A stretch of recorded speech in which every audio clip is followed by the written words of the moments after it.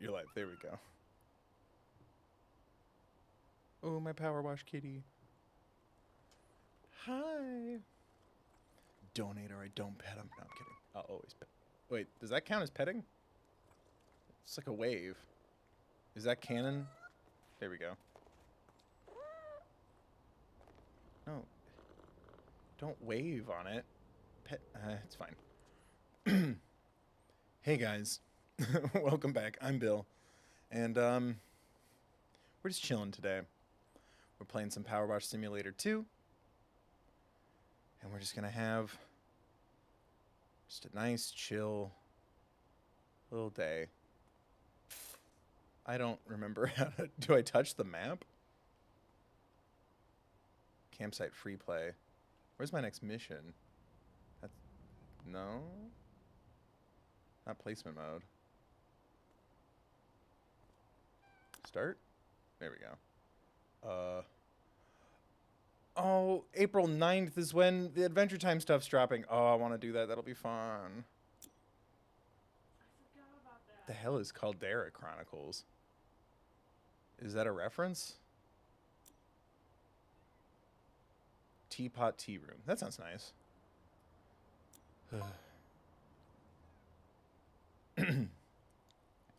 Isn't it astonishing how the universe works? We just finished our annual karmic mud flinging workshop, and we're looking at our wonderful tea room, covered top to bottom, when my assistant asked if it would ever be clean again. I laughed and said, "Of course it will." And at that exact moment, a flyer for a power washing company blew into the courtyard and stuck itself to the wall. Whilst the mud made that one unreadable, it reminded me that we already had your number from Harper, who'd had a great time at our workshop. So yeah, remember to like, share, comment, subscribe. Consider donating or becoming a member. Donate here at thethirdbill.com. I also have a Patreon. We just did some amazing digital circus stuff there. We got a One Piece video dropping tomorrow on the main channel that I'm very proud of. I worked very hard on. And yeah, leave a comment, things that you liked in the stream, because that's apparently what YouTube wants to see now, because it is just as fragile as me these days. And yeah, I don't know. AMA. Washer radial menu. Hold triangle.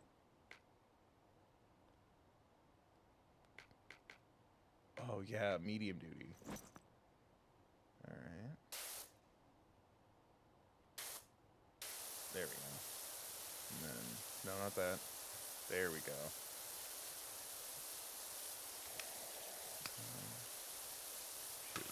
No, no. We're staying calm. We're relaxing. We're relaxing. Which button is the... There we go. Okay. Some of the buttons changed from the first one. There we go. I know. They don't usually make sequels to Souls-likes, but here we are.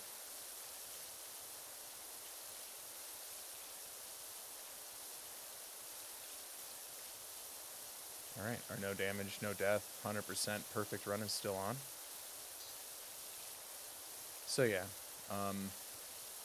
the plan was, while taking a break from Ace Attorney Spirit of Justice between cases, I was gonna do Wander Song. People suggested in the past, members seem excited about it, and it got delayed in the mail, which isn't the worst thing in the world, but it really does suck. That's on me for wanting to get a physical copy and support both a small development team and also a small business. But you know what? I'd rather do that than whatever. So that's fine. It's fine. So today we're doing this. Choose you too. Thank you for the 5. Ah yes, my favorite Souls-like, Power Washing Simulator heart. You have to get good at Power Washing Simulator, okay? If you don't know the strats, okay, like that, you think I just figured that out on my own? Hours of practice. Trying and retrying. You have to read the descriptions to get the lore. The story's actually really deep and complicated and cool. And you might have noticed, but wait a minute, Bill, there's no health mana flasks. Yes, because I'm doing this without healing. It's 100% no damage, no death run. To slaughter the prey and fell the nightmares. But yeah, I didn't know. I thought it was coming out in the summer, but there's Adventure Time DLC coming out for this. So, make some noise if you want to see that here. I think that'll be really dope and cool. I don't know if it's free or not. So do what Choosy 2 just did, and consider donating here or at thethirdbill.com. That's linked in the description. Extra resource card, as always, should you or someone you know need them.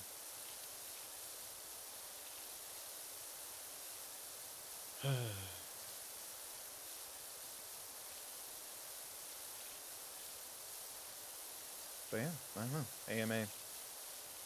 The consciousness stream might activate soon, but I'm trying to think of things that aren't stressing me out right now, or upsetting me, so we can talk about nice things here. 'Cause that's what I want today to be. I saw somebody, Black Halo 1, I think is your name, a channel member here, just finished Expedition 33 and has been watching my streams, and was marveling at how amazing I'm doing in the combat. And I'm like, oh yeah, for the first half of that game, I was kind of incredible. I remember there were some who were accusing me of playing on easy, but that's just because I made normal mode look so easy. Yes. But now is not the time to dwell. This is the time to forgive. And I'm sorry for being so poggers. And I hope you can forgive me. I've only gotten better at Expedition 33.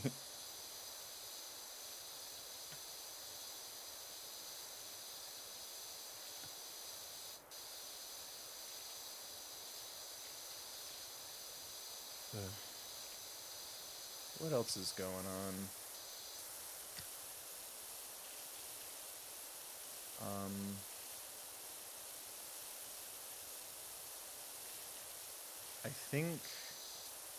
I think I'm gonna add the new Life is Strange game to my little to-do list. Maybe we'll save that for June for fundraiser season. And it'll give some time for people to figure out how to help me when I inevitably ask for help.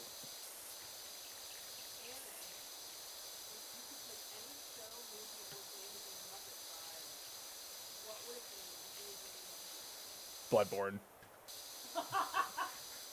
Muppets Bloodborne would go hard. I really loved the aesthetics of the Muppet Haunted Mansion, and I'm like, oh, I want more, like, jokes aside, I want more, like, horror-themed things with the Muppets. I think that would be really fun.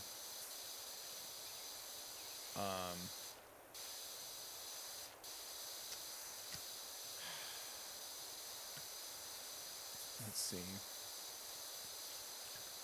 I'll even throw in Ace Attorney and The Only Human is Edgeworth.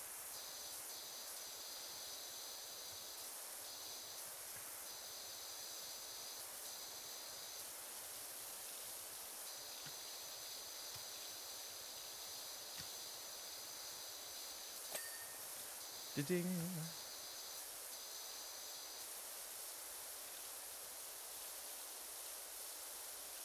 Should go back to my little circling.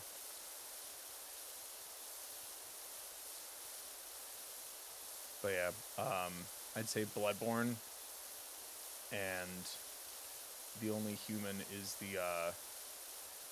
the ghost of the bride that you see towards the end of the game. So it's like, it's Muppets and super fun, and then right as you're hitting that last portion of the game, it gets weirdly goth and serious. Oh, I missed the handle, oh no.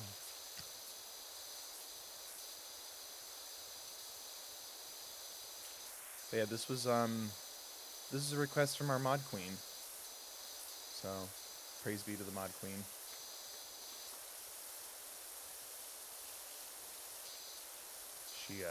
She requested a break from walkthroughs and guides and looking things up, so here we are. Isn't it nice? I just hear clack, clack, clack, clack, clack, and you're just looking up other things. What does video game mean?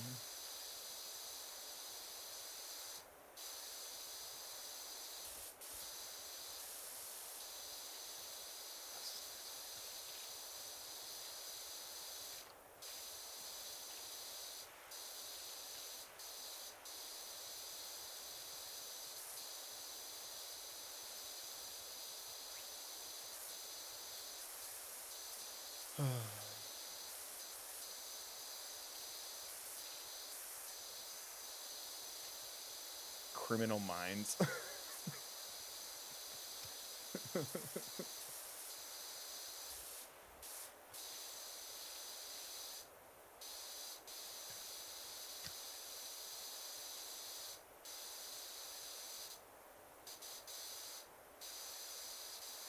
Okay, in the spirit of main channel stuff, the One Piece Netflix live action, and the only human is Zoro.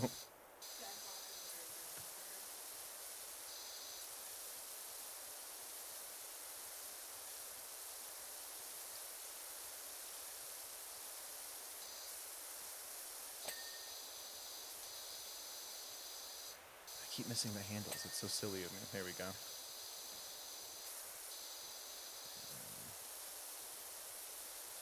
Some patio back here.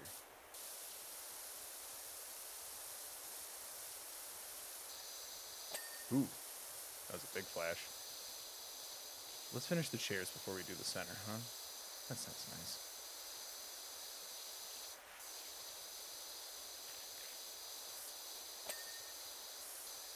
I'm trying to not leave a cluster of mud on the seat when the rest of it's clean, because then it'll just look like someone had an accident, and I'm not here to shame.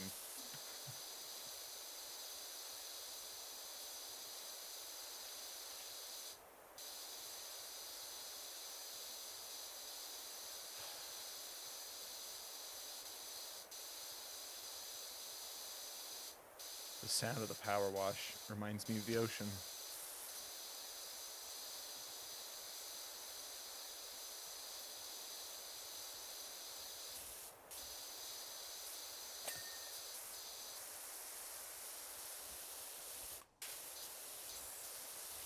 Oh no, I sprayed the top of the table. That's not what I wanted. I wanted this to be pleasing. Forget it's there. Don't even think about it. I mean, I did that on purpose. Not enough donations.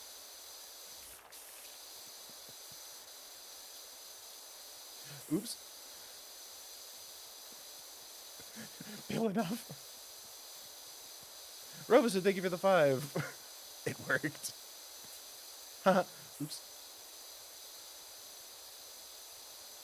Oh, look at the little guy. What? Thank you.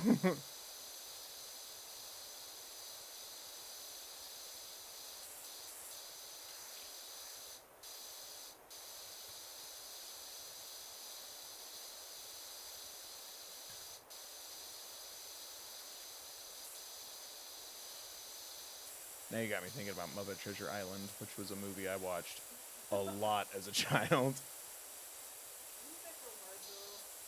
What? Yeah. Oh, I hope Tim Curry's doing well.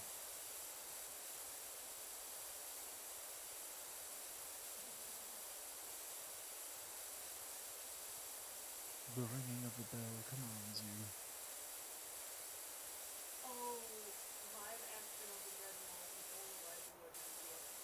That'd be great. Another live action version of It, and the only human is Tim Curry Pennywise. You just have Kermit going through the sewers. Choose you too. Thank you for another 5. Bill, ignore me spraying the top of the table. Chat and Chachi will remember this. This action had consequences. Everyone's little butterfly logo went off in the corner of their vision.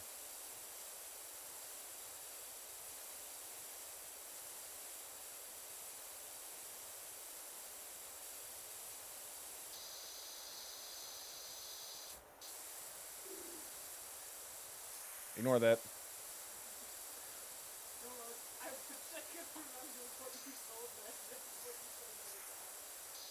What? And I was like, don't look.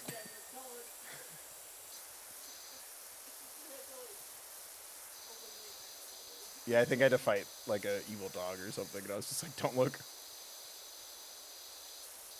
What's left of this chair? Why did this chair not ding with the rest of them? Be free, little chair. Oh, there we go. It's always the handles. Boom. And I'm amazing. Now we got another one.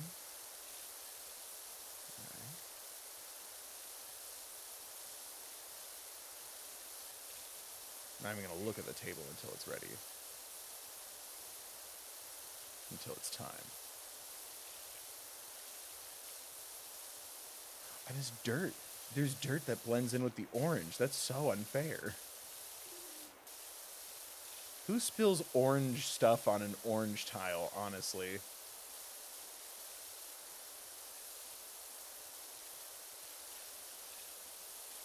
There we go. There we go.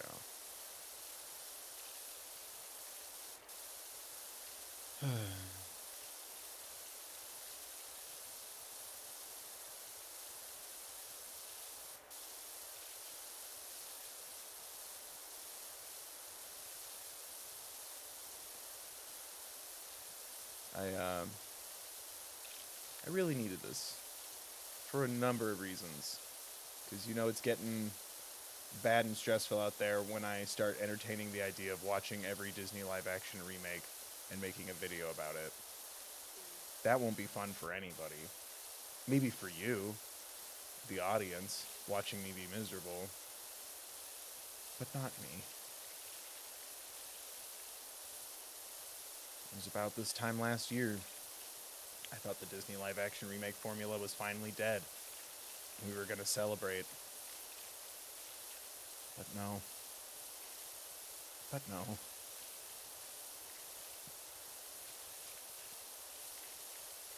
Speaking of movies, something weird happened to me the other day. So I went to go see Kiki's Delivery Service in, you know, the 4K restoration or whatever at my local theater. And there was an ad for the Mario Galaxy movie, and it's the same ad for the last, like, year or so. And now I'm wondering if there's even another trailer for the Mario movie or not. Because I've only seen the same one where Bowser's tiny, and he paints a little painting, and he shows it to Luigi and Mario calls it trash, and then Bowser gets mad, and he goes, "Ooh, I gotta go dealing with my demons." And then Bowser Jr.'s like, "I'm Bowser Jr." And then Rosalina's like, "Ha!" And that's it. And I'm like, this has been the same trailer for about a year. What's happening here? Are we not getting another trailer? Like, I never released this video because I had joked I'm going to watch the Mario movie trailer 100 times if they don't announce one of the final episodes of the Owl House. And then that happened while I was finishing that video and went, okay, your move. But I watched it 100 times. And I have the "What is this place? Mushroom Kingdom, Here We Come" living rent-free in my mind for a video I never uploaded, and I'm pretty sure I deleted it off of my external hard drives. Because I thought about trying to find it and putting it on, like, Patreon or something, and I can't find it. So I might have just put poison in my brain for no goddamn reason. Like, it was a video. Like, I talked about it throughout. And now here we are. There's only one trailer. Was the Mario movie good? It made $1 billion. But was it, like, well received? I don't remember. That feels like 20 years ago. Maybe that's the video we do next, huh? A little Mario movie? Huh? Huh? Gotta support that up-and-coming indie actor Christopher Prattis. That baffles me. I would understand big names, like, for your voice cast if it wasn't an IP, but it's Mario. I don't think you needed star power for Mario. I would have limited it to Jack Black, you know? But I'm just curious what the thought process is there. I feel like the Mario movie would have still made an obscene amount of money without your weird star-studded voice cast.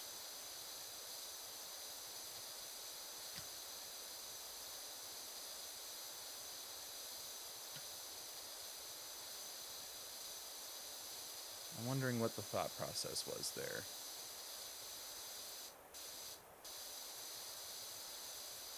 You know what I mean?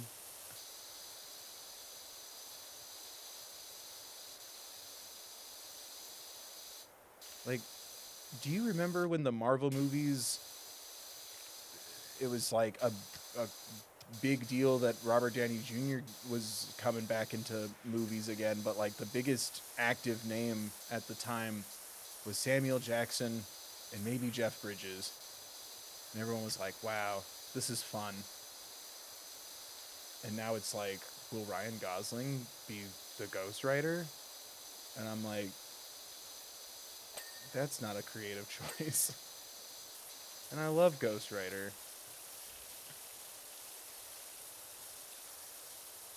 My stepdad took me to go see the Ghost Rider Nicolas Cage movie. We both went, this doesn't seem right.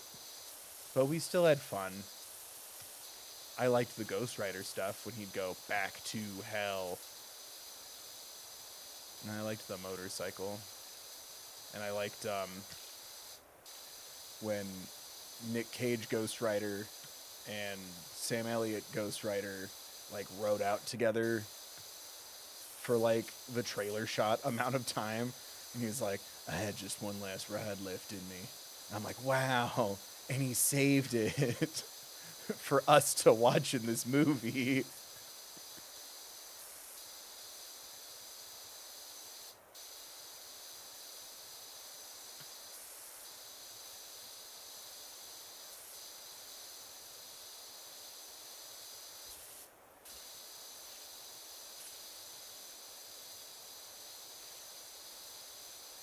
Didn't they bring back Ghost Rider for like one of the shows or something, like before Disney Plus, like Agents of S.H.I.E.L.D. or something? Or did I imagine that?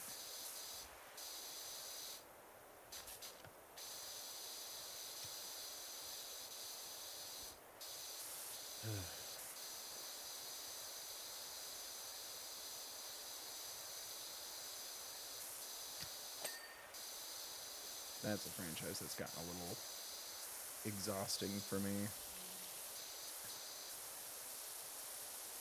But even when I was in my peak, oh boy, the comics are moving. When that was my relationship with the MCU, I still didn't watch Agents of S.H.I.E.L.D. because I was in school or living in a studio apartment. I didn't have cable.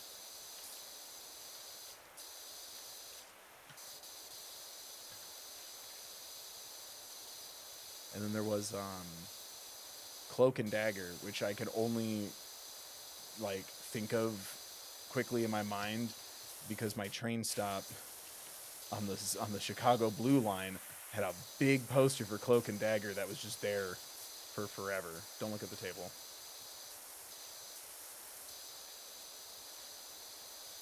I don't remember a Ghost Rider on the silver screen that I loved. Meaning you remember him and he wasn't good, or you just don't remember the concept? Because I feel like there was a TV Ghost Rider. I don't remember. All I know is that at night, and in the presence of evil, the Rider comes out. Hooray. I'm very proud of him for being so brave. I hope one day he feels comfortable coming out in the daytime.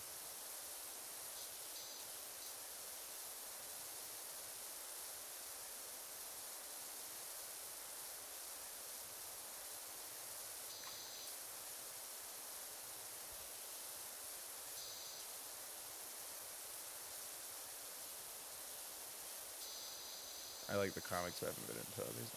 Oh, that's fair.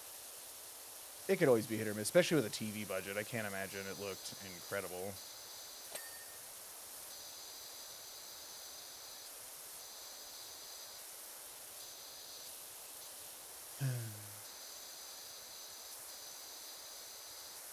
Spider-Man looks fun. We might coordinate a stream or two around the release of Spider-Man, because that's just how I roll. And I like the Spider-Man game that we played, both of them. Miles Morales felt more like a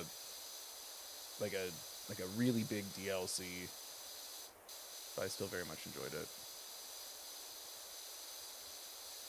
I think that was smart because it's, you know, here's assets that we're using in the other games. Enjoy.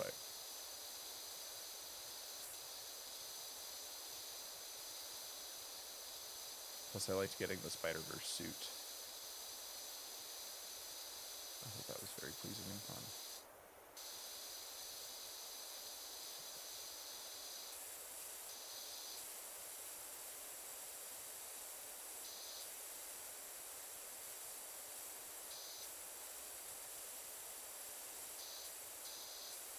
Man, my power washer's quads have to be insane. We've been crouching for a while with no brakes. This would end me.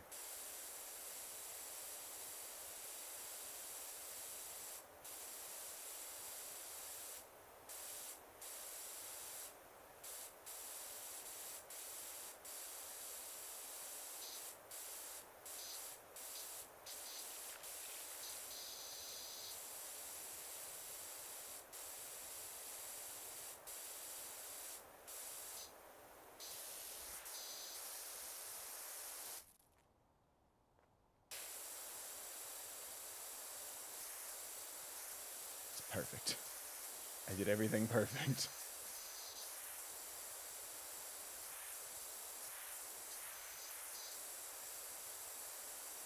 Does this look like it's supposed to like spin and be like a carnival ride to anyone else?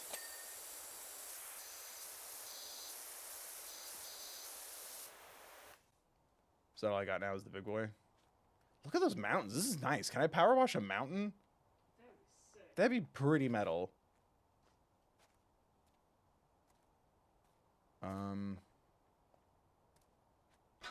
guess for now I'll just move you.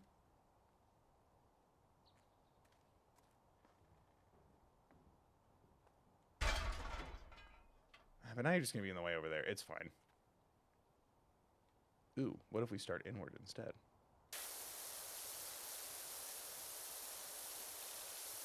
And that's why I'm the king of games, baby.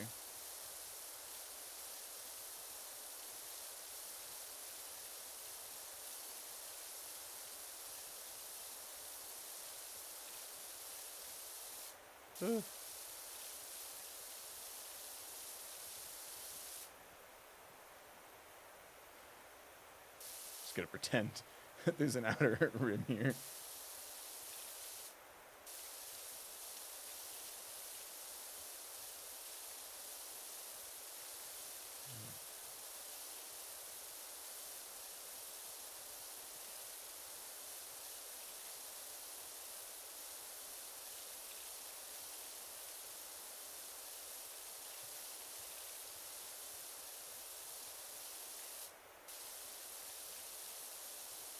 It was nice to get to watch Kiki's Delivery Service in a theater. And we were the only ones, because we went on like the last day that it was in theaters.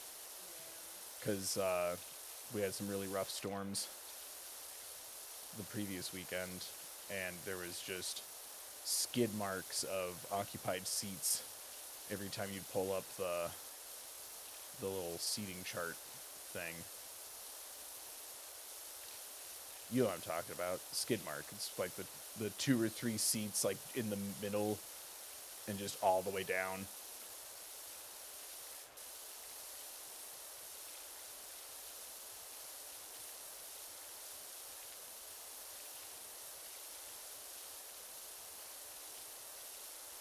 I tried a sour icy and I was not a fan.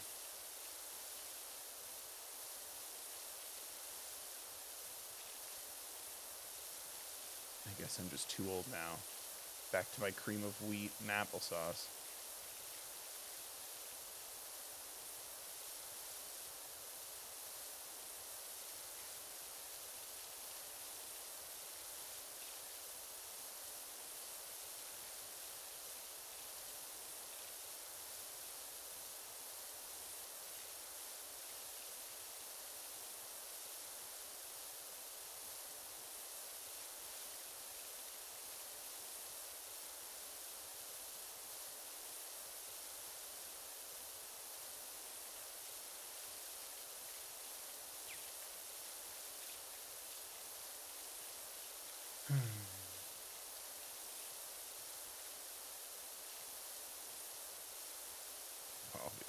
Road.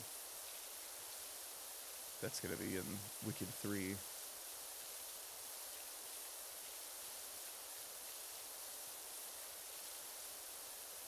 I wonder if they're still going to do that. More Wickeds. Because I'm surprised they didn't do...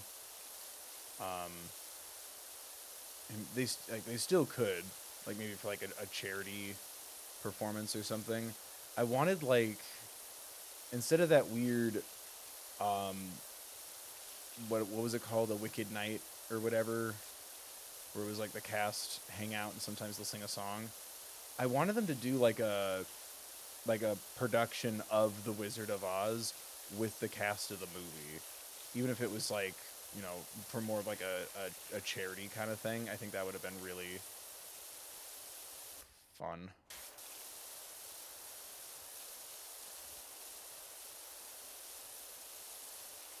Like not a literal Wizard of Oz movie, but like, you know, like a recorded, like a professionally recorded like stage performance.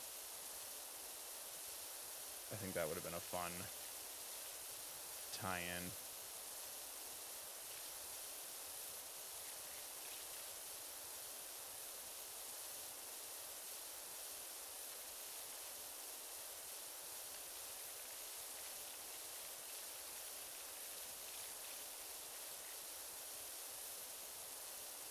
Speaking of musicals, what's the hot new musical these days? I saw that we're celebrating the, like, was the 15-year anniversary of Book of Mormon or something? Yeah, the 15-year anniversary of Book of Mormon, and I'm like, what is the hotness now? Because I had jokingly called Book of Mormon Hamilton before Hamilton came out, because when Hamilton was the big thing, I called it New Book of Mormon. And I'm like, what is the big thing right now? Is it still Hamilton?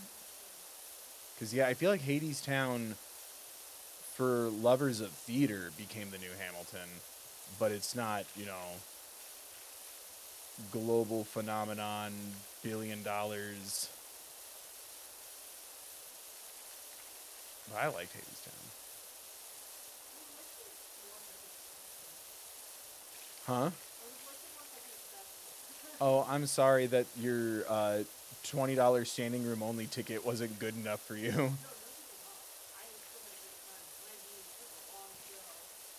That was a fun Patreon video. Plug. So yeah, we were in New York for something unrelated, and I had a free afternoon, and I'm like, oh, I guess there's, I'm like, let's go see if there's like rush tickets for Hadestown left. And they're like, we got standing room, and I'm like, okay. So, oops, I saw Hadestown.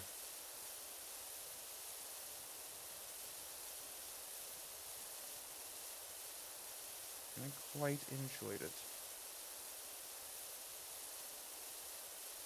Definitely a show I'm glad I went into with no context. Because, like, I realized what Greek myth this was, like, right towards the end. Just in time. But I rather enjoyed it. But you're saying Hamilton's still the big hotness? Oh, Death Becomes Her's becoming the big hotness? Oh, yeah. Really? I mean, Hamilton level hotness? Really? Oh, are they? Good. Yeah, my mom likes that movie. We watched it when I was a kid. And I saw, I think it was opening, or it was in previews maybe, when I was in New York. But I saw some, like, posters for it, and I was like, that's a random movie to turn into a stage show.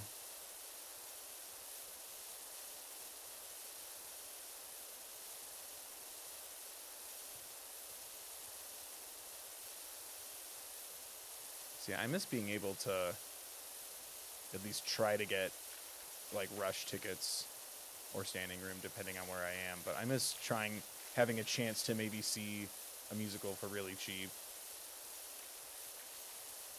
But I don't live in the city no more, so I can't even do that for Chicago Broadway.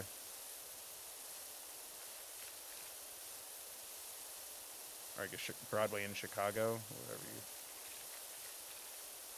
Hey, Wishy, hear you're down at the Tea of Tranquility today. How's it looking? Wasn't so tranquil there yesterday, I can tell you. In fact, it got downright feisty.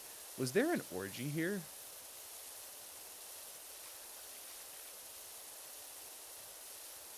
I think we can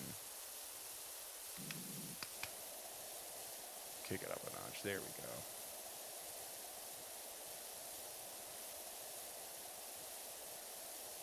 There we go. Yeah, that's working just fine.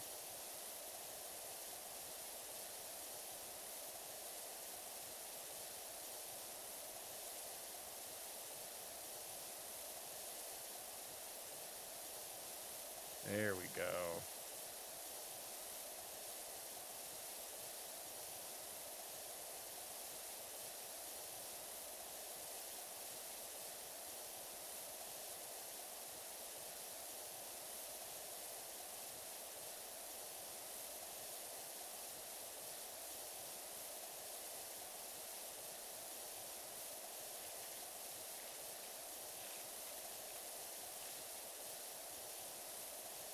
I don't know.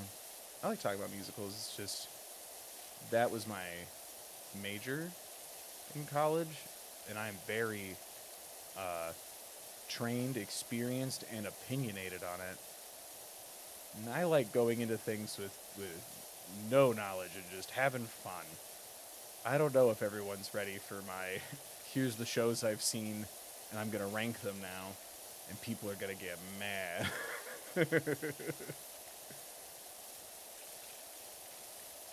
Or maybe people would agree with me. Who knows?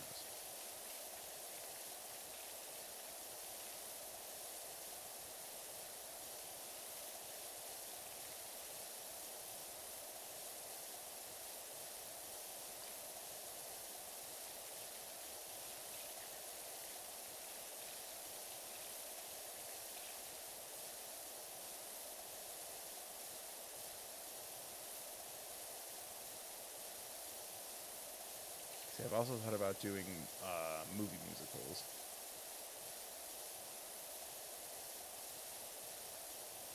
Because every once in a while I'll see something and I'm like, they made that into like whether it's for streaming or theaters, like they made that into a movie. Like freaking Matilda is on like Netflix or whatever. But I like the music in Matilda. It's fun.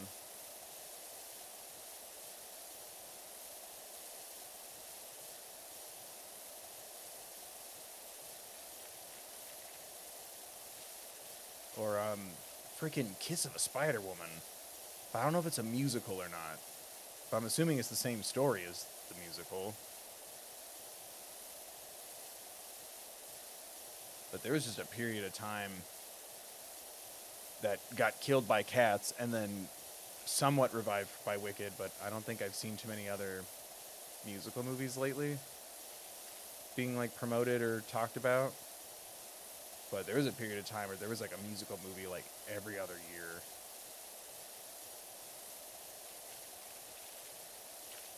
And then Cats, which I called that from a mile away. I had tons of friends and even like old teachers who were like, I can't believe how bad Cats was. And I'm like, I can. I knew that was going to be awful from the moment they said a movie based on the musical Cats. Because Cats is bad. There's some good songs, but it is bad. I do not care for Cats.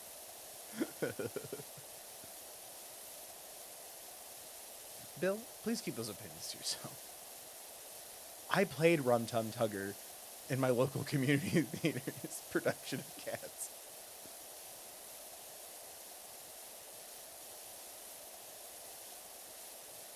But I am hopeful we'll see, because Wicked for Good was received so strangely because the project, what we were given was so strange. But I'm hoping we'll get a change in the formula of movie musicals, because I really still like the idea of, hey, let's split it up into 2 movies, a movie per act. So that way we don't have to get rid of anything. Because there have been a lot of movie musicals that get rid of some of my favorite beats or songs. And it really sucks. Even if I still like the movie. Like, I really love In the Heights, both the show and the movie. I was so bummed that frickin' Jimmy Schmitz didn't get his song, the In Yulti. I think I'm saying that right. I don't remember. Useless. I love that song, and it just did not happen. And I'm like, no.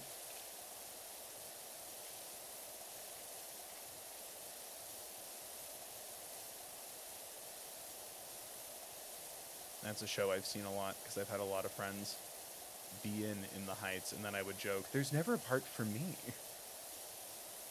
We'd all have a good laugh, and then I'd cry my fucking eyes out, and then I'd go, all right, I'm not paying for In the Heights tickets anymore. Another one of my friends is in the Heights. I'm getting a free ticket. I cry every time.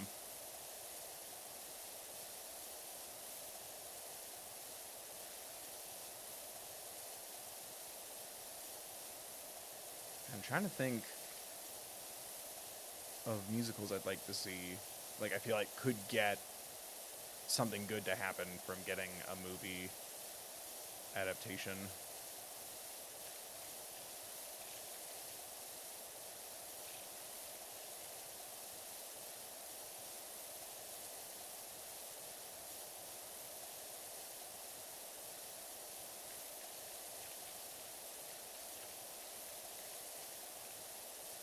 So I think Parade would be a good one. Or Escape to Margaritaville.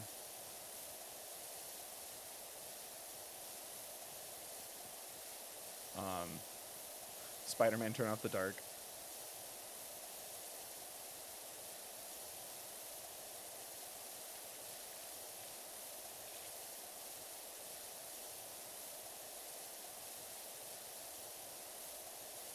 Sound of Music would make a good movie. I know. Radical thought. Bill's really out there with his thoughts. Not the Spider-Man musical. What do you mean, not the Spider-Man musical? It's fantastic for everything it is. That is still, I think, probably the strangest. I don't know what's weirder. Escape to Margaritaville or Spider-Man Turn Off the Dark. But those are the two weirdest things I've ever seen on stage. Love Never Dies is very obvious what it is. Andrew Lloyd Webber thought he was going to die, so he made a sequel to Phantom of the Opera, and then he didn't die, and then they put it on stage anyway.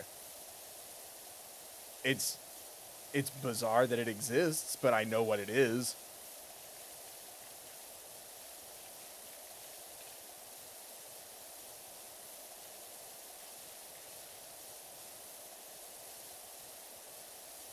Hadestown as movie musical would be cool if done right.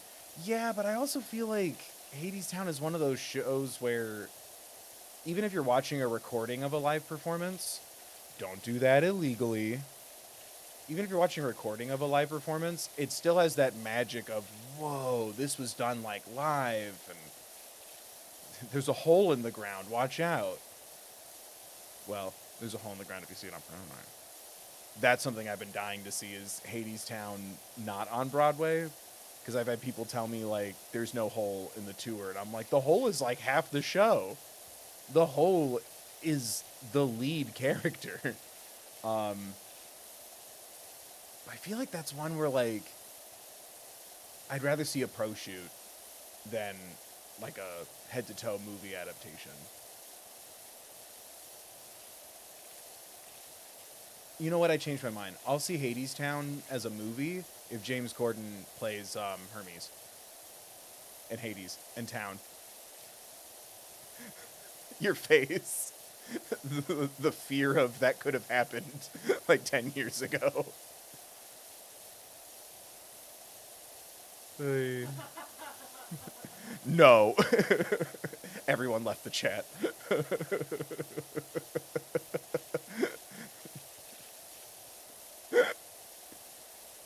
Oh, man.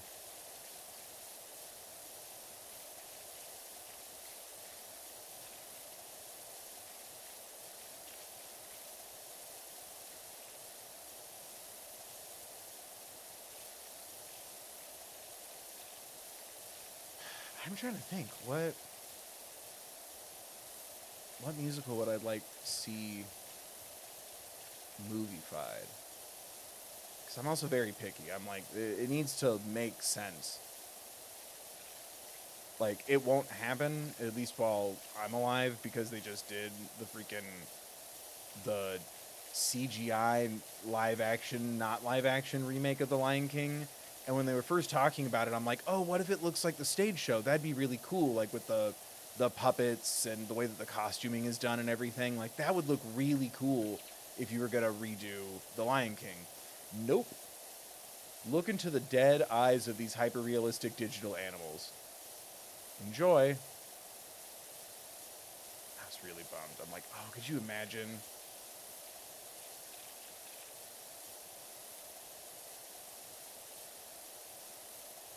And you kind of have to agree with me because that would mean Beyonce's face would be in it. And she'd be done up in the freaking Nala stage costume.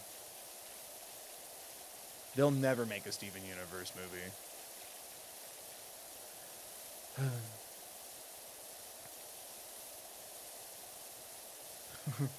What do you mean a movie already exists? Everyone's been gaslighting me, telling me that there's a Steven Universe movie. Enough.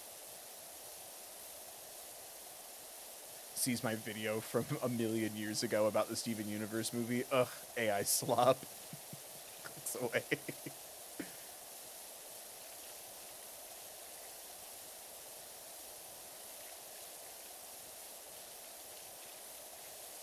Reverse engineer this pitch of a question, though. AMA is still open, by the way, if anyone wants to force me to change the subject, especially from money or donut.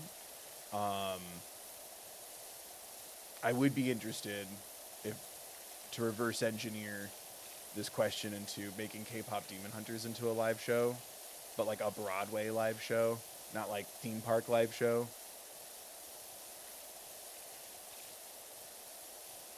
I think that'd be cool.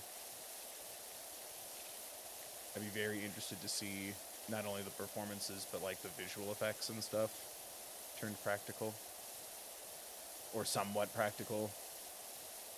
Like, I'd still call it a practical effect if it was like a digital projection on stage. It's still live.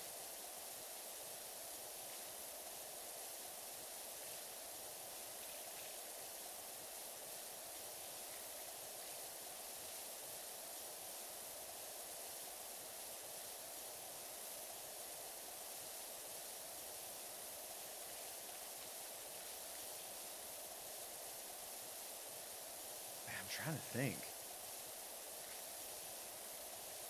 But I also haven't seen or listened to anything new in a long time. Waitress would make a good movie.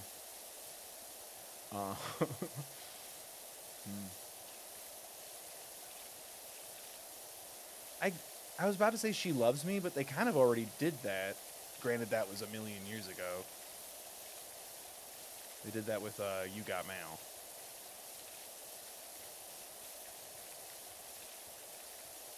I think that would be fun. A little period piece action.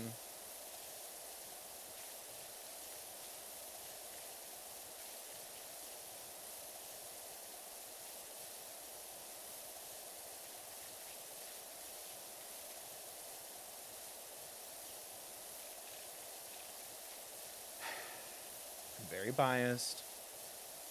Jekyll and Hyde, the musical, the movie would be something I would go see. Opening day at midnight.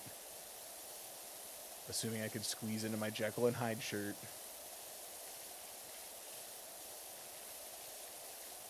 I think that would go very hard. I think David Hasselhoff should have a cameo as Dr. Jekyll's dad.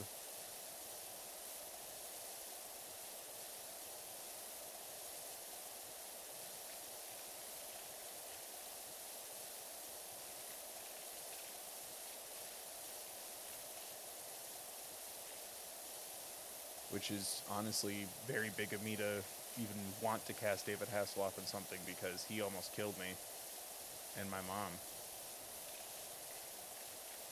Because he was in town the day I was born, and the traffic on the Autobahn in Germany was so bad, they almost didn't make it to the hospital. And it turns out that my mom needed to be at the hospital so they could get me out safely. It's been one of my dreams is to meet David Hasselhoff and be like, hey man, can you apologize to my mom? You don't have to apologize to me.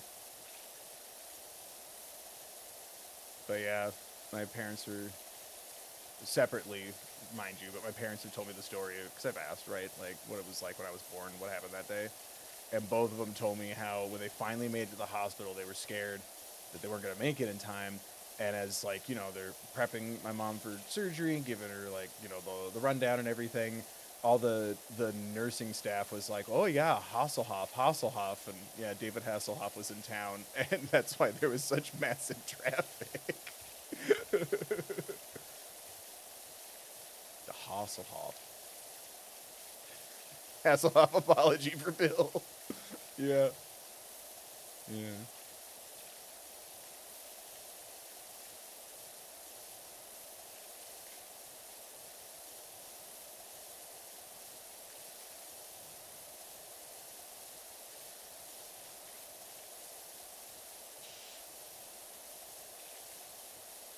It was my fault for being late, though, really, if you think about it. Originally, I was supposed to be a leap day baby. So I'd be one of those freaks that's like, haha, I'm 6. On, like, my 24th birthday or whatever. Would I be 8, I guess, by now? No, I'd be 7.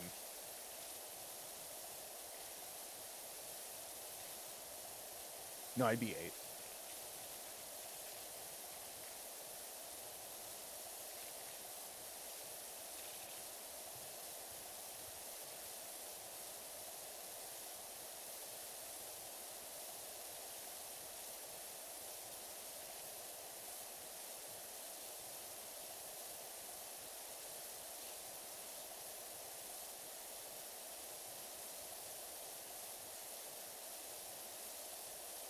But yeah, I'm a big fan of Jekyll and Hyde. I've talked about it before.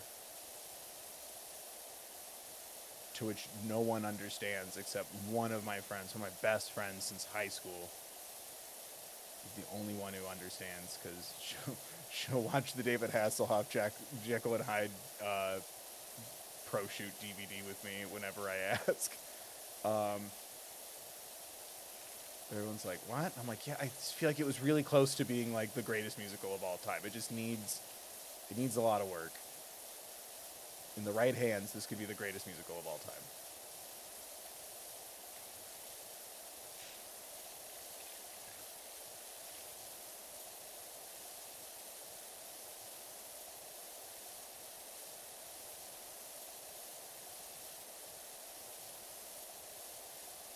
The revival was fine. The performances were really good. I was a little bummed. Whose big old feet prints are this? Yeah, people were banging. I was a little bummed that the confrontation in the revival was half pre-recorded.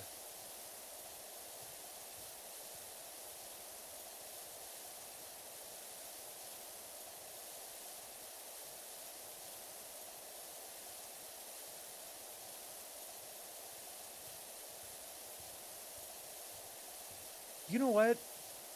I think the freaking, I almost said Pretty Woman, Little Women musical I think would be good, but you need to wait a little longer since there was a movie a couple years ago, the Bob Odenkirk movie. Every time I watch the Little Women, I guess remake, but the Greta Gerwig Little Women, I'm just like, you know, I'm watching it, I'm engrossed, I'm enthralled. And then Bob Odenkirk shows up, and I'm like, what? Mr. Show Saul Goodman? What are you doing here? Yeah, it's wild to see. All the more reason why I wish Bob Odenkirk was the Mattel CEO in the Barbie movie and not Will Ferrell. I know, I'm brave.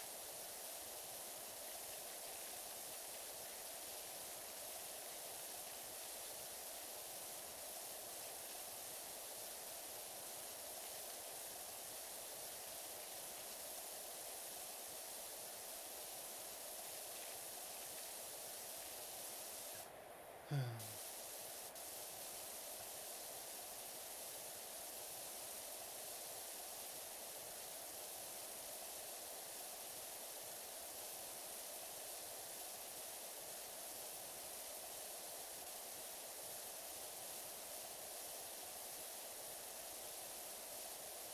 guess we're serving up mild hot takes, so who wants another one?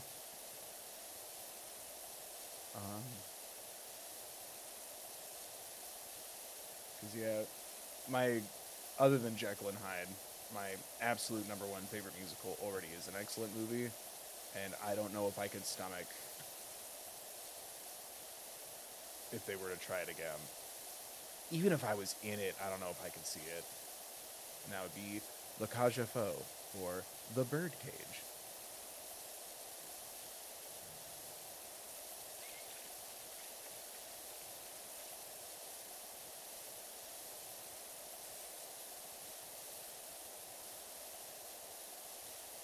It's one of my favorite shows, one of my favorite movies, one of my favorite stories of all time.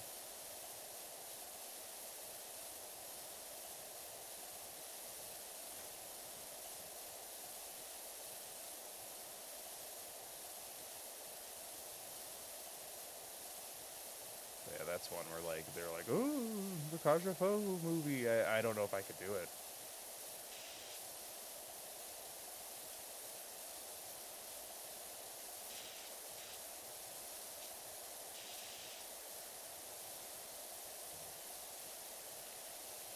I'm trying to think.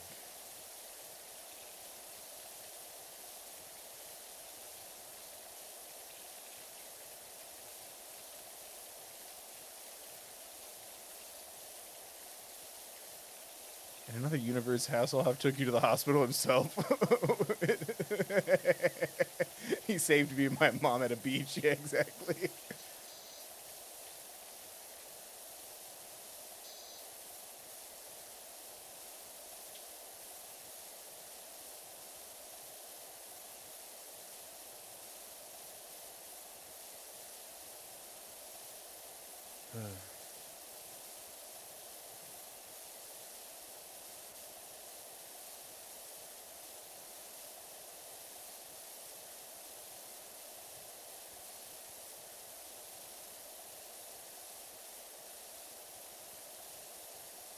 I was about to say, have I read any interesting books lately? And no, I have not had the time. I have a slowly growing stack of books. But my next book is going to be Mary Shelley's Frankenstein. So I'm really mad I didn't get around to reading it before seeing the Guillermo del Toro movie. Choose you two, thank you for another 5. Gonna hop off since the first person perspective of the game's making me motion sick. No, I'm sorry, Choose you two. I wish I could put this in third person for you. Thank you for the 5. I'm sorry. We'll be doing something else on Thursday, I promise. Unless this becomes a massive hit. But hang in there, I'm sorry.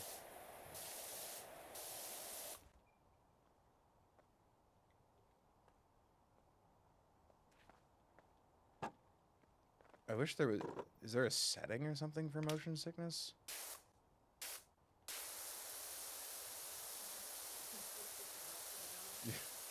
It makes the camera move more.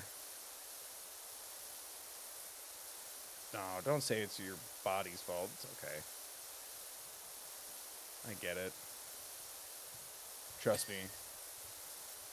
I still get a little motion sick, but before I finally got glasses, I would get motion sick, real bad. I get it. It's never fun.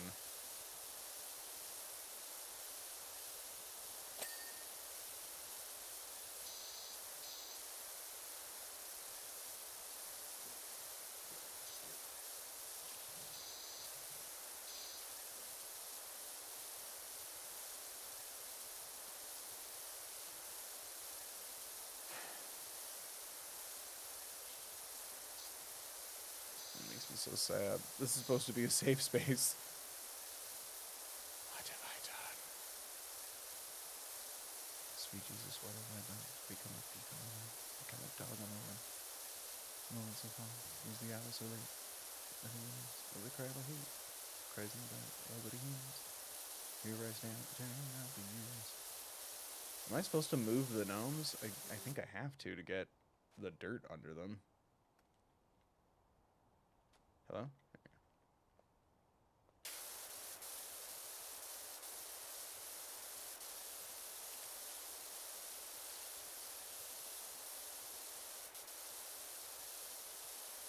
Or here's a pitch for you then, speaking of movie musicals.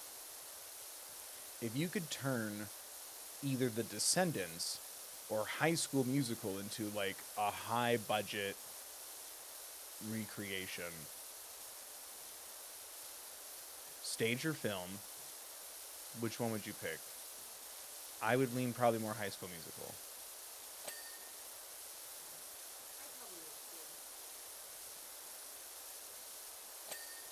I feel like the strange wardrobe of The Descendants is part of its charm, and I feel like they would try to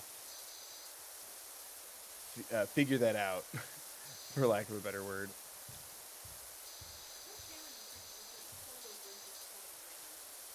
Legs? What? Oh, wigs. I think you said the legs of her pants. I'm like, what?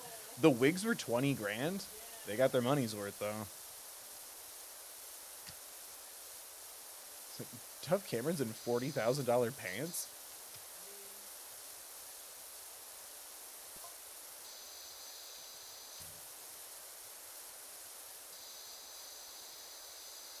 Are they ever going to make another Descendants?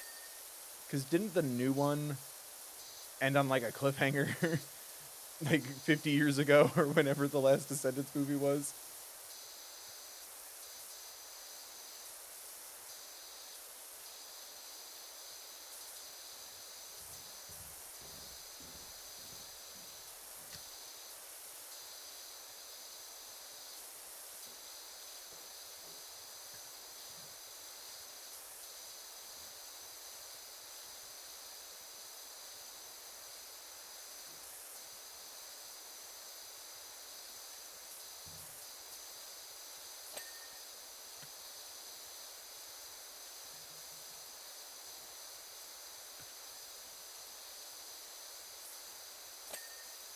I think there's a couple of Disney Channel original movies that could do with a mainstream movie budget. Like, Don't Look Under the Bed. I think if you gave someone like a good like 30 million and someone talented, I think you could make something really incredible out of that story.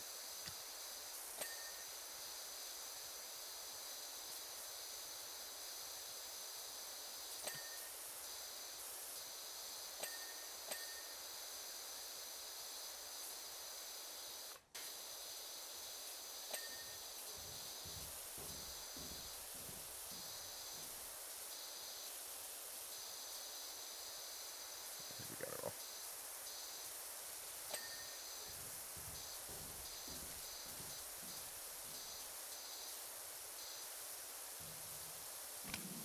No. What's the button to... Oh. There we go. I don't know why. I don't like doing it this way.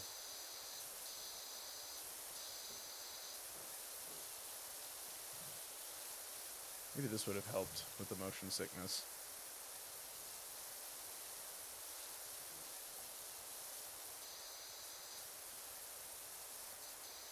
Like, it's too hard to, like, follow for my brain. But it does seem to be a little better. A little less choppy. But, like, see, then it just kind of has a mind of its own.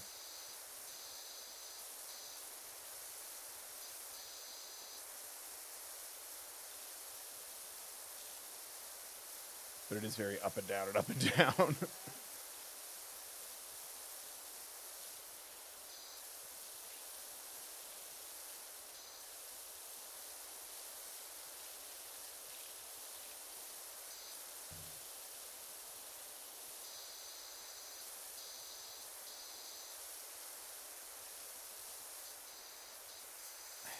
Maybe I could learn to love it this way, but I don't know.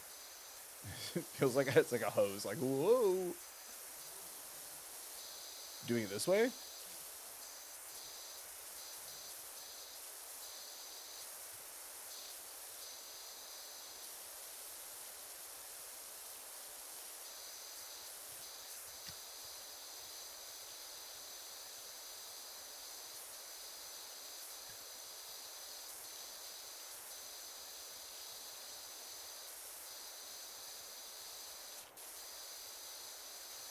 I think the trick is to use the left stick a little more, so it's not so jerky.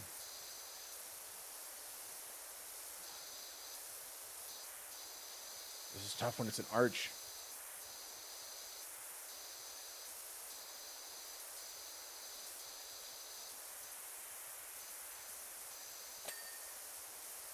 Oh my god, there's so many little speckles that I missed.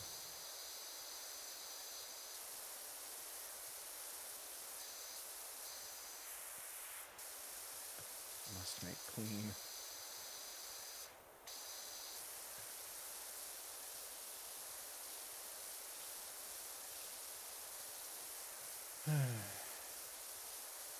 My mind's drawing a blank, chat, AMA. I'm only filled with dark thoughts.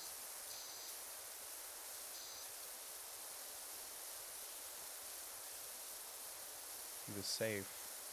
For now. The dark thoughts would soon return.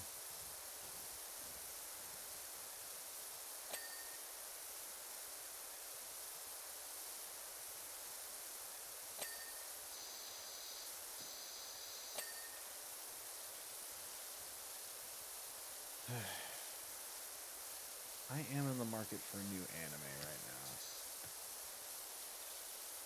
now. I've also been revisiting very old animes from my childhood. Still gotta break open the Dot Hack Sign DVD I got as a present.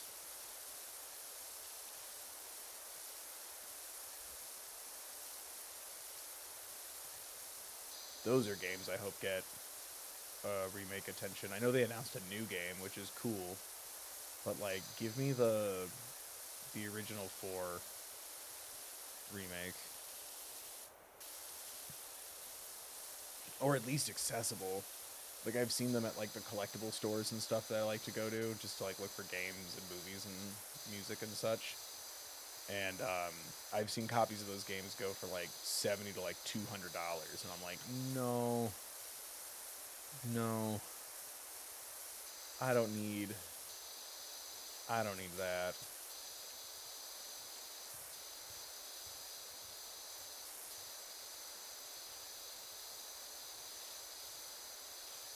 I need rent and bills and food before I need that.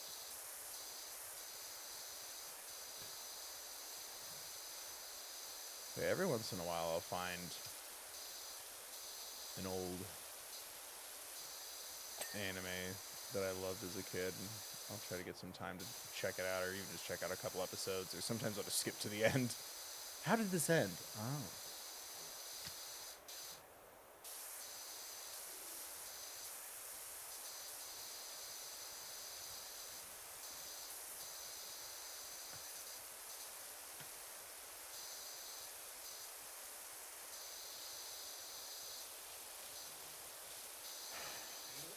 Good. But yeah, I try to find some animes every once in a while. It's just sometimes like the length is intimidating, and then sometimes I'm like, well, I don't want to start something new if it's not done, because that's kind of where I'm stuck right now. Because I guess last year, right? 2 animes that I like had come back for a season, and I was really excited, and it was around the same time. And then Dan to Dan Season 2 ended, and Spy X Family and Season 3 ended, and I was like, I feel like I've run out of shows. I feel like this isn't fair. I feel like anime God hates me.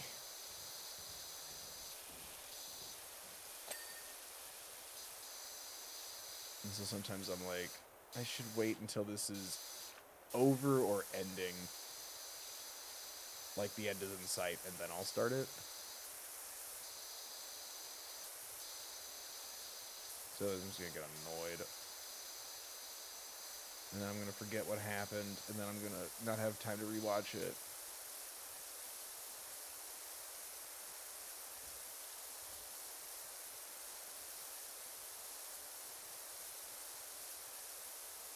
And I'm picky anyway. Which is true for all shows. I also don't. Unless I'm debating making a video about something, if I don't like something, I'm not gonna finish it.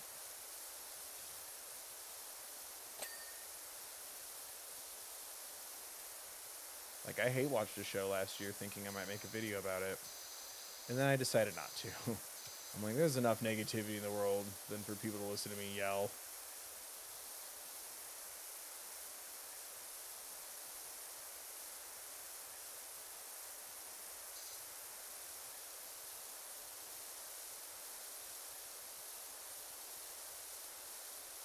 But for the record, my opinion's right, and anyone who disagrees with me is wrong.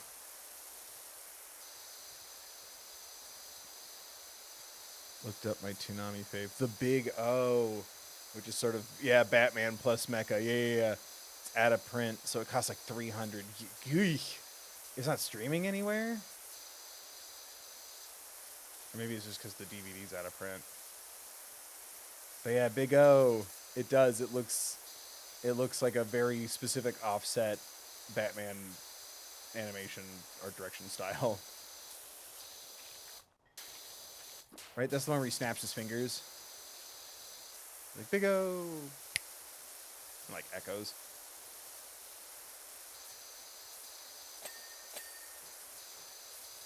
That was a tune to me.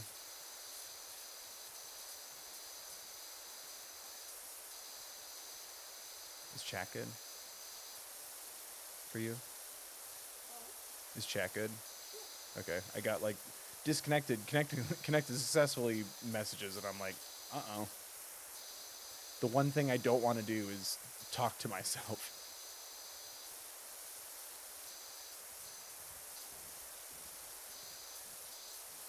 Chat, are you real?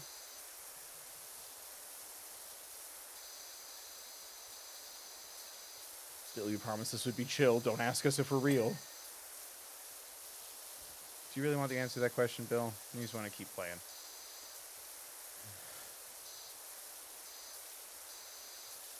No, how did I miss so much?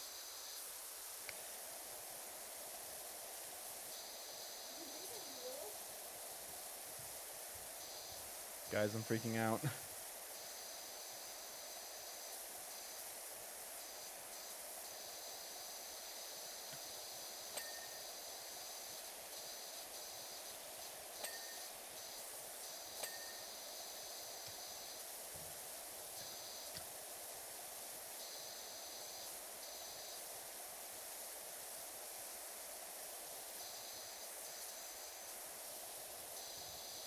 Oh, this whole thing counts. I was like, how is it that dirty?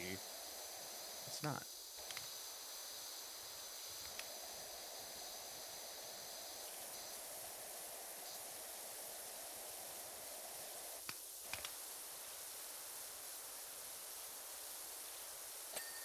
Right. I think it's time to get a ladder or something. Maybe this?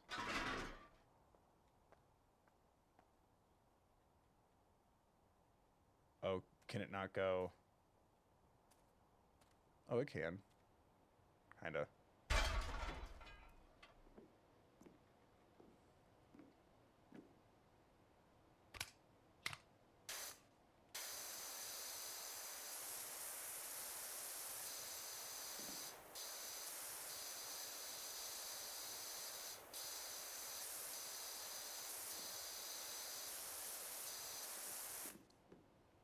You know what? Can I just plop onto it?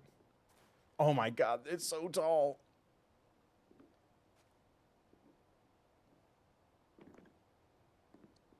There we go.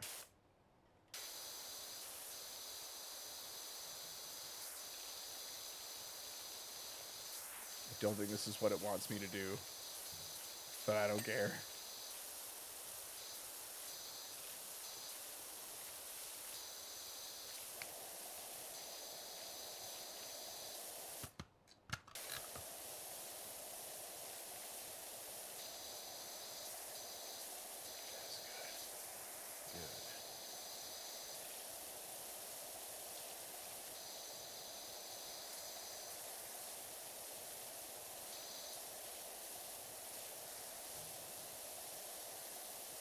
My childhood Mobile Suit Gundam mecha anime was G Gundam and Gundam Wing.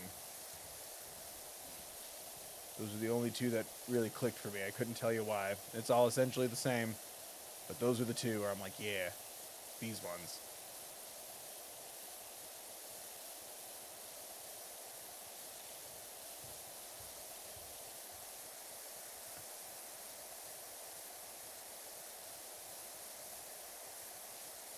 But I also liked Dot Hack a lot. But I never got to finish the games. I only played the first one.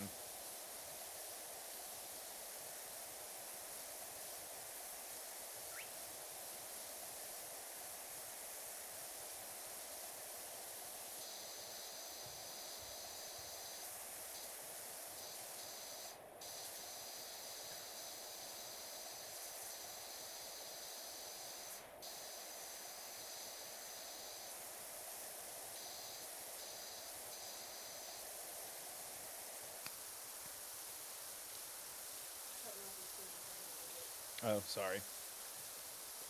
Ugh, am I leaning too much? I don't understand. I have excellent posture.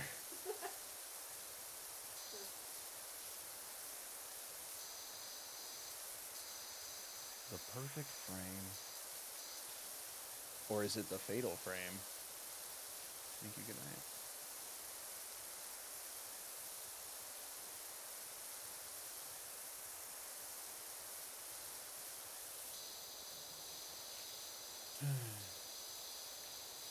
Does anyone know if Code Vein 2 was any good?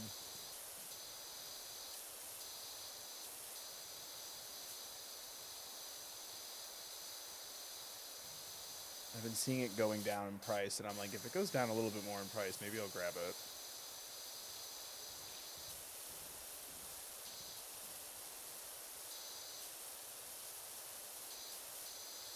See, y'all know me. I can't say no to an anime hottie video game. Shrug.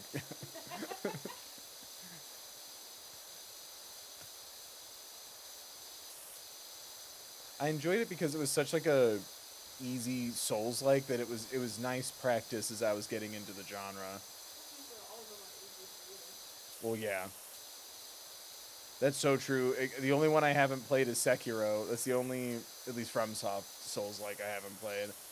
And everyone's like, that one's the hardest. And I'm like, uh-oh. But I'm so amazing at these games, I don't want to find out that that's the one where I'm just like everyone else at. Struggling, but I'll figure it out.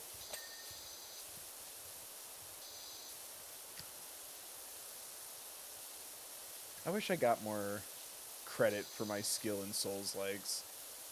Granted, we've only done a couple, but still.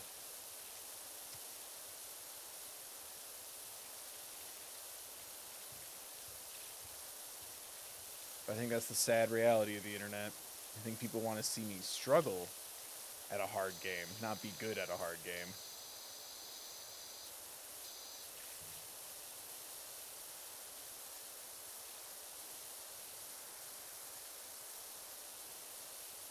He wants you to know that he's sorry that he didn't suck at Cuphead.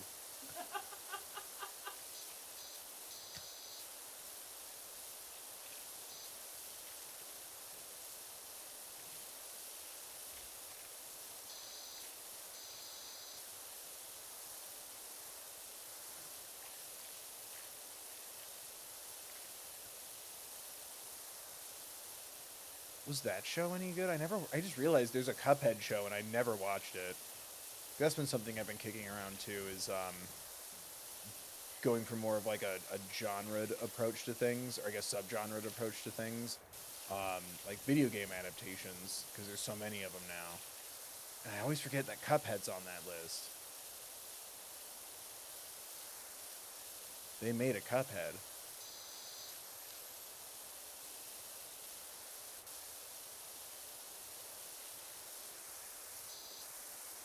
There's dirt in the flowers? I don't want to mess with the dirt in the flowers. The dirt needs the flowers need the dirt.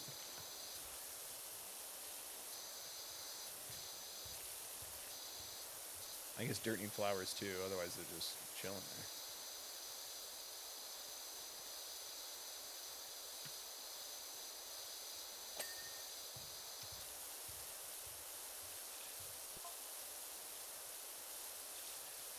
I thought about it. There's so many.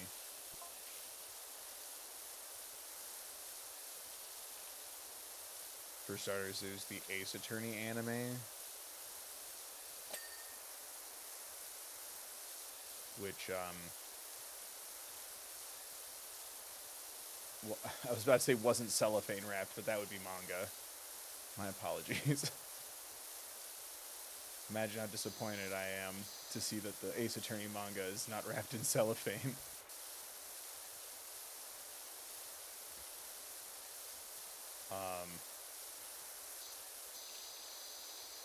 Which, are they ever going to do Apollo Justice?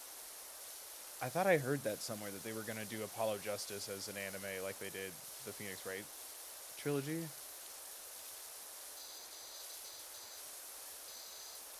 I feel like that'd be cool, especially because now they have like anime cutscenes and stuff. There we go. As we wait for God of War to become a show, what's a video game you'd like to see as a show?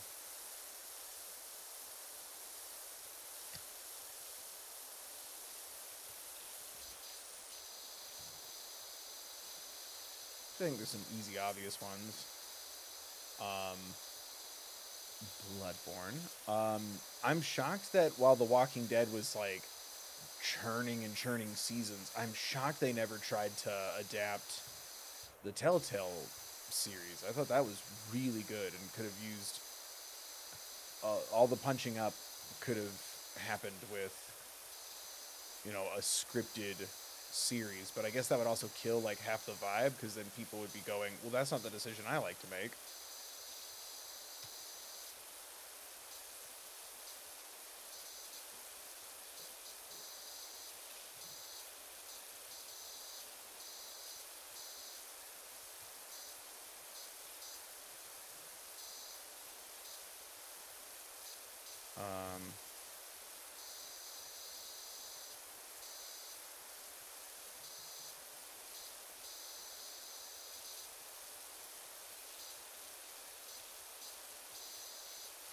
They'd have to make sure that the knight doesn't talk, but I think Hollow Knight would be a really good, like, 12-episode miniseries.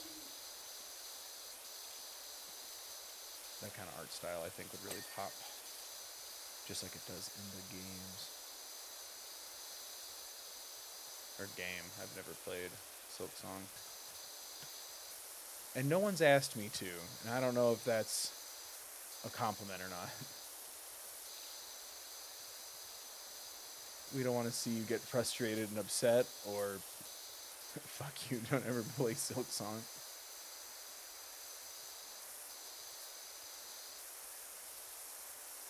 I think Hades would make a really good anime. In that cutscene art style. I don't know if that would legally count as an anime. Here's a question. Does an anime have to be made in Japan to be called anime, or is it the art style? Like, is it like Champagne? Like, it's not real champagne unless it comes from Champagne in France? Bet you didn't know that. If you're drinking champagne that doesn't come from Champagne, it's actually just sparkling white wine.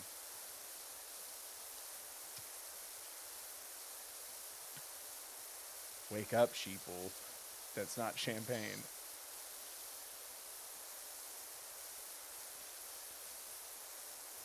Kentucky. Twin Peaks game doesn't count. Twin Peaks game is based off of Twin Peaks. You have Twin Peaks game as a show. It's called Gravity Falls. Which isn't untrue.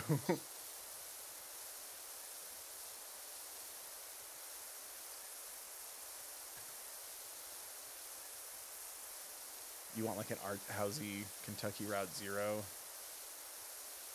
project?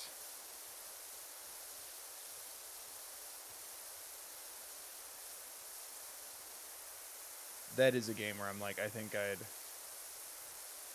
really like the show adaptation of this, so I don't have to stress out over the gameplay.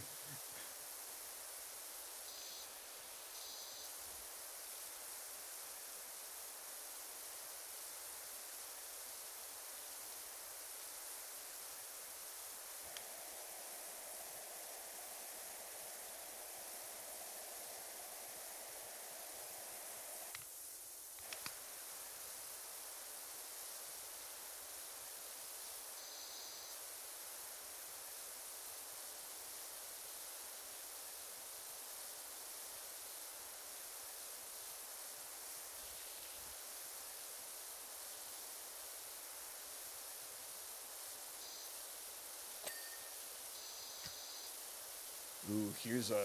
I feel like in the gaming sphere, this is kind of a personal question. Would you want Undertale to be adapted into a series? Slash, maybe not a movie, I feel like implies they're going to do it in like 2.5 hours tops. I don't think you could do that.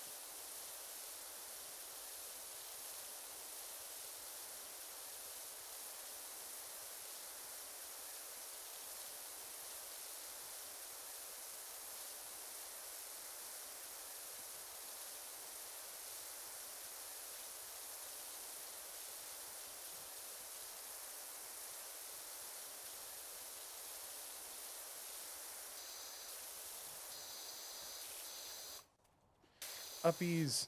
Oop. Oh, I almost made it. Okay.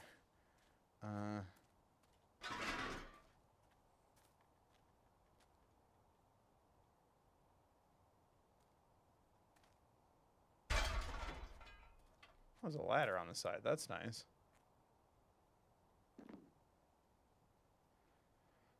I don't want to think about the top. It looks like it's going to be so difficult.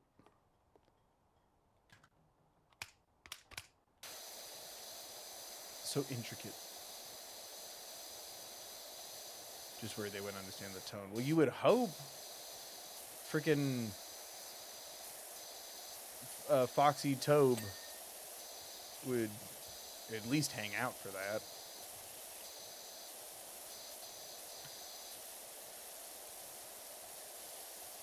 That's a question I've thought a couple times. I'm like, would I want this?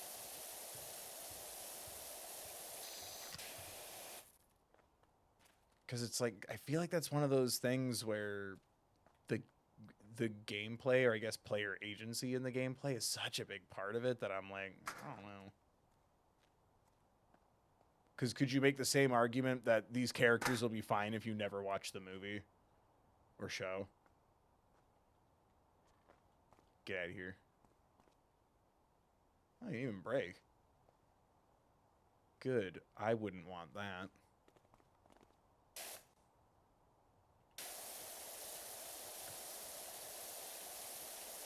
Oh my god, the top's supposed to be green.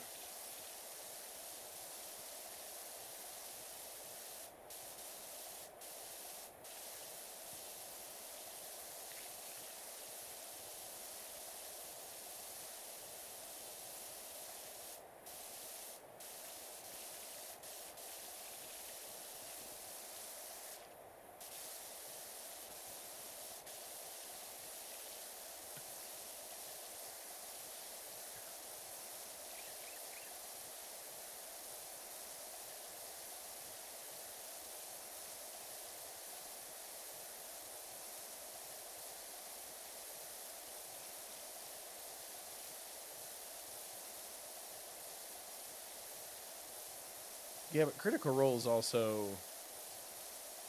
like adapting and happened as they played too. Like, I don't know, that is a unique example.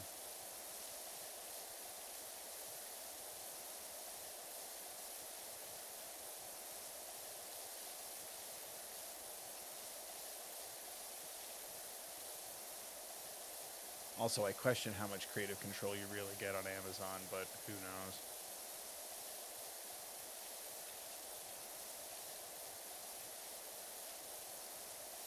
Yeah, it's another show that I feel like I was never given the chance to catch up on. Because my season 1 video went fine, okay-ish, all things considered, but, like, someone was like, season 3's happening, where's your video? And I'm like, what happened to season 2? Like, that is just not a stratosphere of advertising that I get.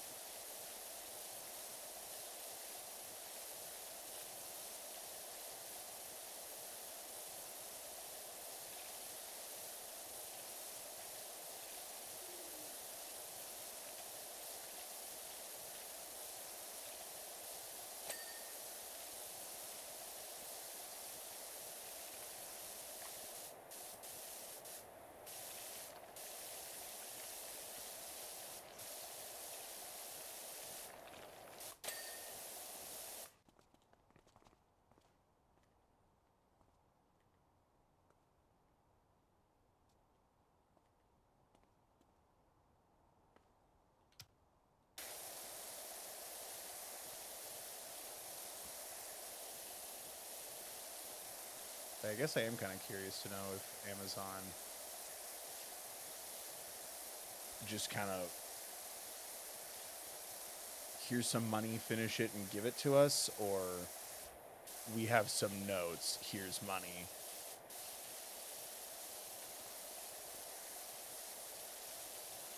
Because for a while, that was kind of the general vibe of Netflix, was they're just like, hey, we'll give you some money to finish that thing. And now it's like, no, Netflix gives notes. Netflix gives notes.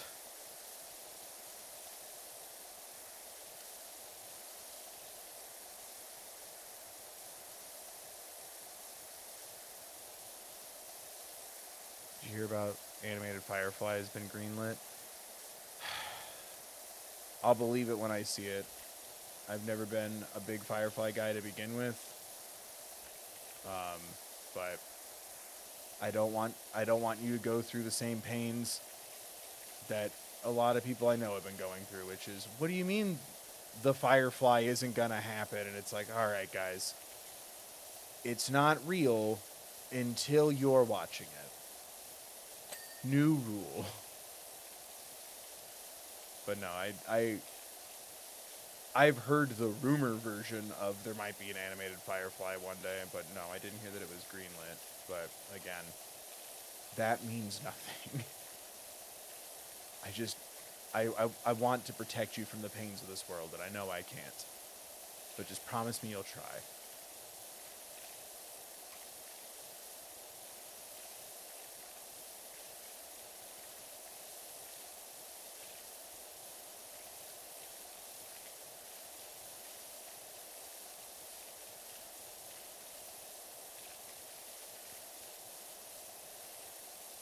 Like, I've signed them. I've signed the petitions to bring back Firefly or whatever, or give it a conclusive movie or whatever. I guess there was Serenity, but that's how I started with it. And so I never saw the point in watching more of Firefly, because I'm like, no, I know what happens to him. But I've signed the petitions online when I was a kid to bring back Firefly, because all my friends wanted Firefly to come back, and I'm like, I think I'm good. What? The idea of being sent the link to an online petition? Yeah.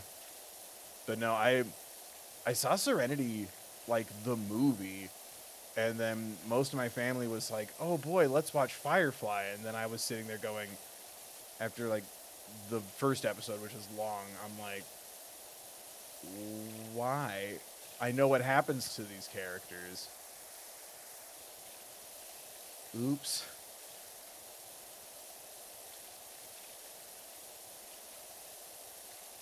What was the other thing? Oh, it was freaking Buffy was the other.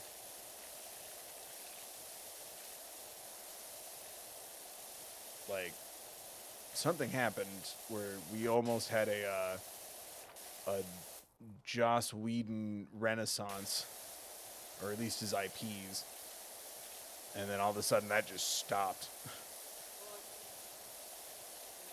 Yeah. No. Which I feel bad for all the actors and writers and cast and crew and such.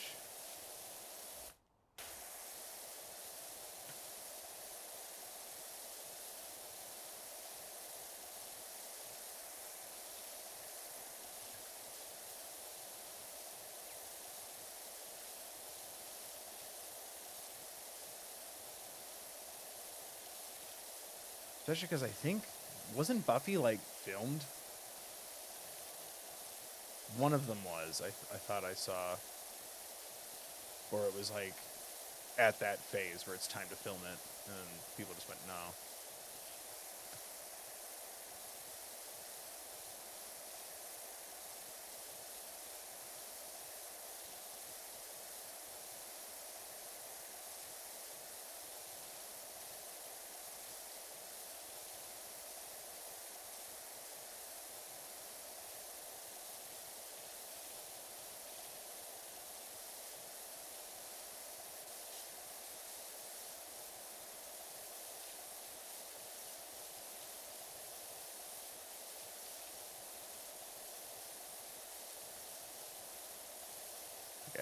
want to be the person to tell you don't believe in magic all the way.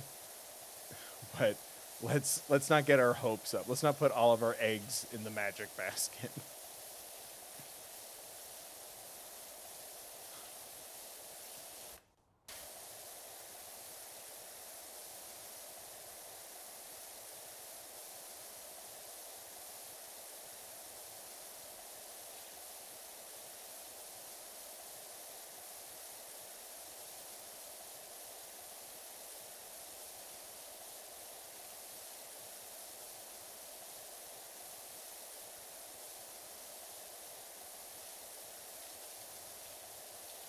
What's that for me? I feel like I had one of those for a while where I'm like, I won't believe this until it's in my hands. Kingdom Hearts 3, so I guess Kingdom Hearts 4. I have a couple of those where I'm like, I won't believe this until it's in my hands. Or on my eyes, I guess.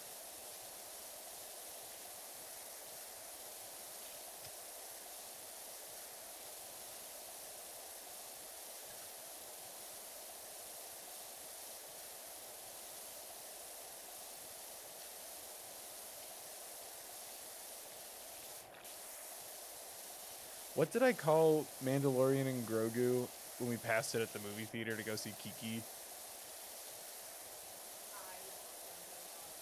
TV the movie? Do you want to see TV the movie? Did this tell me I could pick it up? Oh god, that was the ladder. Okay. Oops. I was like, can I pick up the ball? I say silly things.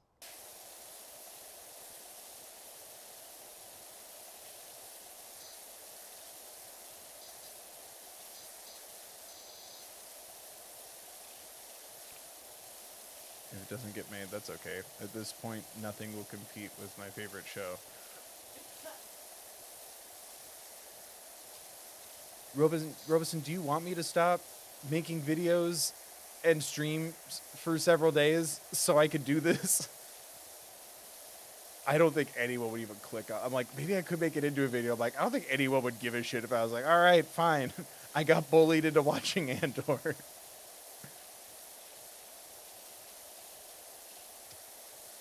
That really was you and my fucking, like, half my family, but, like, my stepdad was literally like, you haven't watched Andor, and I'm like, all right, I get it. And then that Blu-ray you sent to the P.O. box showed up, and I'm like, I swear to God, if this was him, it was, like, perfectly, like, 2 days after to where I could see him just plucking it on Amazon and sending it to my P.O. box. I know it's there.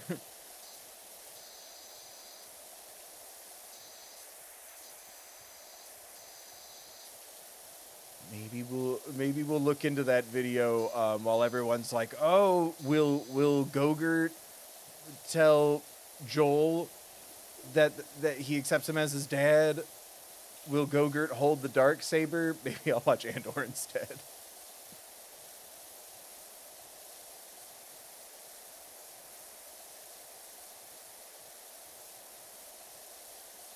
So people are really bad at pitching me on shows and movies these days.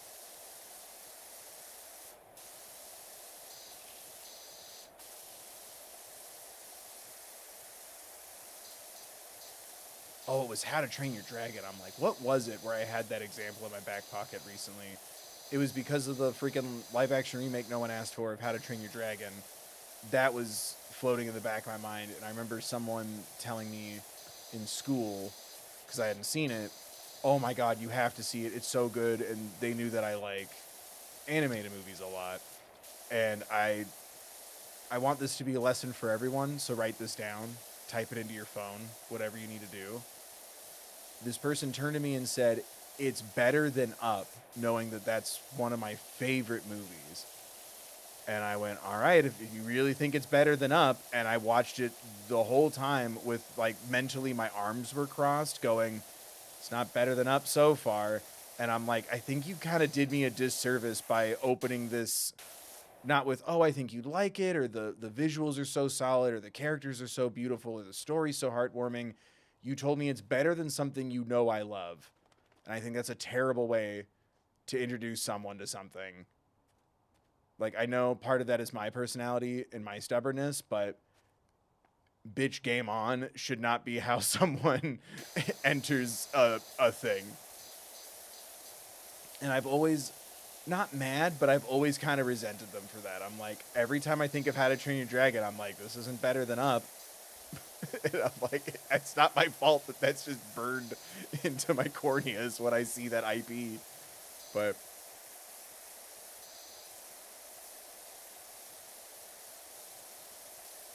like, I wouldn't say that to someone. Like, say the roles were reversed and I knew someone who had never seen Up, but they love How to Train Your Dragon. I wouldn't go, oh, it's better. I wouldn't say that. Even if I think that. I wouldn't say that. Like, not to coerce someone into seeing it. What a horrible introduction to something.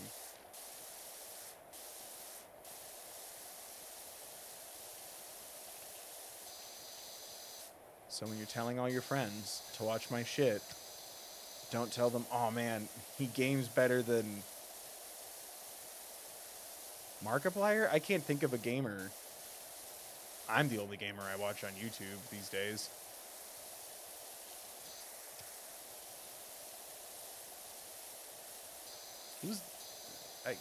Sure. Point still stands. Oh, you should check out Bill. He's better than thing you enjoy. What a horrible introduction. Even though it's true, I could probably power wash the tits off of Markiplier. But I wouldn't say that to him, right? Why would I crush his spirit in such a way?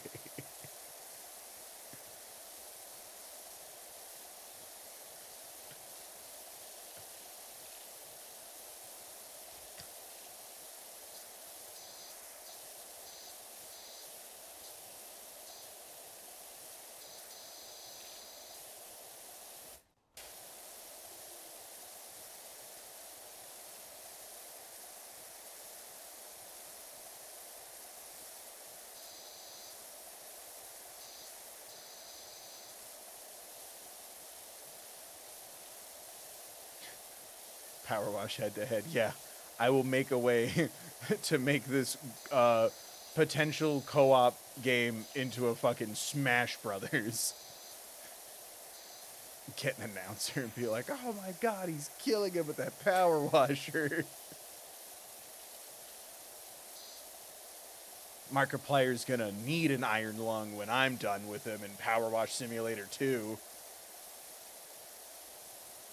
That's what, right? Iron lung. Yeah, I got that right.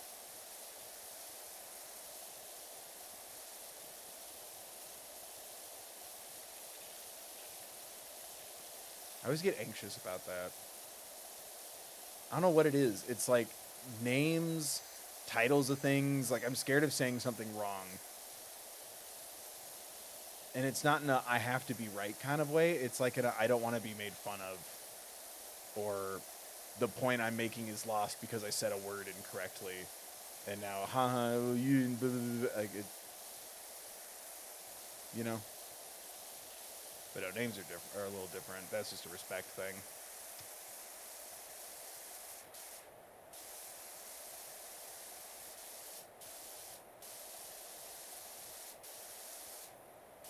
That matters to me. I've had people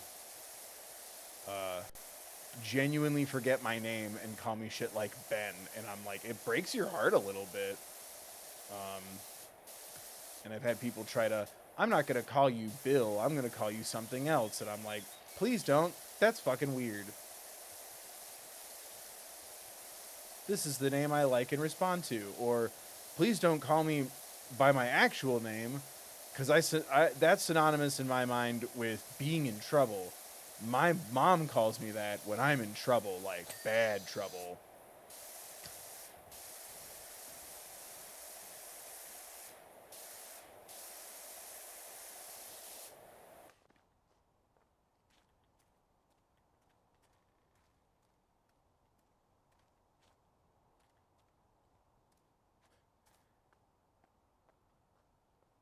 Which I don't get that. Is that flirting?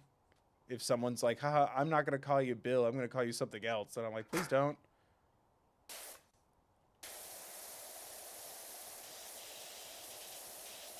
Chad, is this flirting?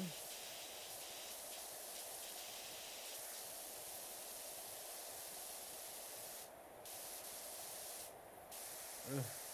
Clean the pot, clean the pot.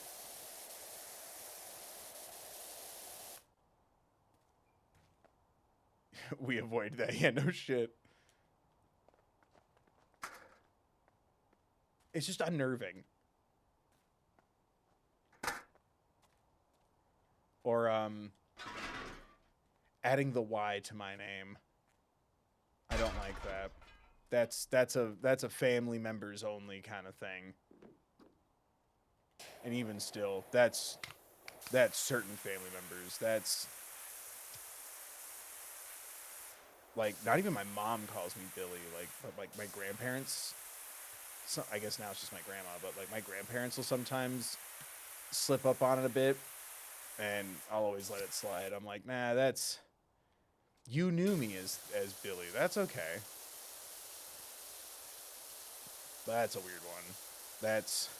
There's a velvet rope between you and calling me Billy and me being okay with it. You're not on the list. You need to go. Ooh, that's cool. I'm glad you can, like, kind of dangle off the ladder. Like that.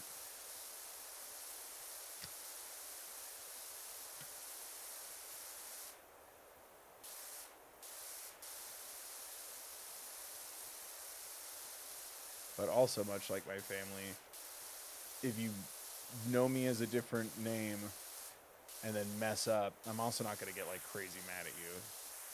Especially if you're like, oh, damn it, I'm sorry. It's like, it's okay. Like, that was pretty common in my family when I dropped the Y. I'm an adult now. I'm about to enter 6th grade. We're dropping the Y.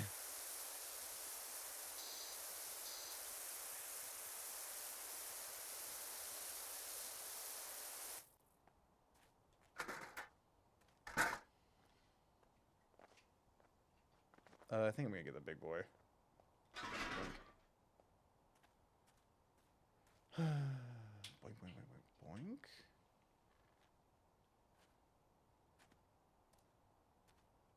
No? Please place. Now I just don't want to hold this anymore. Thank you.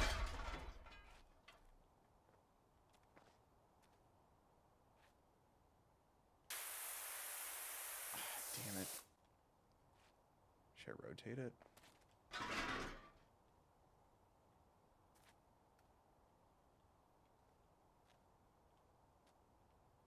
Please place.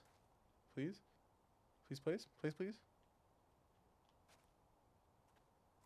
This is when it becomes a Souls-like.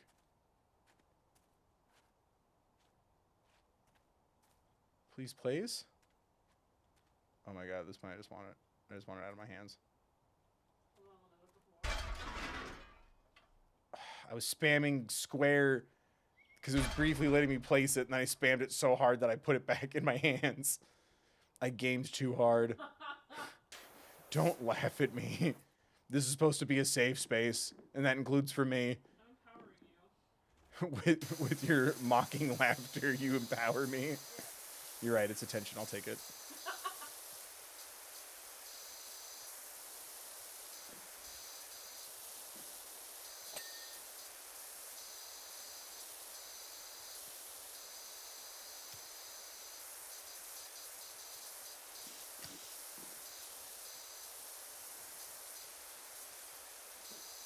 Feel this is a trans person. Where do you think it comes from to be like, oh, that's your name now? Yeah, I got you. Like, yeah, 100%. Like, I'm like, oh, yeah. I didn't have to read a pamphlet or go to a website to be like, I think it's important to call people by the names they want to be called. But good, I'm glad. I'm glad that this stupid problem I have translated. But it's true, like, You know, I'm like, yeah, that's how I want to be treated. It's the golden rule. Thank you for the 5, Robeson. Look at all this progress, chap. Yeah, got 94. Yeah, and it all boils down to the same shit. Again, it's the golden rule. I'm like, oh, I like it when people call me by the name I want them to call me. It's actually kind of weird and scary when someone calls me by my legal name, because that's not public information. Who told you that name?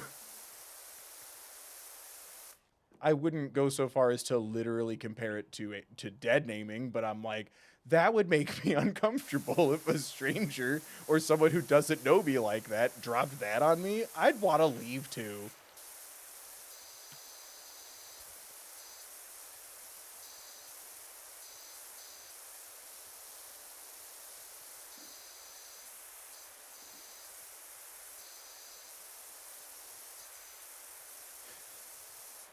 Who told you that word?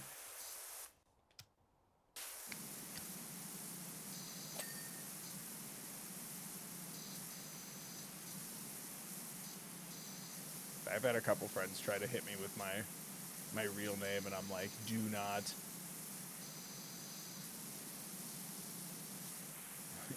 You get a free pass for calling me by my real name if you've changed my diaper, is usually what I tell people. Like, change me, and then you can call me whatever you want.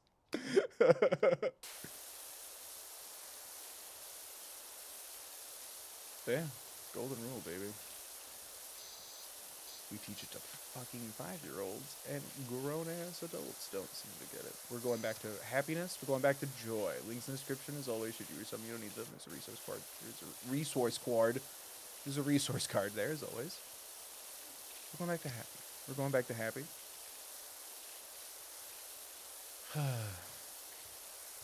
This is a safe space.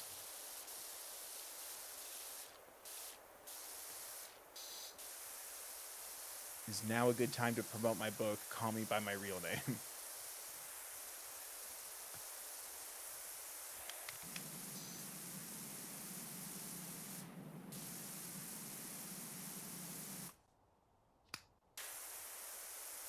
There's actually a Scrubs bit I would also throw at people. And it's like, all right, since we're just going to call each other whatever we want, I'm going to call you Slagathor. Dave's, Debbie's, Slagathor. I don't know why. That would always make my grandpa laugh, like, way too hard. Like, I had to tell him, like, you know I didn't think of that, right? That's from a TV show. And he's like, I don't care. That's the funniest thing I've ever heard.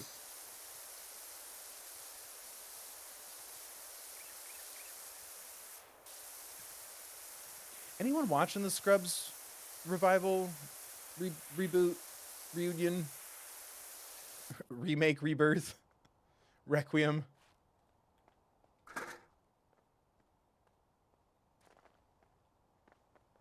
I'm still in the I don't know how I feel about this phase.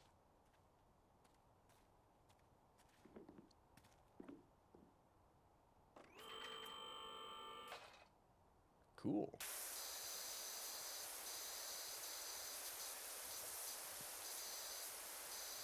Because, yeah, it's Kelso telling the interns that he's not going to bother to learn their names, so every guy will be named Dave, and every girl is now Debbie, and then one of them goes, Debbie's actually my name, sir. Okay, well, to avoid any sort of feeling of special treatment, I will call you Slagathor. Dave, Debbie, Slagathor. Oh, that dude is fucking hilarious.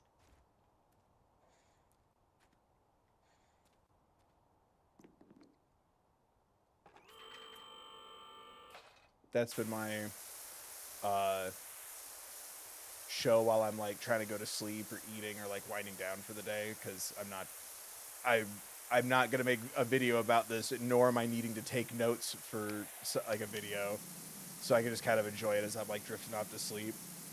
And it still hits. Like, there's some jokes in there that still like really fucking get me.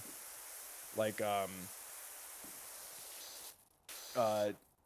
Turk gets his like annual 1 candy bar a year because he has diabetes, and he's trying to figure out which candy bar he wants, and he's like, already we're not going with any candy bar that sounds racist, so no dark chocolate, and this is gonna sound weird, but jujubes. I don't know why that just got me so hard. Like the look on his face, the serious tone. Like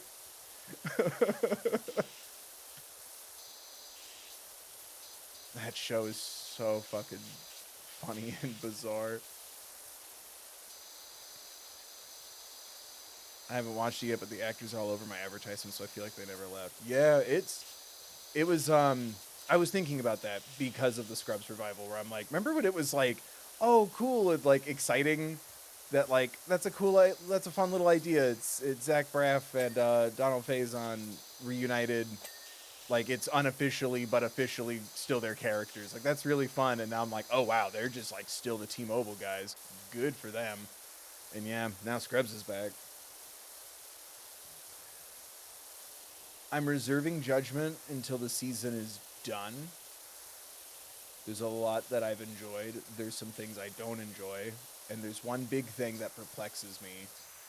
And it's a key plot as we're getting like reintroduced to the characters. So I don't know if this would count as like a spoiler or not. But there's like one key element that I'm like, why would you do that? And should I make a video about it? As of right now, that would be the big burning question of the video, is why did you do that? And who knows? Maybe there's a reason. But it's pretty good from what I've seen so far. The pilot's pretty solid.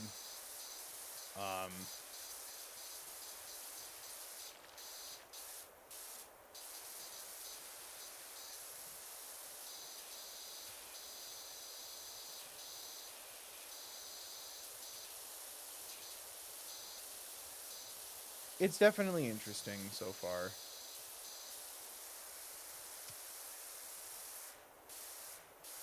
They're having a couple of guest spot appearances that have made me a little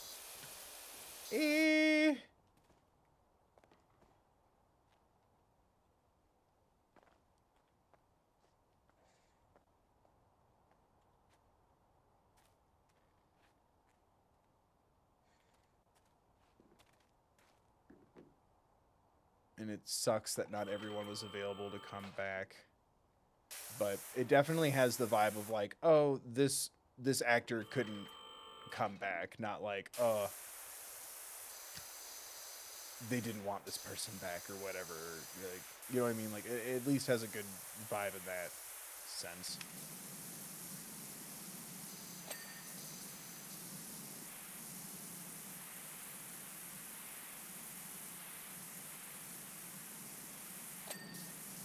And some of it's just, you know, it's comedy, so that's why I don't usually make videos about comedies.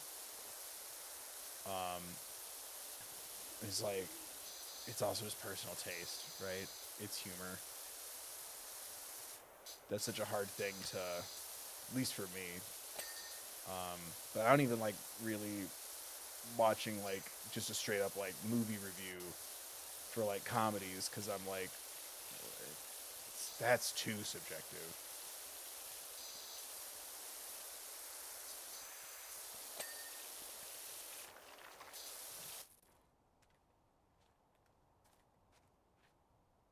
What am I missing? Not this. Stop. Enough. There we go. Upper window wall. An upper window wall. What is that? The upper window. So it's one of these. Okay. Oh, is it this one? Upper window wall.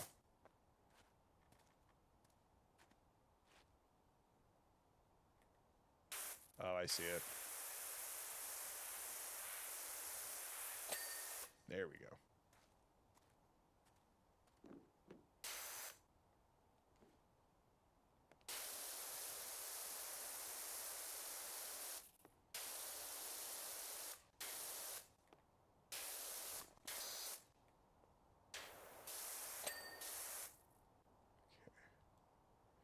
That wasn't the upper window wall.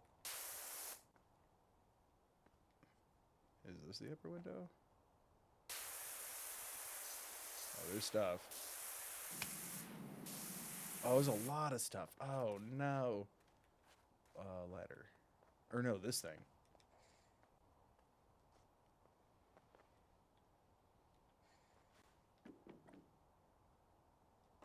Whee!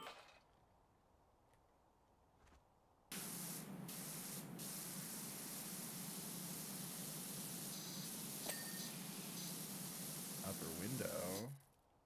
Upper window wall. Okay, so it is this. Okay, so how about you bring me up a little more? Wrong button. We...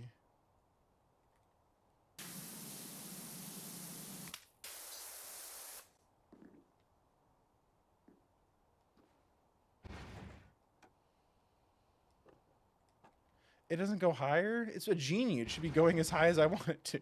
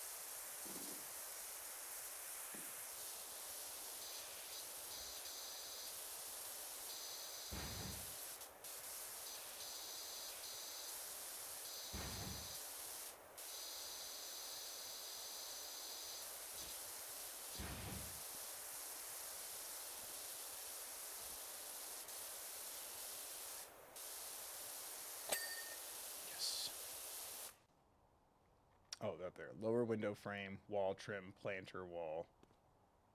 Lower window frame. Oh, lower window. Lower window sill. Oh, lower window frame. Found it.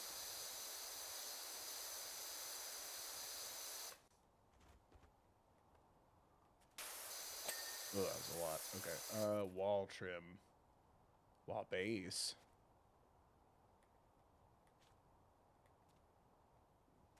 Oh, inside. Oh, come on. That looks totally like it's supposed to be dirt for the flowers. You leave me be.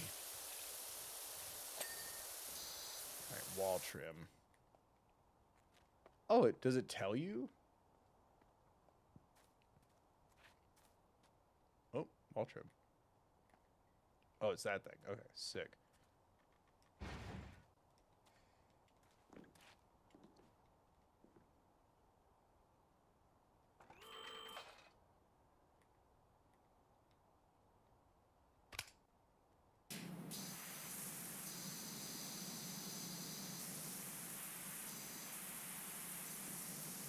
Oh, come on. You think I can get that from here?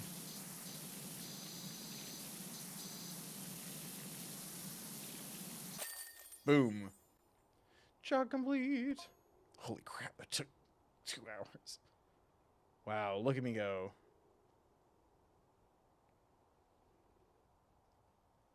I wish it would move the camera around because it's really funny to see me just like vanish.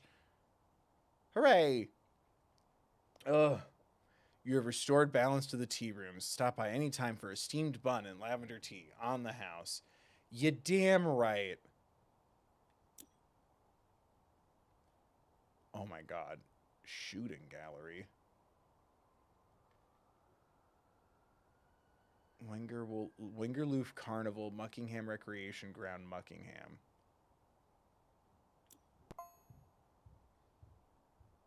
Hello there. I opened up this morning to find my shooting gallery covered in cotton candy and burger relish. One of the stall holders, Kevin. Owie! Thank you for the 5 chfs. Hi.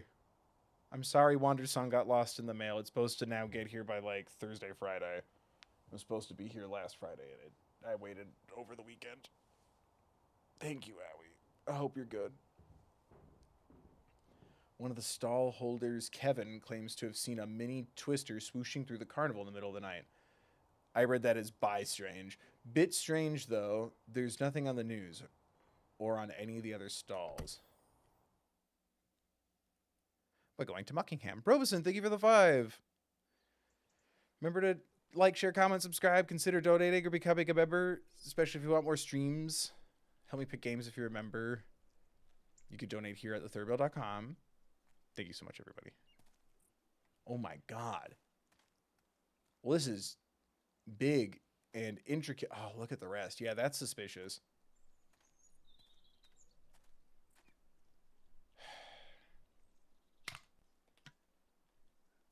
Let's begin, shall we? Let's work outside in. So let's start with the generator, I guess. So yeah, plug. All that money goes to games and equipment and help him Bill with his bills, like the extra I pay for my internet, so we can have streams.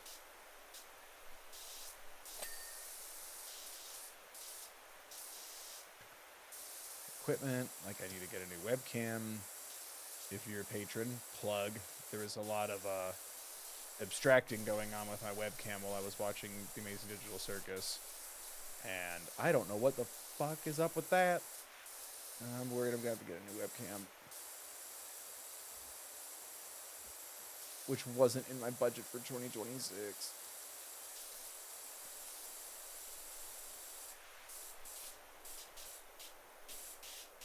I'm no good with tech.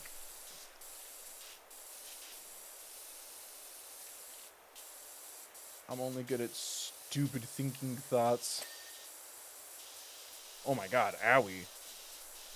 Thank you for donating at thethirdbill.com. Is there a message? Oh my God. No, not the news. Not the news. That's on me.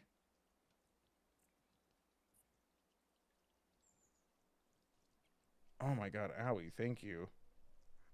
There is no... Is it just the emoji? Owie, holy hell.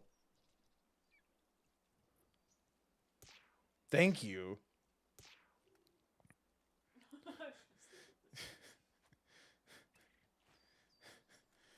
Oh, I didn't mean to give that to you. I was just showing you what money looks like. Thank you, Owie. Seriously. Holy crap.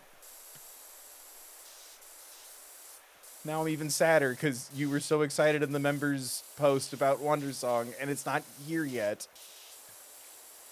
I failed you. This isn't a bit for me to try to get donations out of you. It really is stuck in the mail. Our mail has been sucking lately.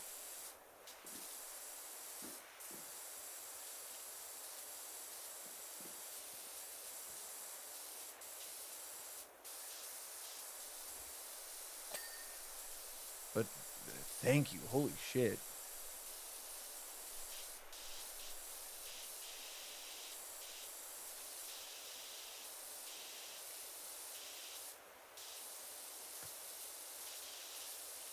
And holy shit, everybody. Thank you for clicking and hanging out. It's hard for me to write that balance of like, holy shit, I really need this money. This helps me pay for rent, bills, and food. Thank you so much. And also, everyone's important. If you can't donate, that's okay. Like, it's hard to write that line. So also thank you for bearing with me while I try to learn how to do that. But seriously, thank you. Smash that like button.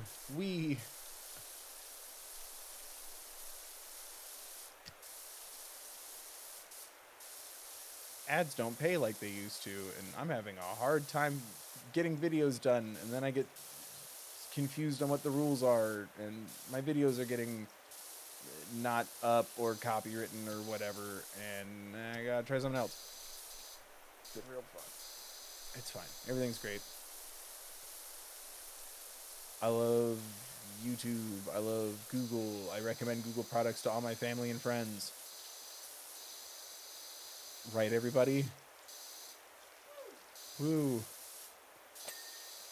I, for one, welcome our corporate AI algorithm overlords.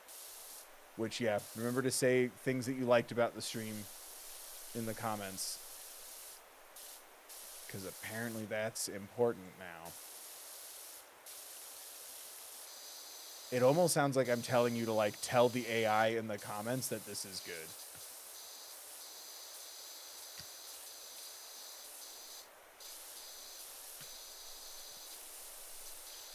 Like, we want to see comments like, not only was this relaxing and informative, it was also funny and fun. I'm so happy I was recommended this stream. I prefer you talk like a human, but...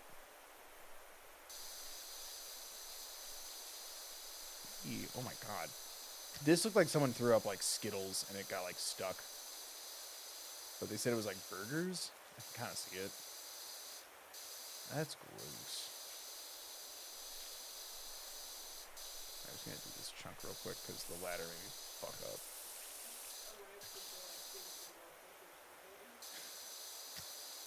Some people had to leave because of the low pressure spraying, and we respect it. As I'm doing this, I don't know why someone would get dizzy.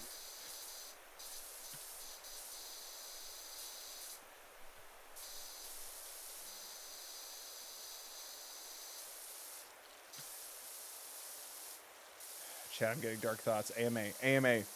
Topics, quick. My brain is full of dark thoughts. I don't want to talk about the darkness. Darkness in visiting me. All that I see, absolute horror. I cannot live. I cannot die. Was it grabbing a hold? Oh, I forgot. And then it's landmines. Taking my speech. Taking my arm. Taking my hand and taking my leg.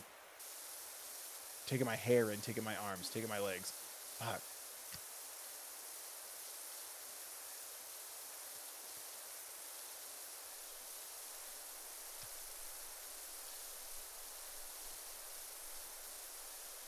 Oh, I can spray the little kitty teddy. Hi. Why is it called Build-A-Bear Workshop if they don't only sell bears? Why is it called Build-A-Bear Workshop if there's no bill? Yeah, there's no the third bill. This place is bullshit. What does he want to say? What was his favorite Halloween costume? That's tough. One of my favorites was because my friends and I had too many Halloween parties to go to. We dressed up as each other in each other's Halloween costumes. So technically I was my friend dressed as Psy, because I just wore his blue tuxedo jacket, and it didn't fit because my friend and I are different levels of height and thickness. So it very much looked like I stole a child's Gangnam Style costume. That was fun. I did not darken my skin, so it does not feel that weird in hindsight, but we were each other in previous party Halloween costumes.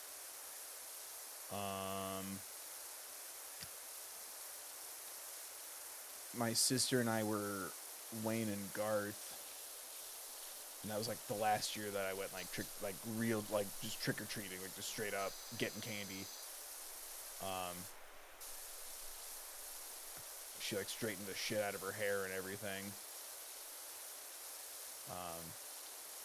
That was probably one of my favorites.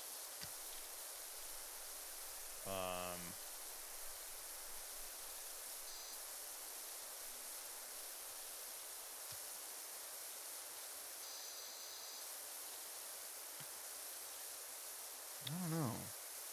Because I also, towards the end of college and into the beginning of my adult life, I was working horror nights, so I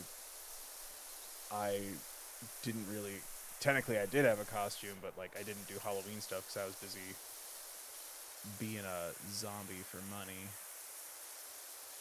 Or a big fat clown. That is the actual name of the role. Clown is spelled with a K.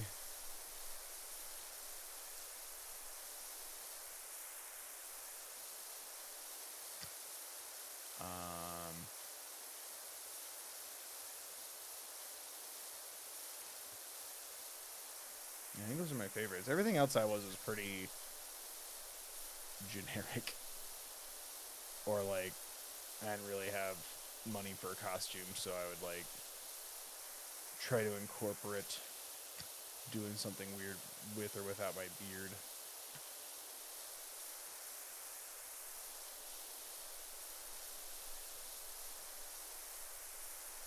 I didn't even tell you the last time I wore. I guess I'm a witch for stream sometimes.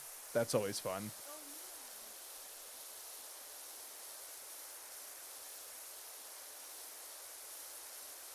Yeah, I haven't been the biggest costume guy.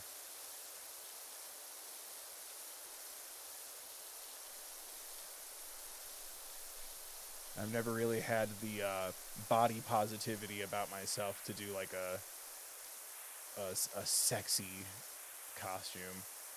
That makes Halloween very limiting for me.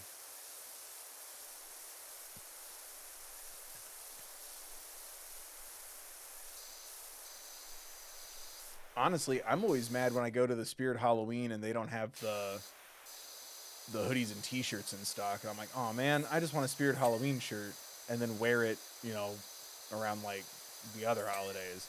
Because that's fun for me.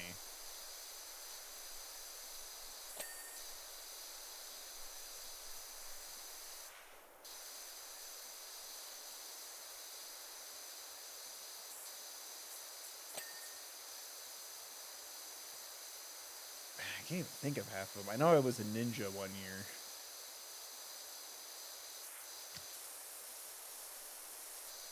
As a little kid. I know I was a Power Ranger twice. One year I was the Red Ranger, and another year I was the White Ranger. Oh, I watched the little guy. Oh, he's sad. It's his little face. Why is he sad in the face? You're clean now. They can't hurt you now. Or no, he's not clean. Oh, he's so not clean. Oh, there's so much dirt. My precious little guy. We're gonna get them to a plushie rescue. Oh my god, I have to clean the fucking ceiling. I'm out. Oh, let's take the plushies and leave.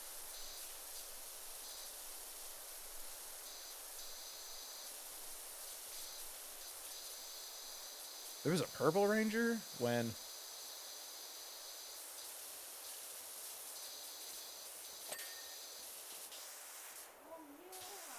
When was there a Purple Ranger? Am I too old? Or am I too young? That could have also been before my time. Pretty sure Power Rangers is older than me as a concept, as an IP.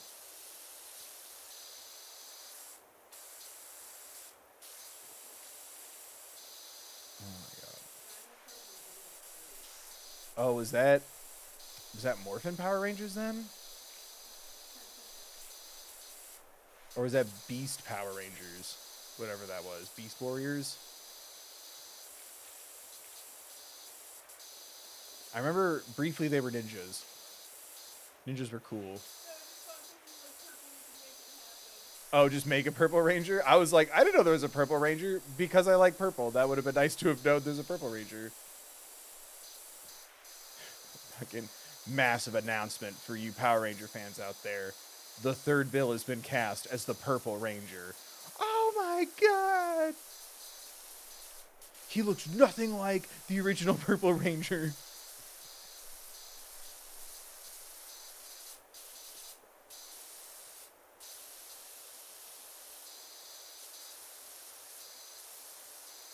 God, now I have the trailer before, like, several VHS tapes I had, but it was before Page Master, where it was for the Mighty Morphin Power Rangers movie. And it was one of the actors going, yeah, the movie's kind of like, It's like the Wizard of Oz and sort of like Star Wars. It's just gonna be really cool and fun. Go, go, Power Rangers! Wow, meow, meow. That's going through my head right now.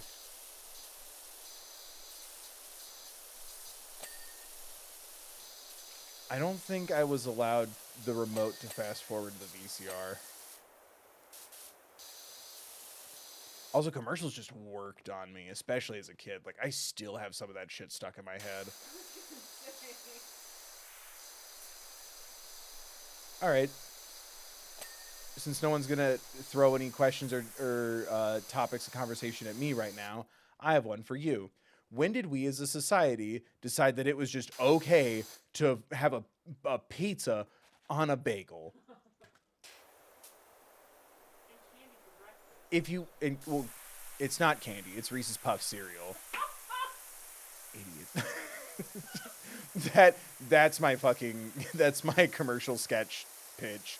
Is someone taking the it's not candy way too seriously in the delivery. It's not candy. Fucking didn't even let me finish. Like, just taking it way too seriously. Like, hey, I didn't mean anything by it. Yeah, you did. You think what are you saying about my mom? That she's just gonna let me eat candy for breakfast? That you've been to my house. When have we ever offered you that? My mom's a doctor.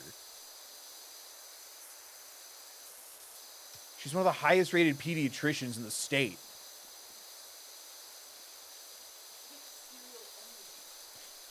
Gotta have my kicks.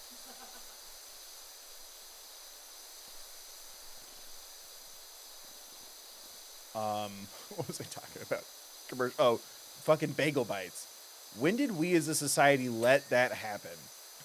You can just have a bagel for dinner if you want, and you can put some additional toppings on it if you want. But yeah, let's take tiny bagels, put pizza shit on them, put them in a box, and then you microwave it. Or if you're really fancy and your parents were at home, you put it in the oven.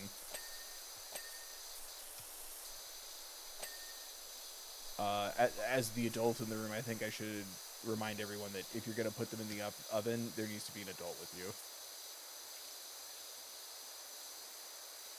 you. The 90s changed a lot of things about today's society. Yeah, no shit. It's so weird to think about. Especially, like, as I'm getting kind of older. And, you know, like, there's stuff being marketed at, like, stores and stuff, candy or toys or whatever. And at least I do, like, internet content. So, like, I recognize stuff. But sometimes I just don't.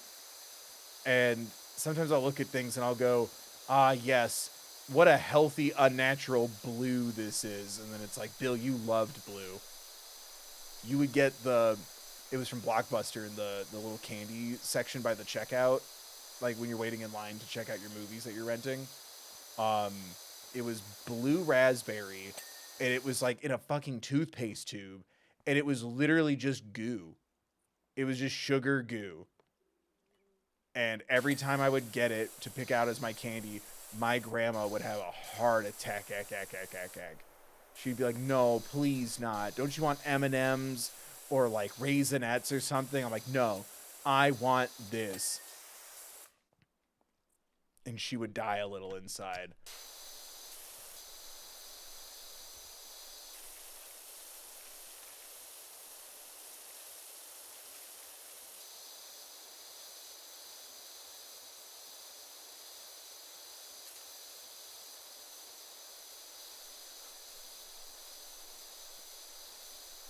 Do you know what I'm talking about, though?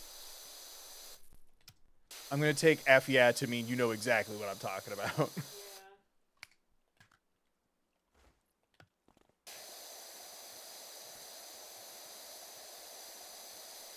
Because, weirdly enough, as I talk about being a content creator, the challenge era of candy never really appealed to me. And that only really existed because of YouTube videos. This one of these chips is really spicy. Oh, the mystery bean tastes like barf, like jelly beans or whatever, or spicy candies or dare games associated with like food.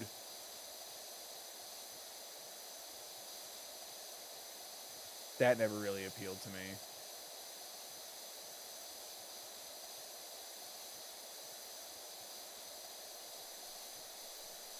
But man, make something vibrantly blue and promise me that it'll taste like blue raspberry, which raspberries are not blue. And sold. Especially breakfast things, but I think it's because my family would not, like, they drew the line. Like, sometimes we'll get you, you know, the tube of just corn syrup and flavoring and blue coloring. We'll get you the toothpaste tube of sugar, but we're not getting you a cereal that has chocolate or the word cookie in it. Absolutely not. Any sugar cereal. Because I just realized that left me open for Trix, but we wouldn't get any of that. So maybe that's why the breakfast stuff always stuck out to me, because I'm like, oh man, I want Reese's Puffs. I want Oreos, which I still maintain. I asked this in a stream a little while ago. What's the weirdest cereal you could think of? Like the strangest cereal? I think it's Oreos, because it also made your milk turn blue. And I can't imagine that was by design. There was probably something wrong with the cereal. But why does it need to be Oreos into cereal? I can see the pitch because of milk, but then why does it turn the milk blue? I think that's the weirdest cereal.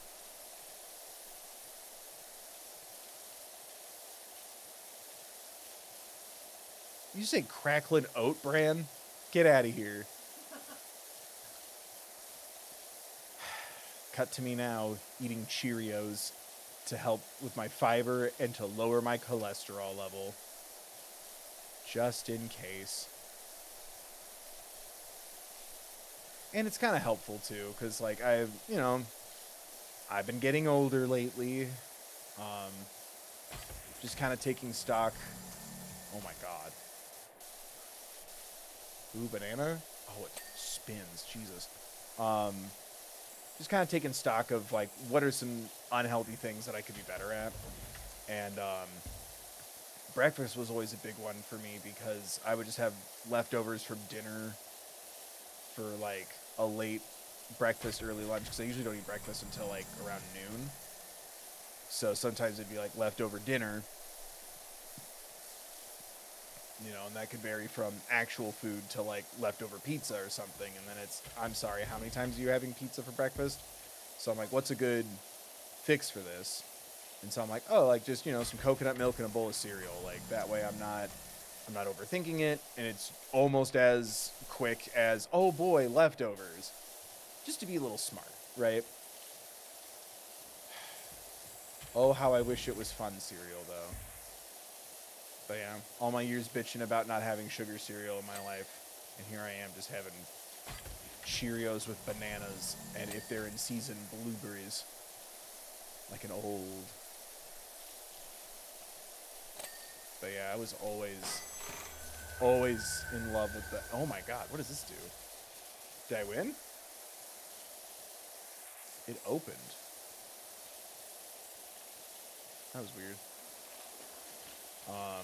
I like how intricate the levels are in PowerWash Simulator 2. Oh my god.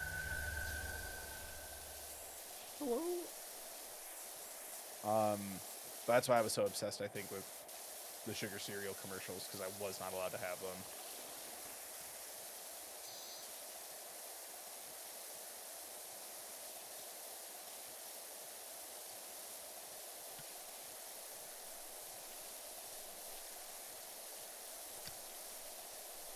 Sometimes my dad's parents would let me have a junk food cereal.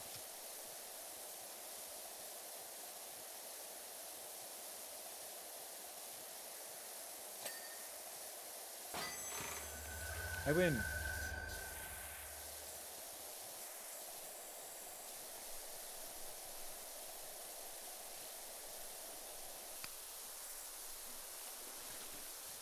Oh my god, I'm terrible at paying attention. I've just been talking about my secret love affair with sugary cereal. That's something I would love to do. Like, if you could find, like, you know those, like, mini boxes of cereals?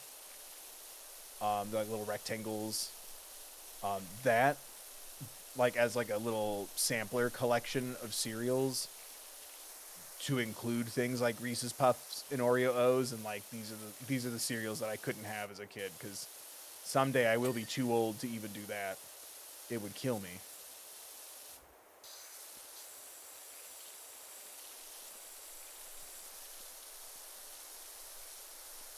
Just to try it once. Oreo O's, or fucking chocolate donut Captain Crunch. I think, have I had Reese's Puffs? I don't even know if I've had Reese's Puffs.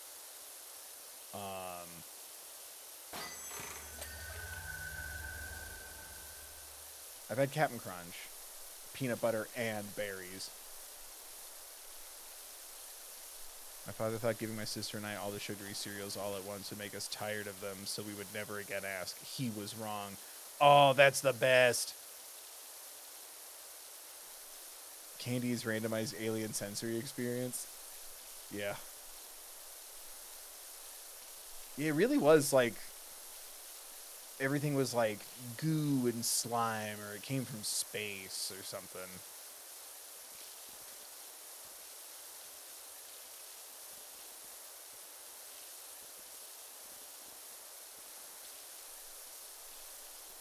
Which is weird, because I don't think space was a very fun or positive thing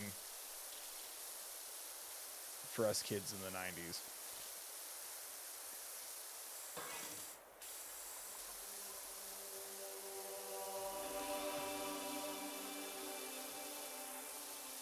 Hello?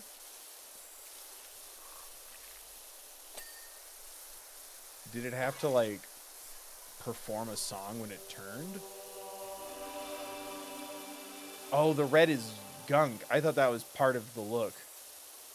I'll get that for you.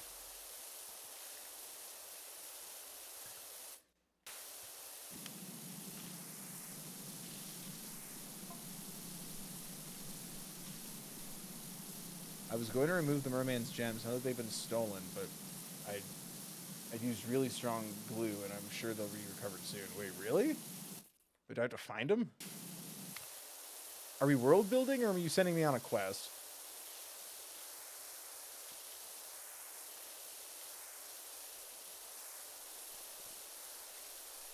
Ew, it's the little S-boy. That's fun. Okay, me? Jesus. This is so hard to clean.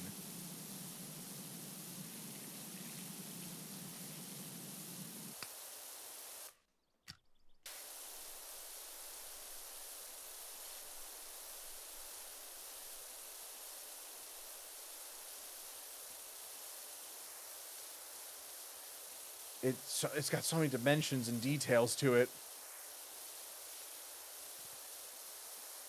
Oh, 1985. So yeah, you had Nintendo cereal. Oh, I'm jealous. Was Nintendo's cereal just like sugar cereal shaped like Nintendo, or did it like taste like something specific? Or was cereal with specific flavors a very 90s thing? Because yeah, I think the 80s was very, it's shaped like C-3PO, but it's not supposed to taste like something. It's just all the same sugar and cornmeal. Oh my god, it's taking forever. I'm so overwhelmed. Look how much it glows. Jesus.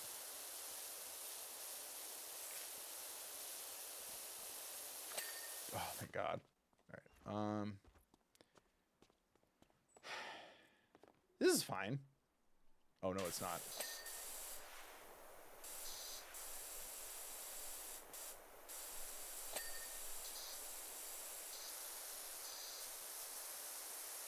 How the hell? Okay. I guess next is the volcano.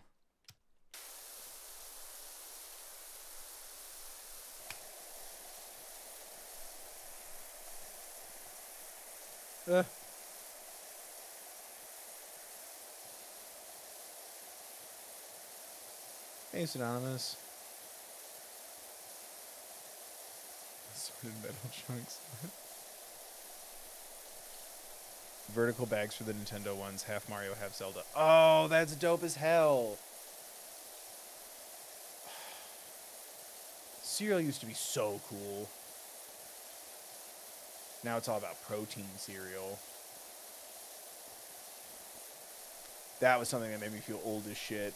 I was throwing out my Cheerios box the other day because I crushed that shit like the pro gamer that I am.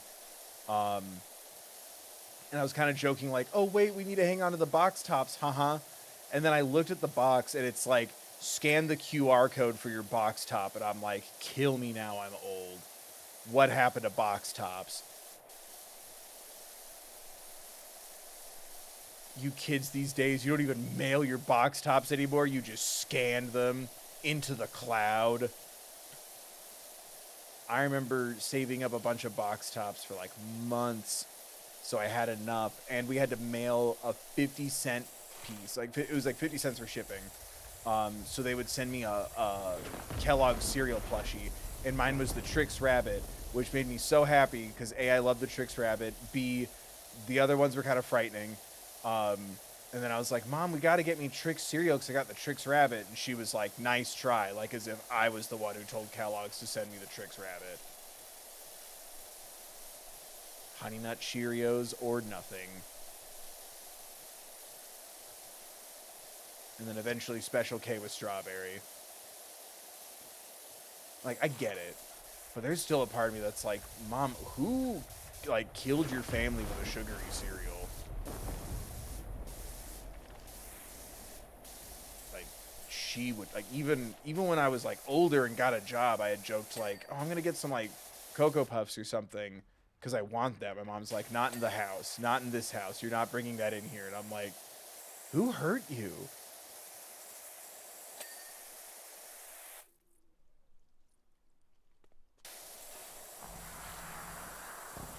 Next time I'm talking to her about something and we're not talking about anything important, I'm going to ask her that. That's a piece of bill advice for the day.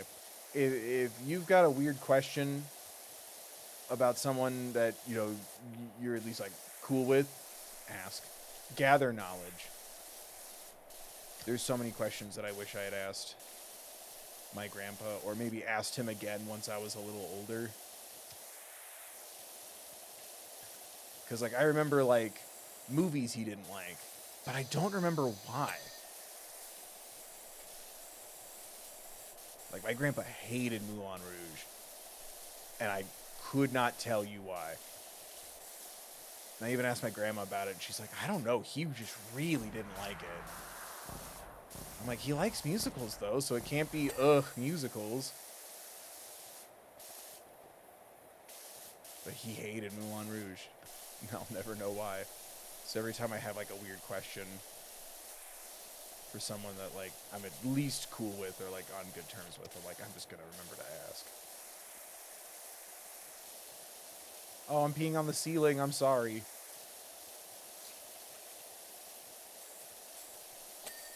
Yes, we have the plane. Oh my god, that's hurting my eyes.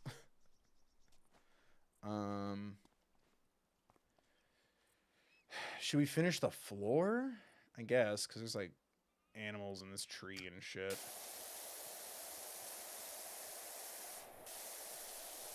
Yeah, my mom also wouldn't let us have, like, Pop-Tarts or nothing. Not even the competitor Toaster Strudel, which I'm pretty sure is dead. Is Toaster Strudel still a thing? The Pop-Tart equivalent. I know people still eat, like, actual Toaster Strudel.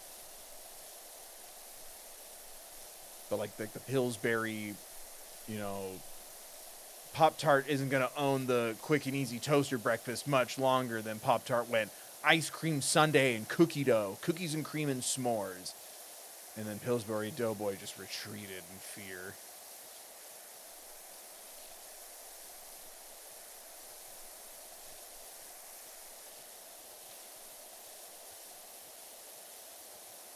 But yeah, my mom and my grandma got in a fight over me wanting to get Pop-Tarts at my grandma's house. My mom was like, absolutely not. And I'm like, but it's grandma's house.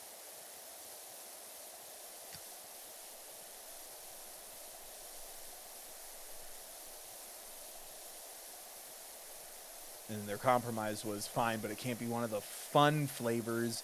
You don't get to have something with ice cream sundae flavors in it for breakfast. And I'm like, this house is bullshit. Pie been replaced by keto strudel. Ew, that's just what, butter with filling. The toaster strudels have an egg cheese. Oh, that's cool. Toaster strudels have like meat and cheese now. Oh yeah. Doesn't get heated. Oh, it doesn't get heated super, like it doesn't get overheated. You mean, or it doesn't heat through like evenly? Toaster strudel. That's genius. What's Pop-Tarts gonna do now? Stick egg and cheese in a Pop-Tart? That sounds genius. I just remember my buddy in elementary school. He had toaster strudel, and we had the genius-ass idea to load up on all of the frosting packets, because you're supposed to put the frosting on when you took them out of the toaster. And we like loaded up like each of us had one toaster strudel and like 4 or 5 packets of icing each. And that motherfucker was not thinking it through, and he did not have icing for his toaster strudel for like the rest of the month. But I made out like a gluttonous little bandit.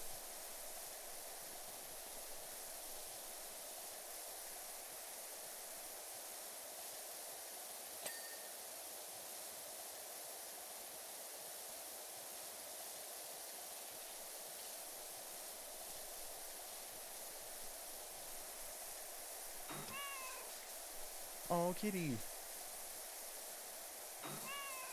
No, don't imply with the sound effects that I'm hurting the kitties.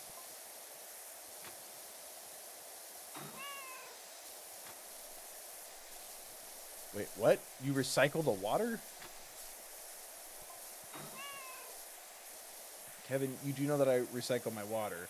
I've got trays that run along the bottom, constantly redirecting it all back into the spray guns. I thought you knew that. I did not. That would explain why your gallery gets progressively dirtier. Cyclically. Kitty, stop bending. I need to wash your backsides.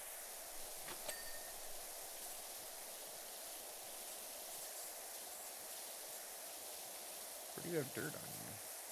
Oh, the sides. There we go.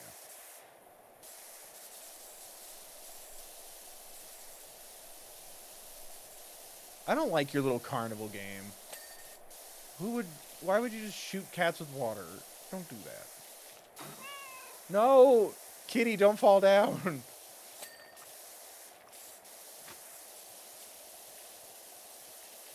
I clean the kitty's feet. I have to clean the kitty's ass. There we go.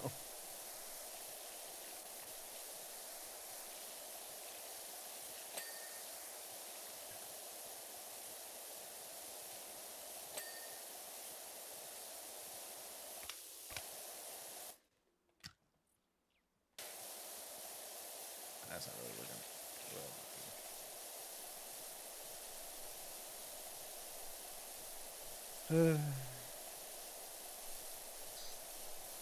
Oh my god.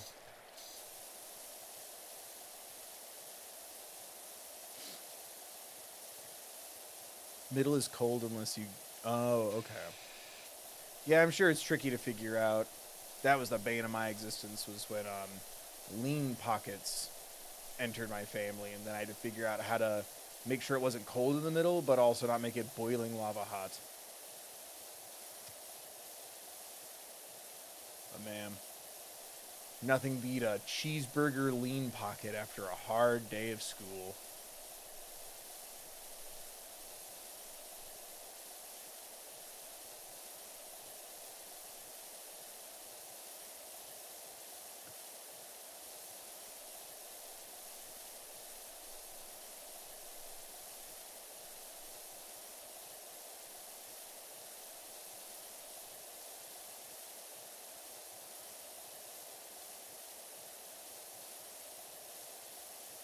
what is a lean pocket? It's a hot pocket that's healthier, quote unquote.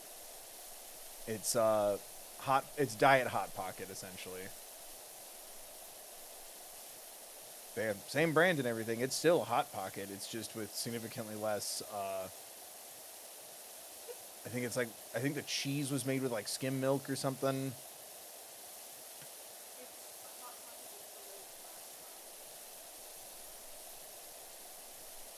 What? Lean? How would that make you lean to still have your glasses on? Oh, you take off your glasses and suddenly you're hot. I understand what you're doing now. It's a hot pocket before they let their hair down and take off their glasses. There you go. We did it. Write it down.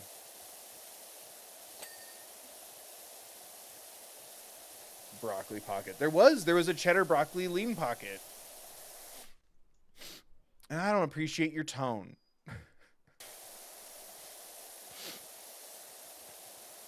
I actually didn't really mind the difference too much. Like, I had Hot Pocket a couple of times, but, like, the pizza ones were almost exactly the same. To the point where when I was in college and I'd find, like, lean pockets, I'd just grab them. I'm like, eh. It's not like they make it with aspartame, so it's not like it's a chemical diet, like a soda or something.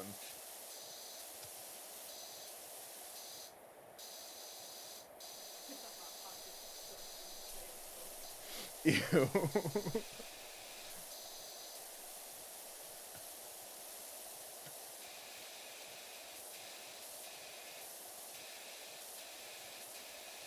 I'm surprised Hot Pockets never tried to do dessert, to my knowledge at least.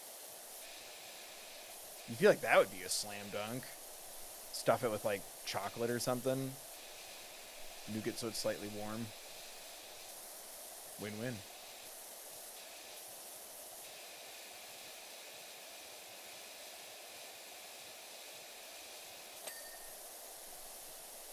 I think money was a big factor, but there is some genetic rationale for my mom's obsession with health. But also, I think for my mom, it was also like, if there was junk food in the house for the kids, she would also eat it. So I think it was also about her relationship with food here and there. That being said, though, when my mom was on Weight Watchers, she would come home sometimes from like the actual physical meetings before they were like in stores and stuff with these, they were like, it was like a raspberry sorbet fudgesicle where it was like a raspberry sorbet, but it was like kind of creamy. So it was almost like raspberry ice cream. And it was like lightly dipped in dark chocolate. And it was like, one was like, I think 3 points or something it would say on the box. And I would eat the fuck out of those because I loved them so much. My mom would get so mad. Now as an adult, I understand more why it would annoy her, other than I bought this for myself and my stupid kid ate some and they're expensive. But like, when you find a diet food that like you enjoy and it works for you, you want like to always have them in the house. And I would just go to town on those bad boys. I saw them at the store the other day and actually thought about getting some because I'm like, oh man, dark chocolate raspberry Weight Watchers little popsicle bar things. Let's fucking go. I genuinely love them. But I've talked about this before. I'm such a big toppings person and flavor combo person. I love chocolate and fruit, you know, chocolate and peanut butter, fucking shitloads of toppings on my pizza or my sandwiches or whatever. And yeah, that's when I fell in love with dark chocolate and fruit. It's my mom's Weight Watchers journey.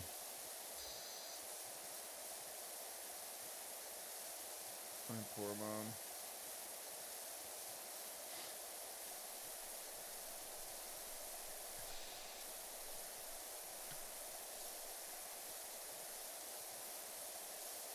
Because really, her Weight Watchers journey was my Weight Watchers journey.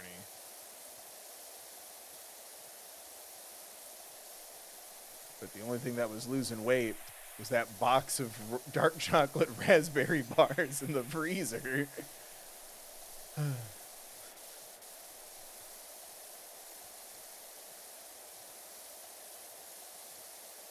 Oh my god. That is one I think we've kind of sort of succeeded at. Please note, the third bill is not a doctor.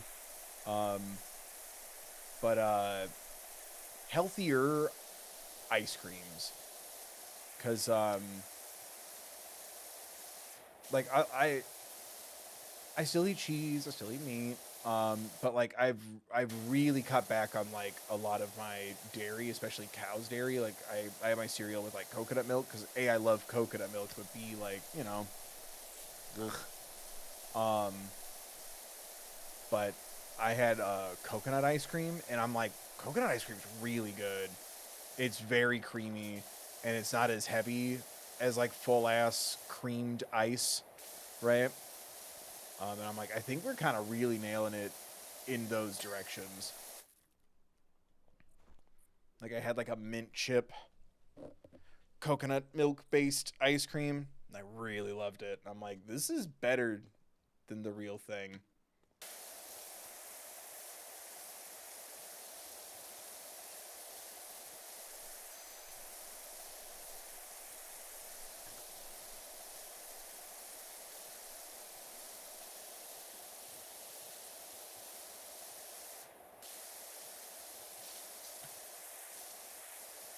That or I've just always, for some reason, loved, like, low-fat or diet ice creams. Because I also like frozen yogurt. F in the chat for 80% of the frozen yogurt places out there in the world.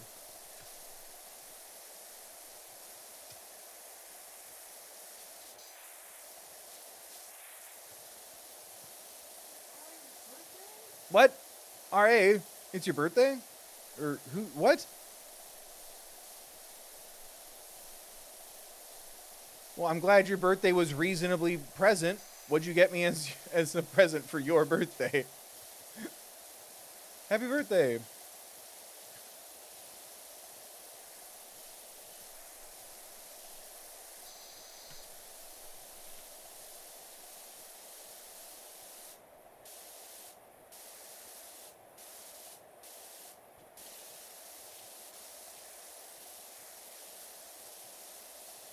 What'd you do? Or are you waiting for the weekend? I got you my presents. Ugh, worst present.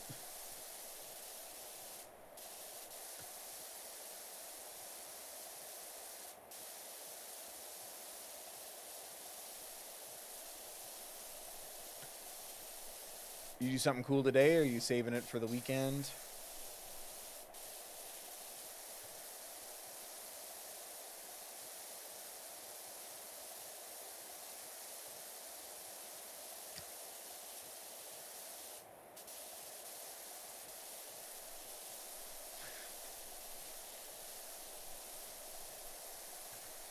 Had a drink with work people. Nice.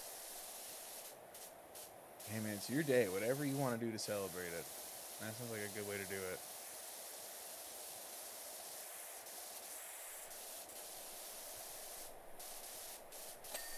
Boom. Happy birthday. I saved the trees. Went to a wedding on Saturday. Made it all about me. You get it. Hell yeah.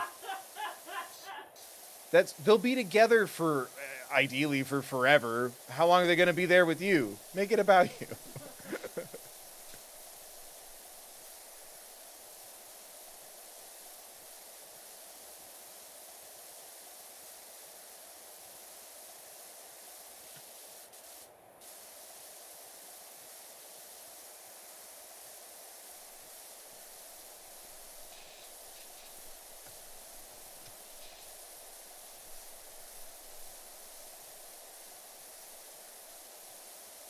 Did you sing?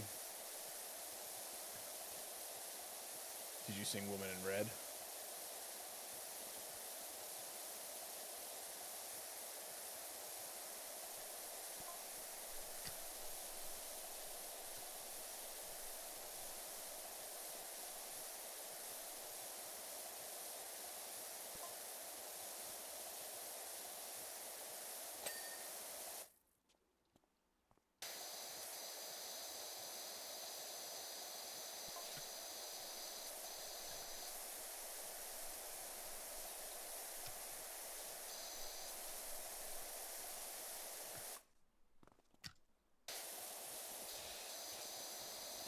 That's one of my dreams, is like, upon request, like, say the bride or the groom is like having trouble, like, with like something that they're wearing, and they're like, quick, I need a distraction. I go, all right, and I get up and grab the mic and start singing while people don't look at them fix their formal fancy attire.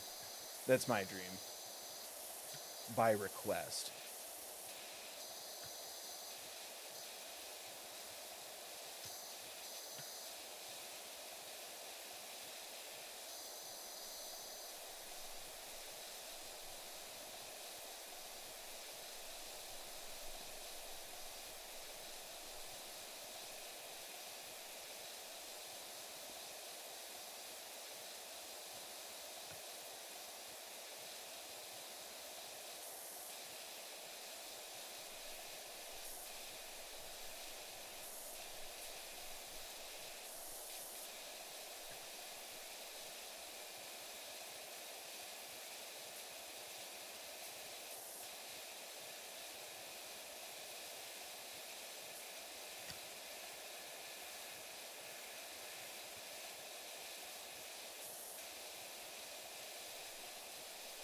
Bill's Wedding Rescue, yeah. Oh, you'd be amazed. The things I do in the name of love. For example, I stop before you break my heart. Whoa.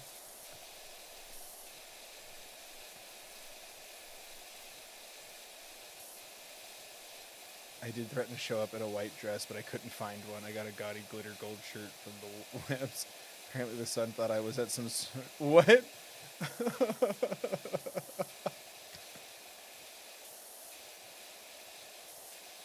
Their son thought you were a superhero?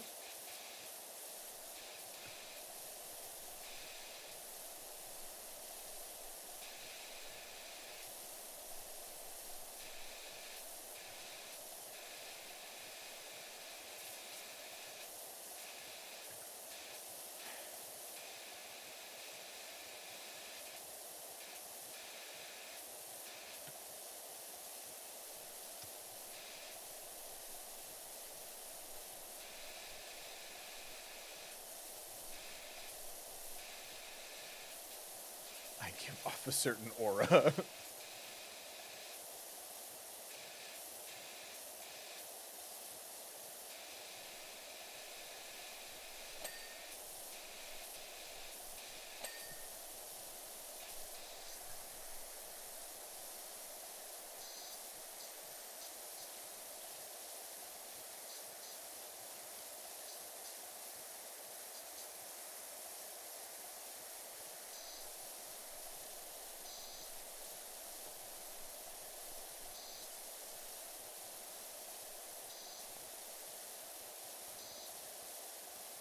Oh, God. Okay. How did I even get up there? Oh, I walked up the... Oh, God. All right. Let's start with this.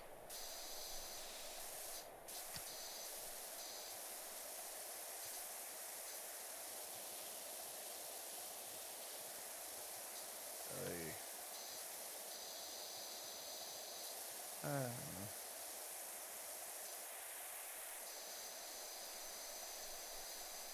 Just give RA the bouquet and the garter. Also the first bite of cake, yeah. Hey, it's been my birthday longer than it's been your wedding anniversary. Cake, please.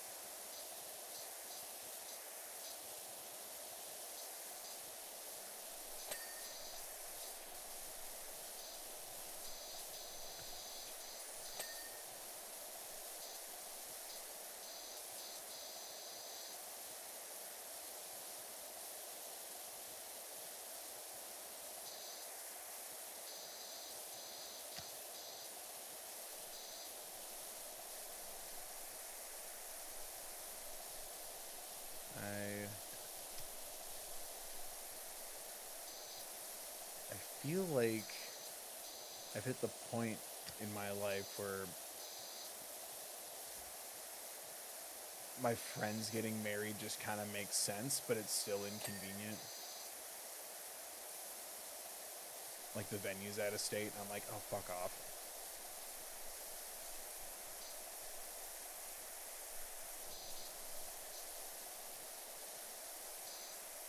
Yeah, weddings are a bizarre one.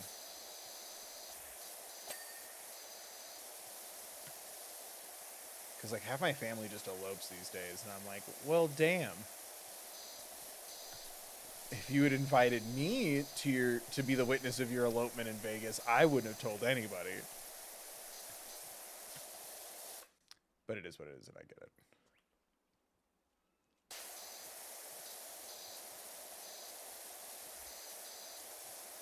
My family's also not the chillest or nicest.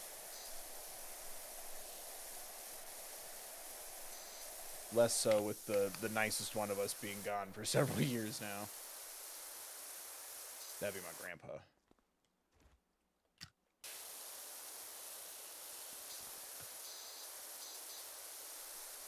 Everything you've ever liked or enjoyed about me is because of that man.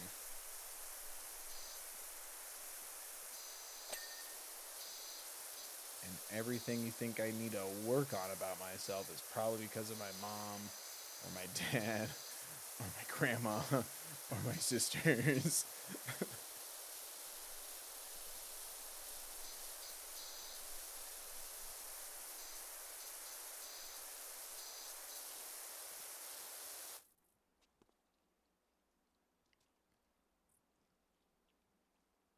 Must see family at various points. I'm sorry you're not feeling well.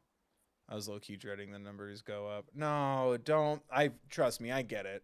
As we all know, and you're still welcome to donate here at thethirdbill.com in the name of my birthday. I, too, had my number go up recently. And I feel it. I feel that. But, like, don't let it, mind over matter. If anything, this year has been more about taking stock of, like, okay, well, what would I like to work on, right? I've been hating how, like, especially since 2020 onward, since, now I'm working from home, doing all this, I'm not moving as much, I'm not commuting on, like, the train, I'm not walking through the city, I live in the suburbs, like, I need to be a little more active, right? Like, that's just what I want to do. And so I kind of taking note of that and, like, starting to, keep track of how many times a week I'm going to the gym and all that good stuff for,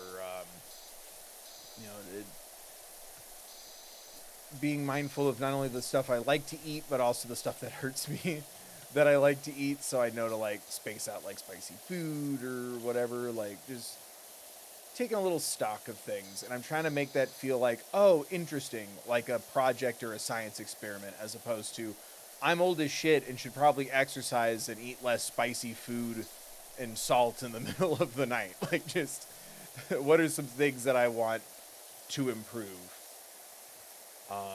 And sometimes it actually makes me kind of happy. Like, you know how good it feels to sit there going, oh man, Taco Bell really does a number on my body now. I have to eat less Taco Bell. Oh, no. Sometimes it's good. Sometimes it's good news. It's a good excuse. And other times it's just nice to remind yourself how bad Taco Bell is for you and do it anyway. I don't know. I'm trying. But no, I feel that for sure. Especially when, like, you're paying taxes or filling out personal information, updating your voter register card, making sure that you're registered to vote and all that good biz. And, like, your birth year, you're writing in your birth year on something, or, like, okay, and how old are you? Like, just, like, general, like, verbal questions with somebody for, like, an appointment or something, and, like, I'd rather not say. It's just, sometimes it's like facing the physical number going up is a mind fuck of its own. I feel that.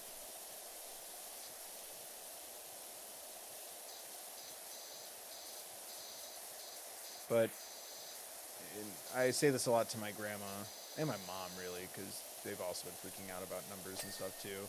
So I'm like, you know what though, like, that's good. Congratulations, you made it another year. That's good news, you know. But I think that's more better news for a woman freaking out on the phone with me that she's turning 80, a woman that has changed my diapers and debated buying me sugary cereal. She's an old woman fearing the number 80. So I don't know if that really counts as a pep talk for us right now. But I think it's valid no matter your age to A, be freaked out, but also, like, the point of a birthday is, oh boy, you made it. Not to make a birthday so morbid, but that's, I don't know, that's kind of what I've been saying to my grandma. I hope this still helps. I feel like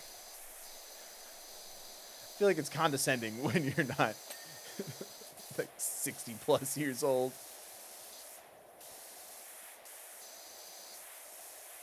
Or not condescending, counterintuitive. Like, I don't want, while you're struggling with the number going up, I don't want to give out the impression that I think you're old.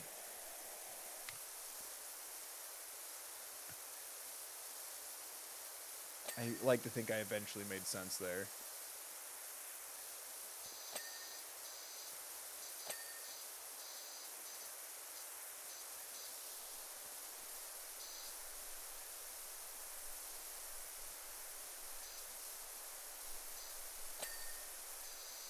So I also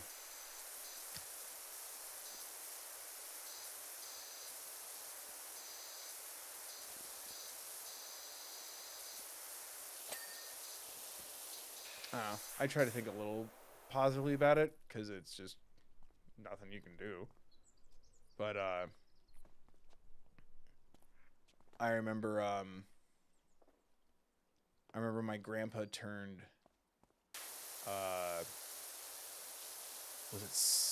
it was 55. Oh my god.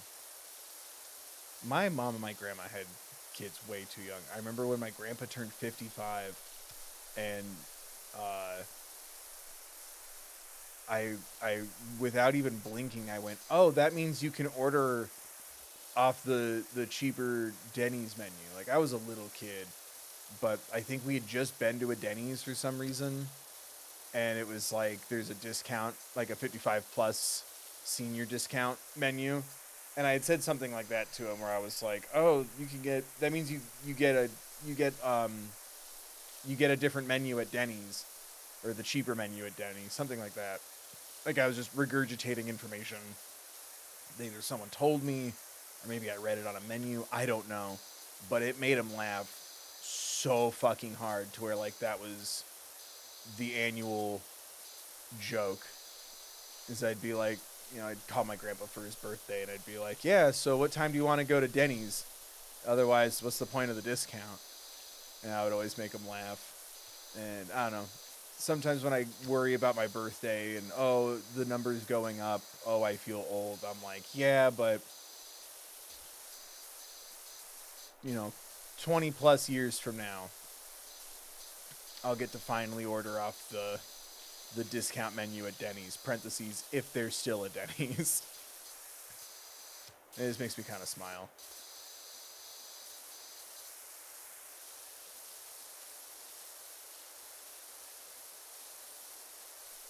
Or sometimes, RA, thank you for the 10.4 pounds. Toot toot. Is that you telling me to shut the hell up about age? Thank you, RA.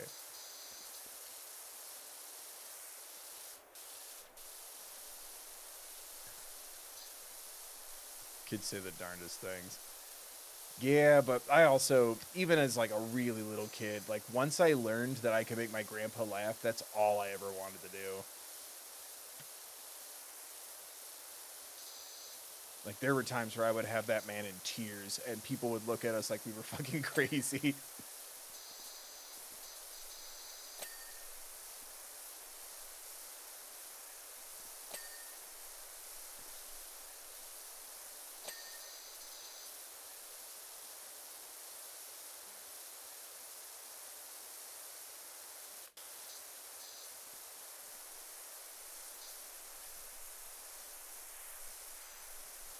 I think that's the hardest thing for me about internet stuff too, is like I can't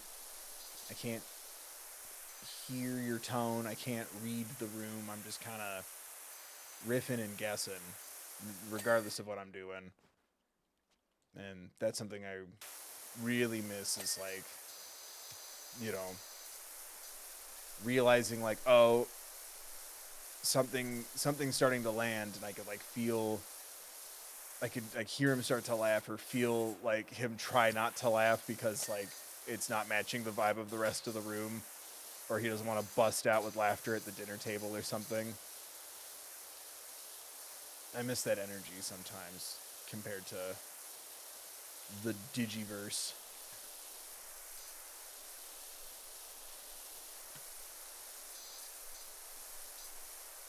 Alternate universe, Demolition Man, all restaurants are Denny's.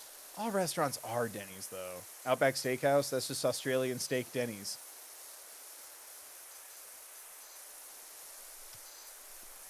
Cheesecake Factory, that's just Denny's with a bigger menu and cheesecake. Which, I'm not going to badmouth Cheesecake Factory, because I found out, like, they have, like, a whole, like, there's a giant kitchen downstairs. Like, is it the prep kitchen that you told me? Yeah, the scratch kitchen. Yeah, the scratch kitchen. There's a whole, like, big-ass scratch kitchen, like, on this, like, massive basement level in Cheesecake Factories. Because there's so much food that they have to prepare to make at any given moment because their menu's so fucking big. And I'm like, that's crazy. I didn't realize it was such an operation.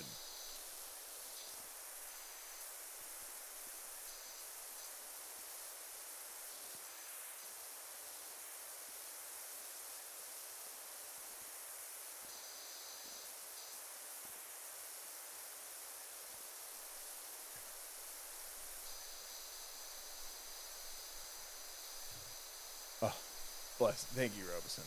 Denny's, for you international friends, is a breakfast place. Is Denny's not a very international conscious thing? I wouldn't be surprised.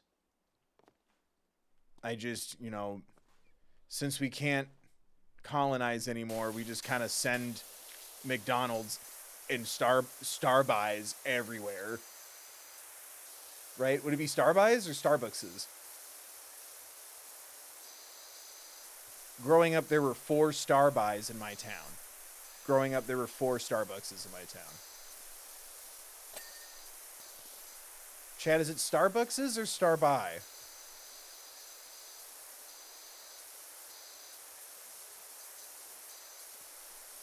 Star Booties. No, that's the name of the coffee shop I'm going to open.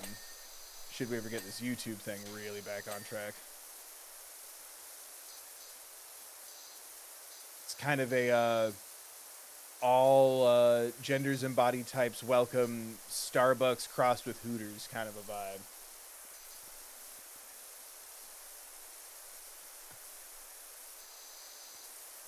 Or I just, you know, bite the bullet and we have what is the meme? Femboy Hooters. But no, Star Booties is my playfully sexy coffee chain. Oh my god. I missed the Sasquatch. No. He looks naturally striped.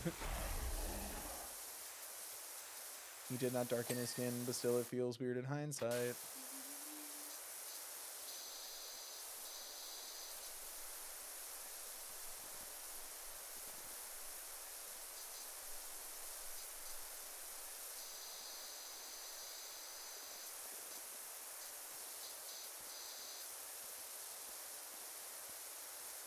I'm so dense. I'm like, how could Denny's not be international? Bill, that's IHOP, which I also don't think is international.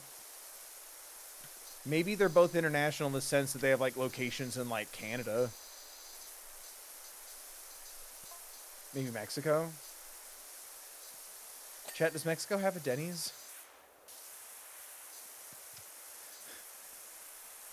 Bill, why did you say that like Mexico's like really small, like a town?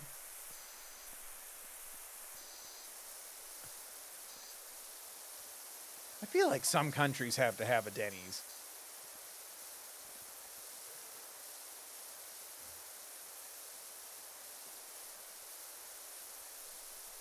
They don't have either in Europe?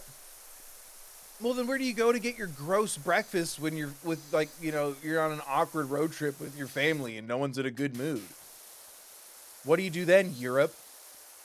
That's interesting.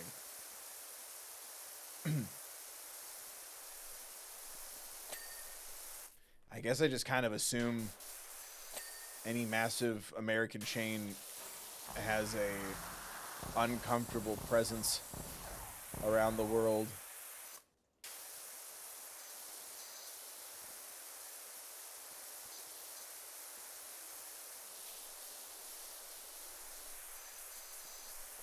That's a question I guess I like to think I'll have to figure out for myself one day is, so I have not left the country minus Canada a couple of times, since I was born. Well, since I got here post being born, you get it. Since being born abroad,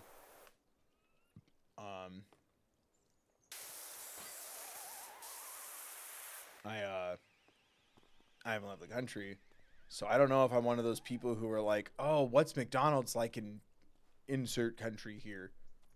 I don't know if I'm one of those people. I don't know if I want to be.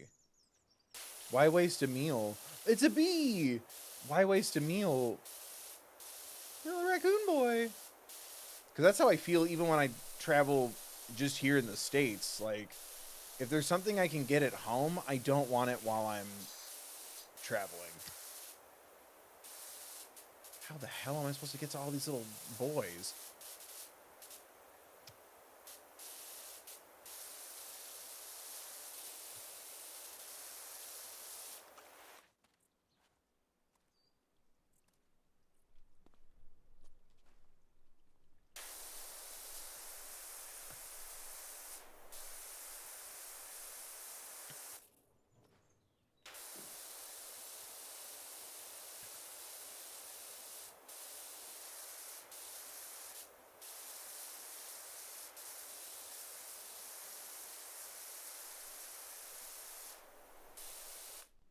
There's one in Wales. Wait, what? There's one Denny's in Europe in Wales. Really? Well, now I feel like I want to go to the Denny's in Wales. Why is it so special over there? I walk in the door and they're like, we were about to completely give up on expanding into Europe, but then you came in and tipped the scales for sales that year. We're doing it. No. We're buying up all these mom and pop breakfast places. We're adding tea to the menu, and we're taking over. Forgive me, Europe. I'm so sorry. Oh my God. How am I supposed to... Okay, we'll figure it out. Oh, I can just walk up it. Okay, it's not the end of the world.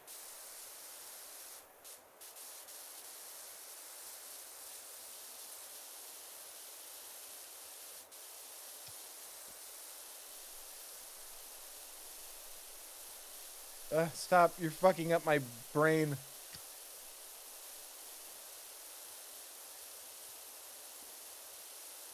There's just one really wealthy person in Wales who's like, I like Denny's. Put one here. And they go every day. They look like Oreos. Little circus lights covered in mud. How did they get mud all the way up here?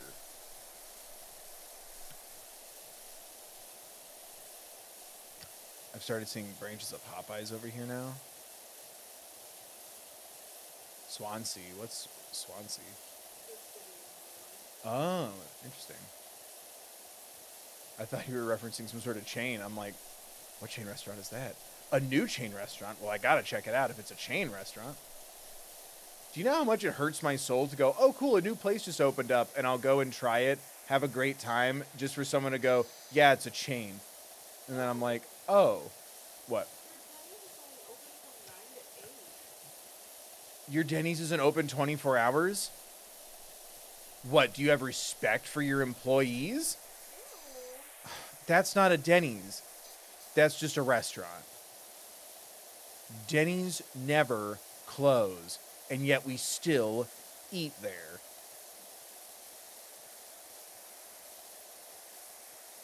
I am not a fan.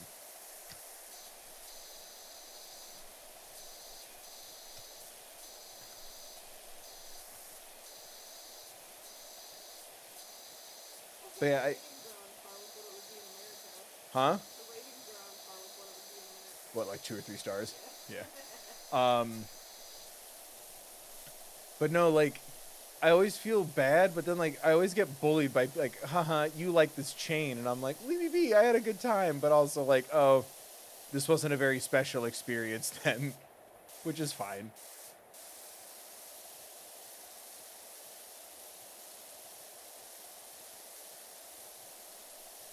Especially living in the Midwest, but not having grown up in the Midwest. There's times where I'm like, ooh, what's this? And everyone's like, what are you talking about?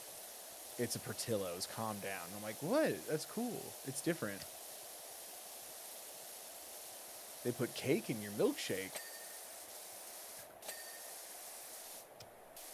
But that's okay.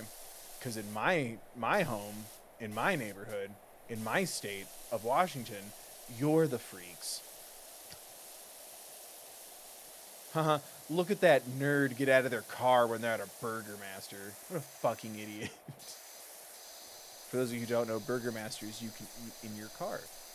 And that was one of my favorite things to do with my grandparents, because I would make my poor grandmother, with her bad knees, who sacrificed so much for me to grow up in the land of eat your burger in the car, I would make her sit in the back so I could sit in the front with Grandpa and eat my cheeseburger and french fries with tartar sauce and my little chocolate shake in the front of the car and pretend to be a grown-up with my grandpa. I think one time I asked him, so how's work? And I remember him, like, busting a gasket of laughter. Like, I really was pretending to, like, be a grown-up with my grandpa in the front of the car. It was the best. That better still be around. I just realized it's been so long since I've been home. Like, the last time I was there, it was so brief. I didn't look to see if the Burger Master was still around.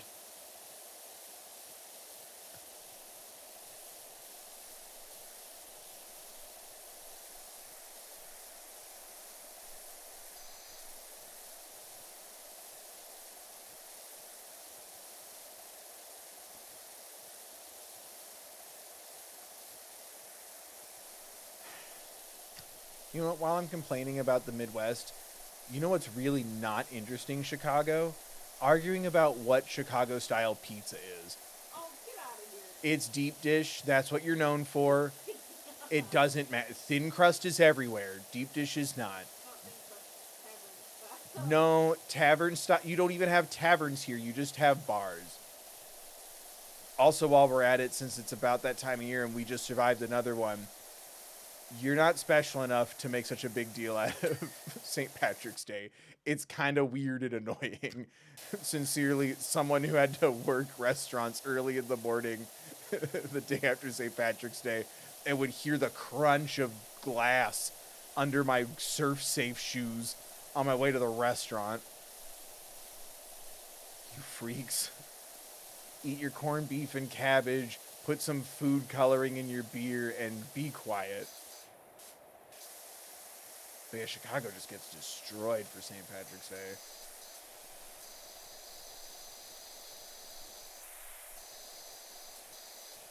And I'm like, you don't even go to that school.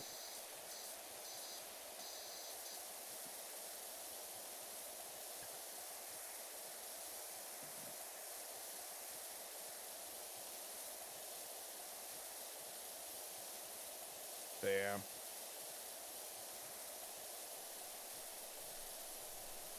It's like anywhere that's technically a bar will just be flooded with people. And I'm like, guys, St. Patrick's Day's on a Tuesday this year. Calm down.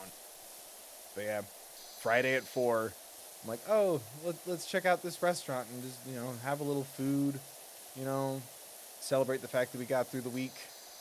And it's just slammed with people and it reeks of fucking bar appetizers and fucking cheap beer, and everyone's got green foam in their fucking cups. And I'm just sitting here and I'm like, it's in 4 days. What are you doing St. Patrick's Day things when it's 4 days away? Calm down, you freaks.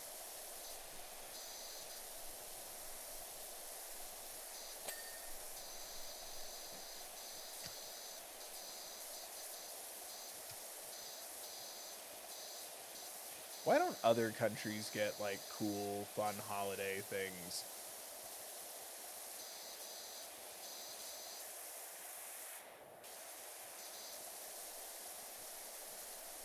You know what I mean? Like, I guess Germany has Oktoberfest.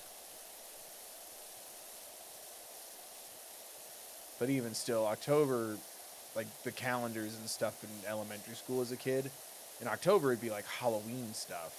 But March would always have, like, shamrocks and leprechauns and pots of gold and green. And I'm like, how did the Irish win March?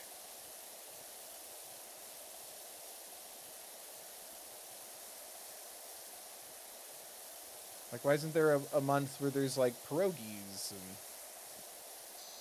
I don't know, pasta and Grecian seafoods?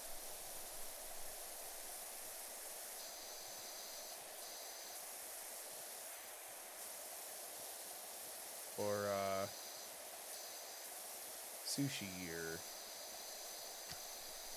you know, a pho holiday to celebrate, you know, delicious brothy soups.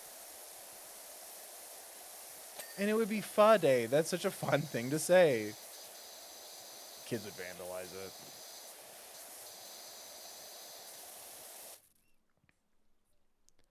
There probably is, only we live here. But we don't live in Ireland here. Here is in Ireland. Why are we doing the Ireland thing? How did they win?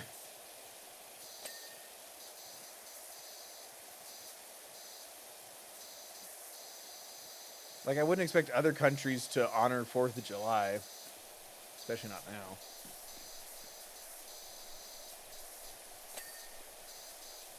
I just always found that fascinating.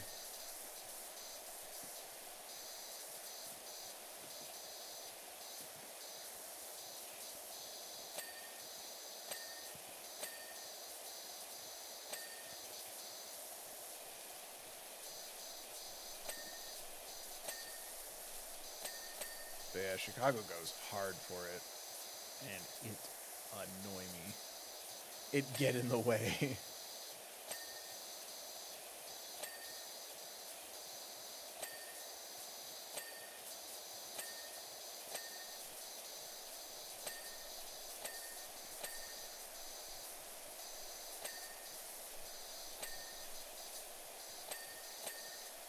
That was pretty fun.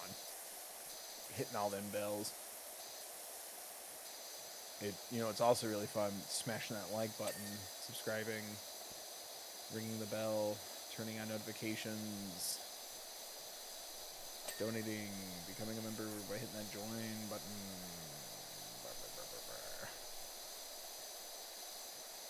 I should get pho tomorrow as a treat. Absolutely you should.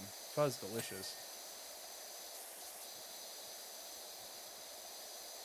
I know it defeats the point, and it kind of might technically whitewash the concept of both pho and banh mi.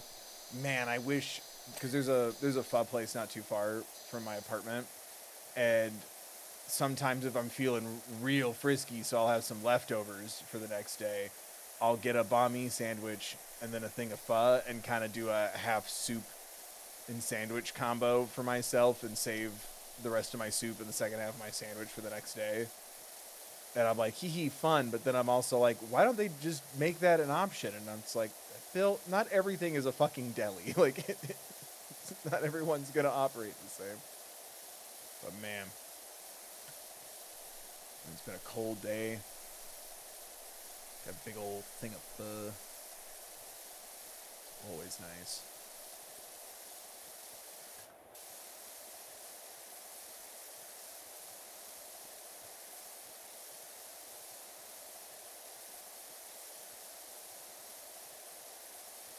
Also embarrassed to say I haven't stopped at any of the Korean places in a while. Except for the freaking I guess you just call it like a bubble tea place, right? Like a tea place. What would you call that? Like, because it's not just bubble tea. They have other beverages, but they don't have food, which bums me out. What's it called? Is it just tea house? Tea house. Okay, thank you. So I'm like, it feels wrong to call it a bubble tea place. Because there's also places nearby that literally just do like bubble tea and maybe corn dogs.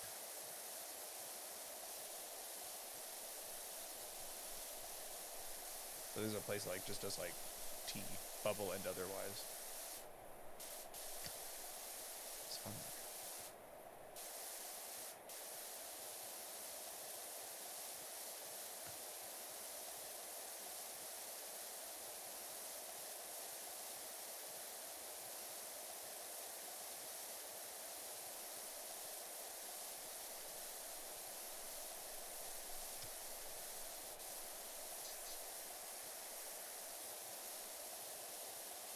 I've been on a big Vietnamese kick lately.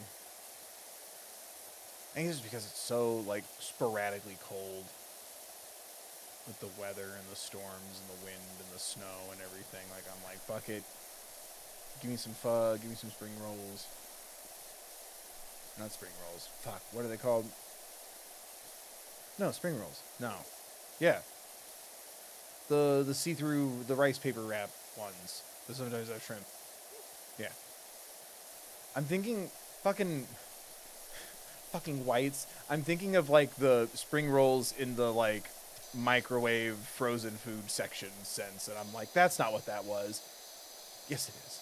Spring rolls can look different, but I think I'm too used to like the Chili's version of what a spring roll is.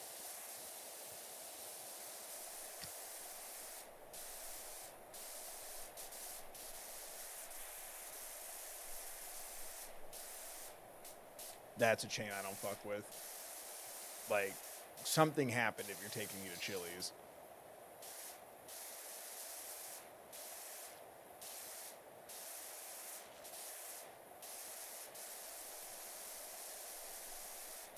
I feel like Chili's is just the place where, like, you give up on figuring out what we're gonna eat. Like, that's the, I don't know, what do you want? Chain restaurant. And I think part of why I feel that way is because during quarantine, that was like one of the only places that would like always be able to deliver out to our old apartment.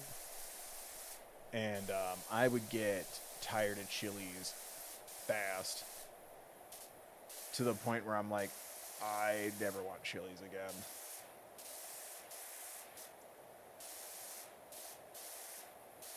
I guess we'll try to hit the plushies later.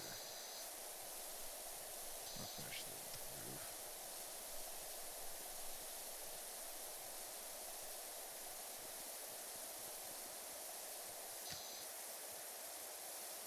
Similar question to my St. Patrick's Day thing. Why isn't there like a French chain? Like, what is French food? You know? I know in Australia they eat fried onions and steak. I know Italian food because of Italian restaurant chains. Where's the French one? Or is there one and I've never had it? I guess there's crepes. There's a couple crepe places. I wouldn't call any of them a chain. There is? Oh. Oh, is it the one that I literally was talking about where I'm like, oh, French food. That's a chain? Well, it replaced the chain. Okay, that doesn't make it a chain, though. No, but I'm saying that there is one. Oh. You're saying the French restaurant now was previously a different French restaurant, which was a chain. Yes.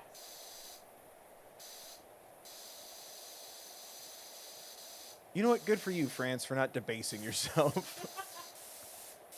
Thanks for not having a Chili's or an Outback or an Applebee's.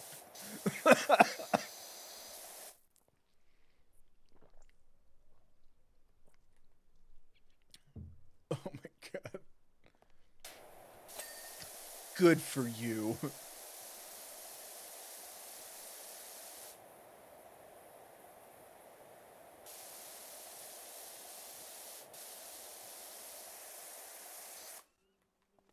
Oh my god. Okay, well. French food gave us Ratatouille. That's a movie. That's not a chain.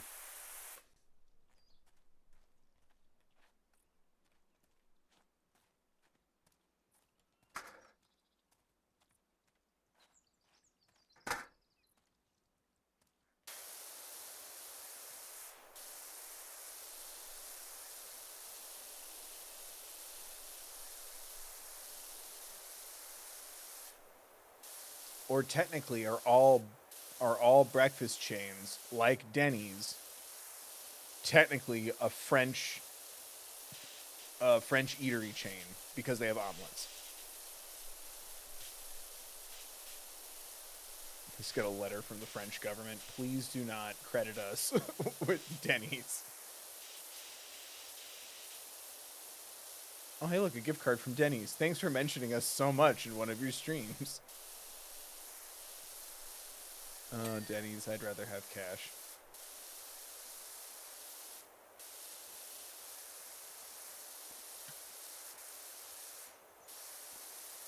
Oh, you know what's a local chain I miss every day? And my friends, this is probably one of my toxic traits. I love and miss Taco Del Mar every day. And I'm pretty sure if they're not all gone, they're almost all gone. That is a dying chain. And God, I love it.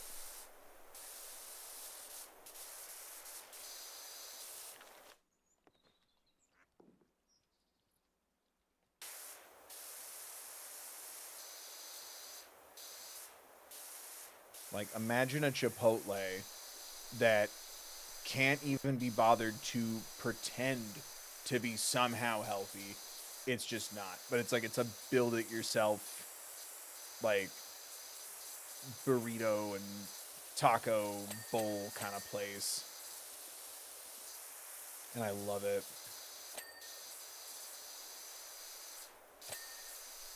And they're dying. I remember when the one by me closed down, and I was so sad. The first bad sign was when they ran out of shrimp for shrimp tacos and burritos. And it was probably because of me always ordering them. But yeah, whenever I go home, I try to get at least one burrito from Taco Del Mar.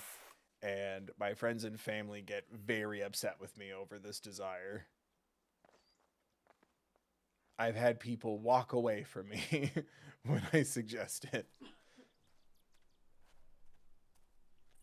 But I also have tons of friends who will go, ugh, okay.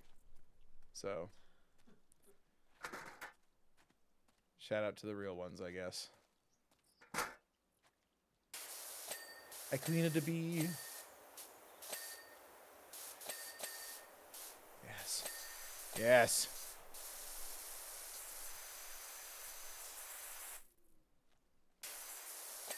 Yes. Yes. Good. Good. Clean, my beauties. Clean.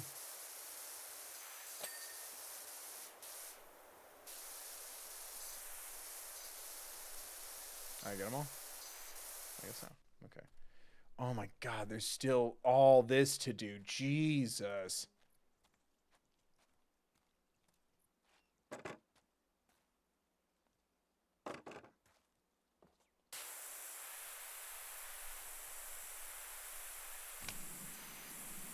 Ugh.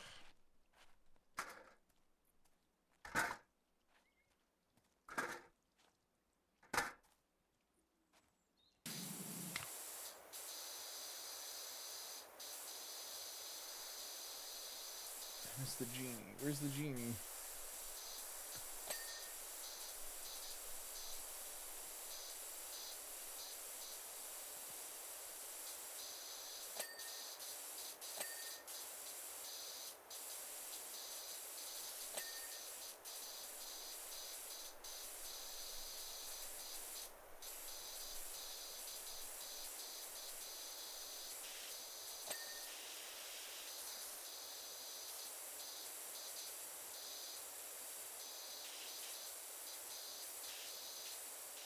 Jesus sucks.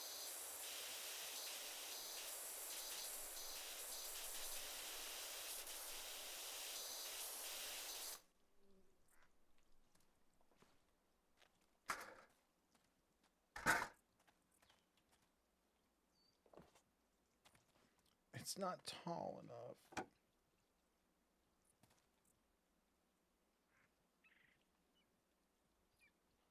What?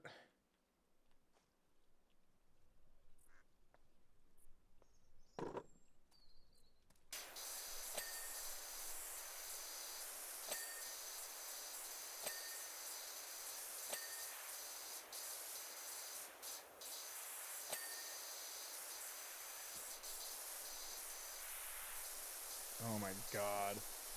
There's still so much left to do.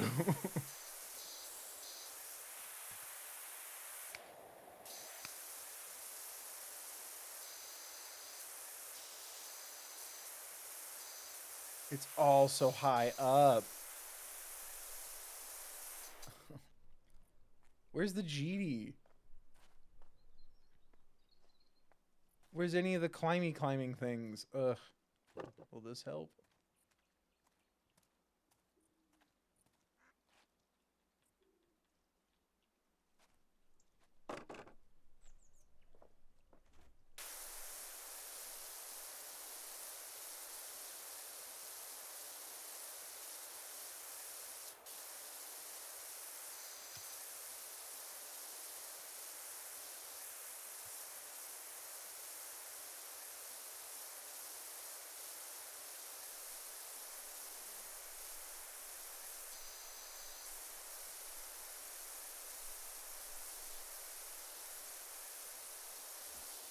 Why are the animals so dirty?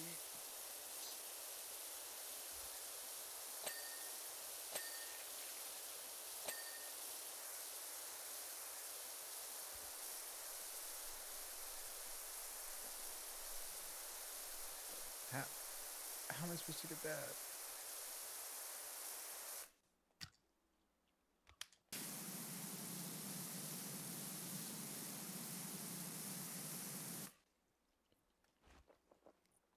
Oh my god, it's too much. Okay. How?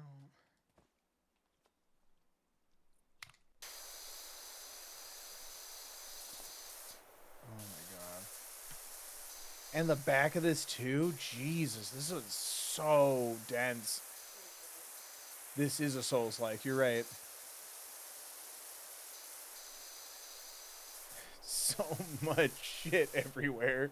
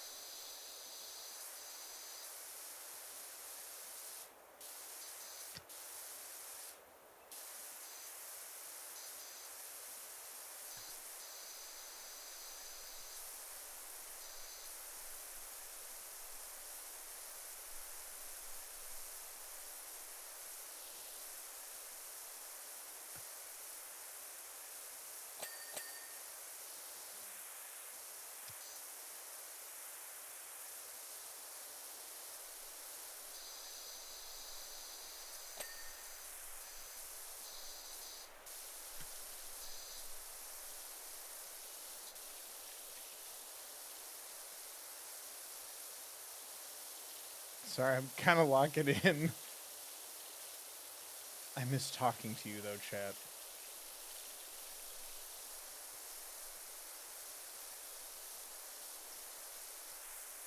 Markiplier, my heated rival. Don't.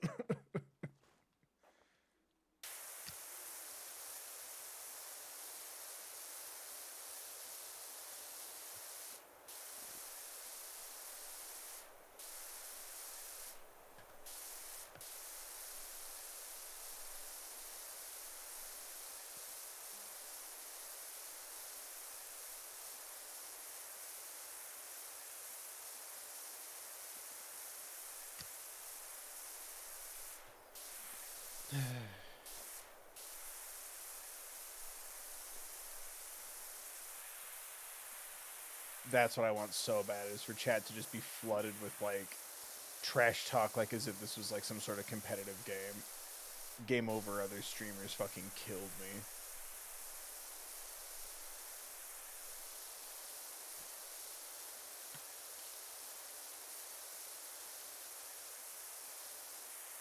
Is anyone going to talk about the fact that Bill just no-scoped this whole PowerWash simulator stream?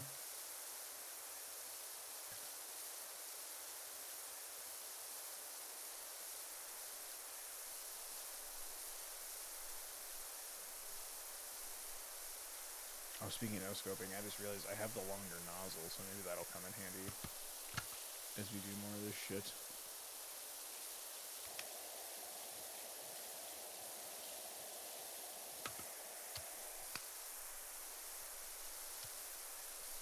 The stuff I was having trouble reaching, that could probably really help.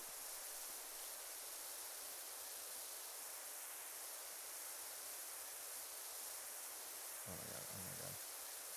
I've missed so many spots. So much filth. So much grime. Unclean.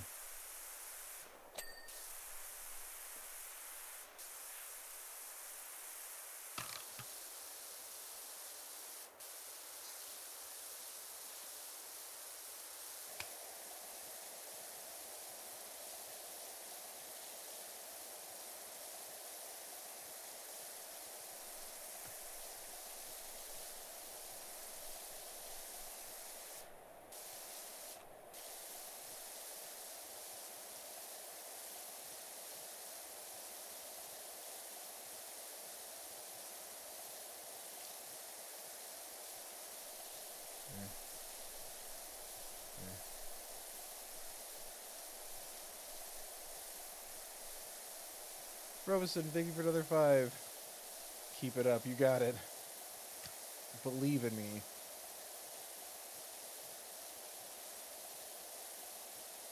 This gaming power of mine runs on faith and donations and likes and comments and subscribes. Oh my god. And views. Oh shit. Okay. Can I do it with white with the extender? Ooh, kinda.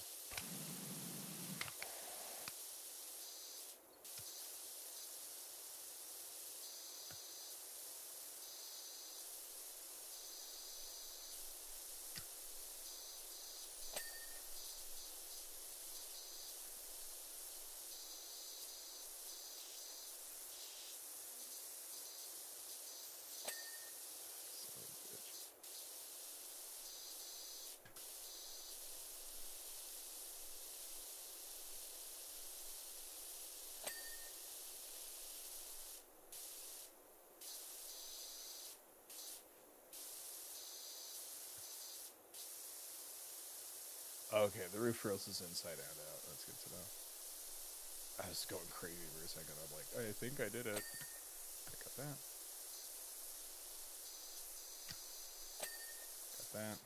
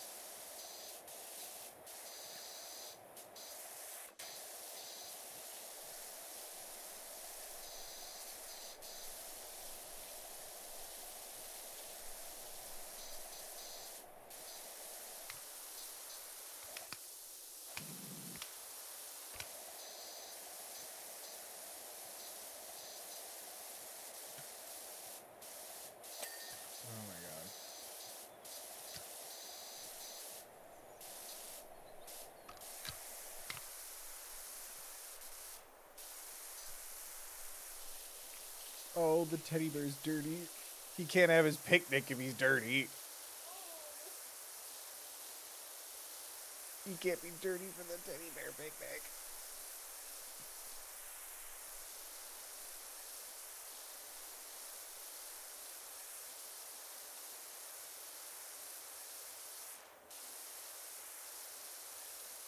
Please clean.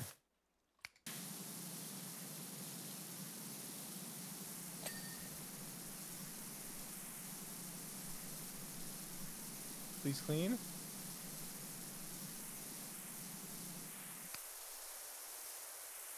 I don't think this is how you're supposed to clean stuffed animals.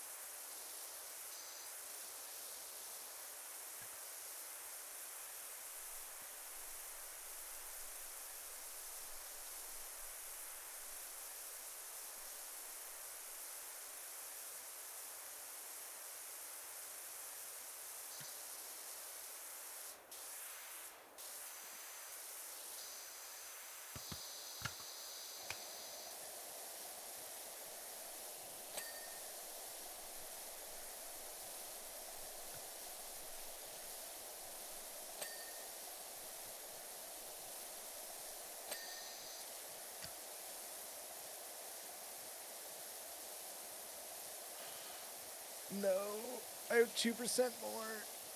Please.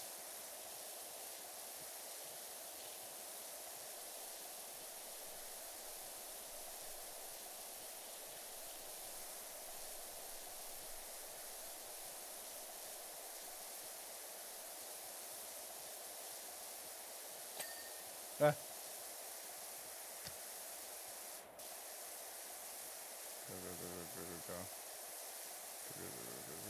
Go.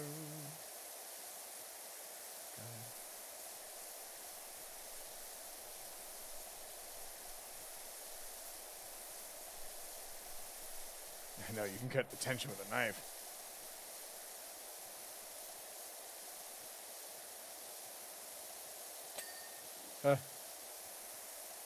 Oh, what's left? What's left?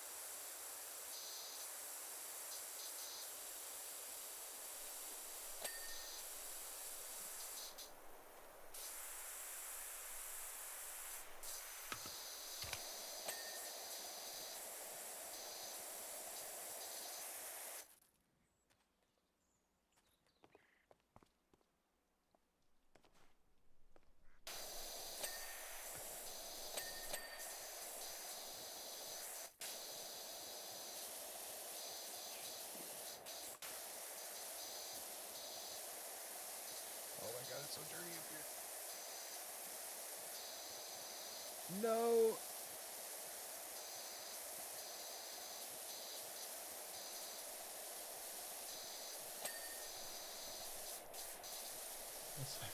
What's left? There's still stuff left.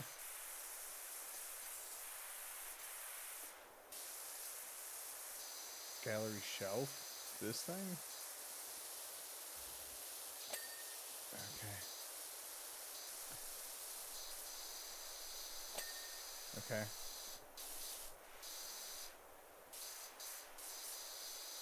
Table, tabletop, gate sign.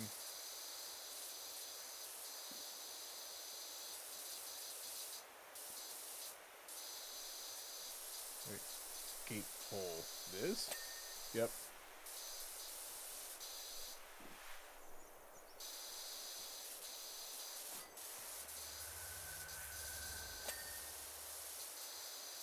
No. This stream became a long stream.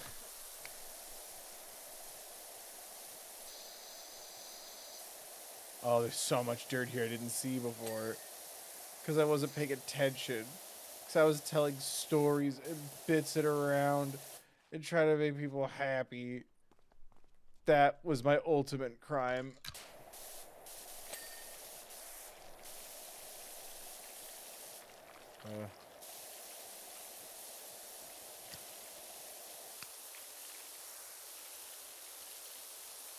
Oh, I'm sorry. Does Its Highness not find my cleaning satisfactory? I did this at the beginning.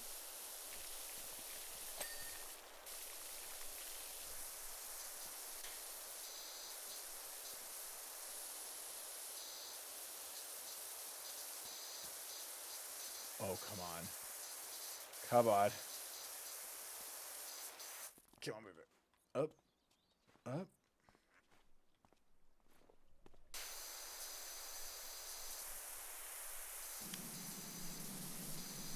No. Blink. Dink, doink, bink. Dink, doink, bink.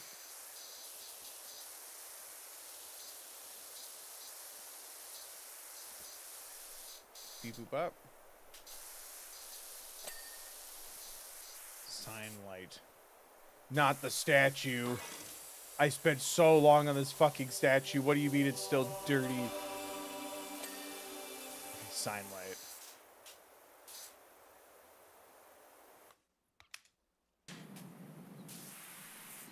Where? Show me. It doesn't even glow.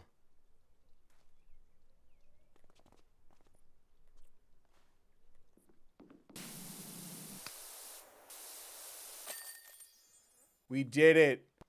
Let's go. Oh my god.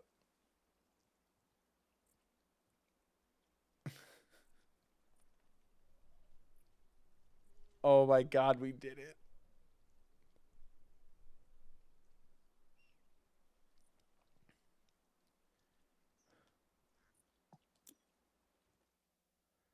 We're amazing. It's still on time o'clock somewhere. Shush. Look at little Goonthie. Wait. Access free play jobs at the Memento shelf in Harper's room. Is my name Harper? Hardly. Yeah. I guess this is the Memento room. There's the teapot place I just cleaned. There's a giant bee. Owie, thank you for another 5 shift.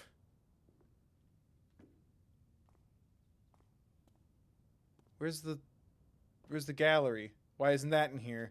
I completed it. That counted. Okay. I don't see a way to save, which is kind of stressing me out. I never want to redo that. That took forever. I guess autosave is on. Clear save data, no thank you.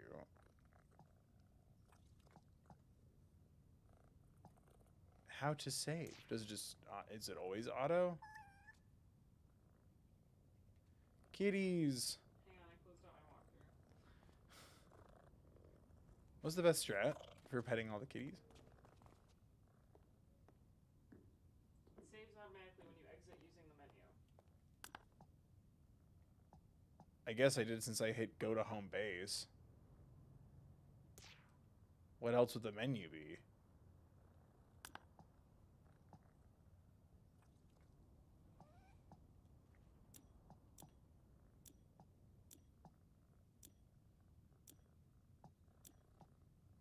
Anyway. Fuck, dude. Oh, this was as relaxing as I wanted it to be. I hope y'all enjoyed. I didn't take any water breaks. I'm such a fool. I hope you enjoyed just hanging out. Ugh, that was weird. I don't know. I really needed this today, and I appreciate everyone talking to me about random stupid things and watching and hanging out. I hope it was still fun. Oh my gosh, thank you to everyone who donated tonight and who watched and clicked. And remember to do the free things too. If you can't donate or join, hit the like, that's free. Subscribing is free. Ringing the bell and turning on notifications is free. Leaving comments of encouragement is free. But thanks for spending some time with me tonight, guys, talking about nonsense and hanging out. I think if Wandersong doesn't show up on Thursday, maybe we'll do a little date everything. Do another stream of that. While we wait. I don't know. The plan was to do Wandersong, which should take about like 2, maybe 3 streams, and then we go back to case 3 of Spirit of Justice. So I don't know. Maybe we'll do date everything and then see if Wandersong shows up, or we'll save it for just after another case. Because I also want to do Arkham Knight and Wandersong, as well as the other 3 cases in Spirit of Justice. The plan was to do a game in between the cases, but this was also really nice too. And yeah, with everything just kind of not going the way I planned in front of me and everything else going on, it was nice just to kind of take my mind off of it. I hope it was for y'all too. I hope you had fun listening to me talk about bullshit and nonsense. I super appreciate y'all hanging out with me tonight. Big thank you to everyone who donated tonight, as well as the good vibes that were had today. Thank you so much, Choose You Two, Robeson, Choose You Two, Robeson, Owie, Robeson, R.A., Robeson, and Owie again. And thank you so much, Owie, for donating at thethirdbill.com. Thank you, everybody. Happy birthday again, R.A. Thank you for spending some of your birthday here. Oh, R.A. went to bed. Never mind. Fucking. Everyone notice when it's Ari's birthday, they just completely dip when they're tired. Happy birthday all the same. I came for the games. I stayed for the third bill. Absolutely. As it should be. But thank you for hanging out. Oh my God, I can't believe we finished that. My my hand hurts. I got a cramp. I got a gamer's cramp. Chat, help. I need what? Potassium? That's why I eat bananas with my Cheerios, like we talked about for way too long earlier. Thank you for hanging out with me tonight, guys. I hope y'all enjoyed this. Oh, I'm so tired. Main channel video drops tomorrow afternoon. I'm super excited. I hope y'all enjoy it if you check it out. We'll be back Thursday doing either Wandersong or Date Everything, just depending on what happens. And yeah, either way, I need the distraction, and it helped a lot for me, and I hope it helped to some capacity for y'all. And I just appreciate everyone. You know, it's nice to kind of ramble on about nothing and try to have fun and such. So thank you. And yeah. Daddy's going to beddy bye. Chat, am I daddy or am I baby girl? To bring back a dead meme. What happened? Someone said baby girl around me yesterday, and I was like, am I baby girl? But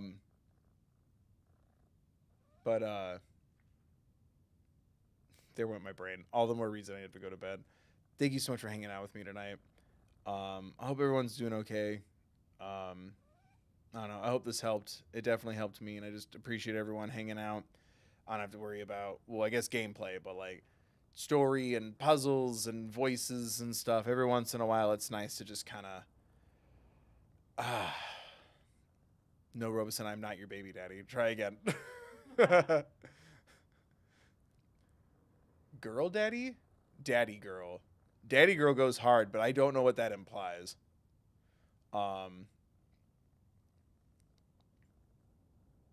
Like a hot girl dad? I don't know what that would imply. Anyway, I appreciate y'all. I hope everyone's doing good. I hope everyone's doing good. Thanks for hanging out with me tonight. Thanks for bullshitting and fake pretending to clean fake pretend stuff. As silly as it sounds, it was just really nice to do. I think this was a good call today. Nice crazy, appreciate y'all, and I don't know. Just thank you. It's been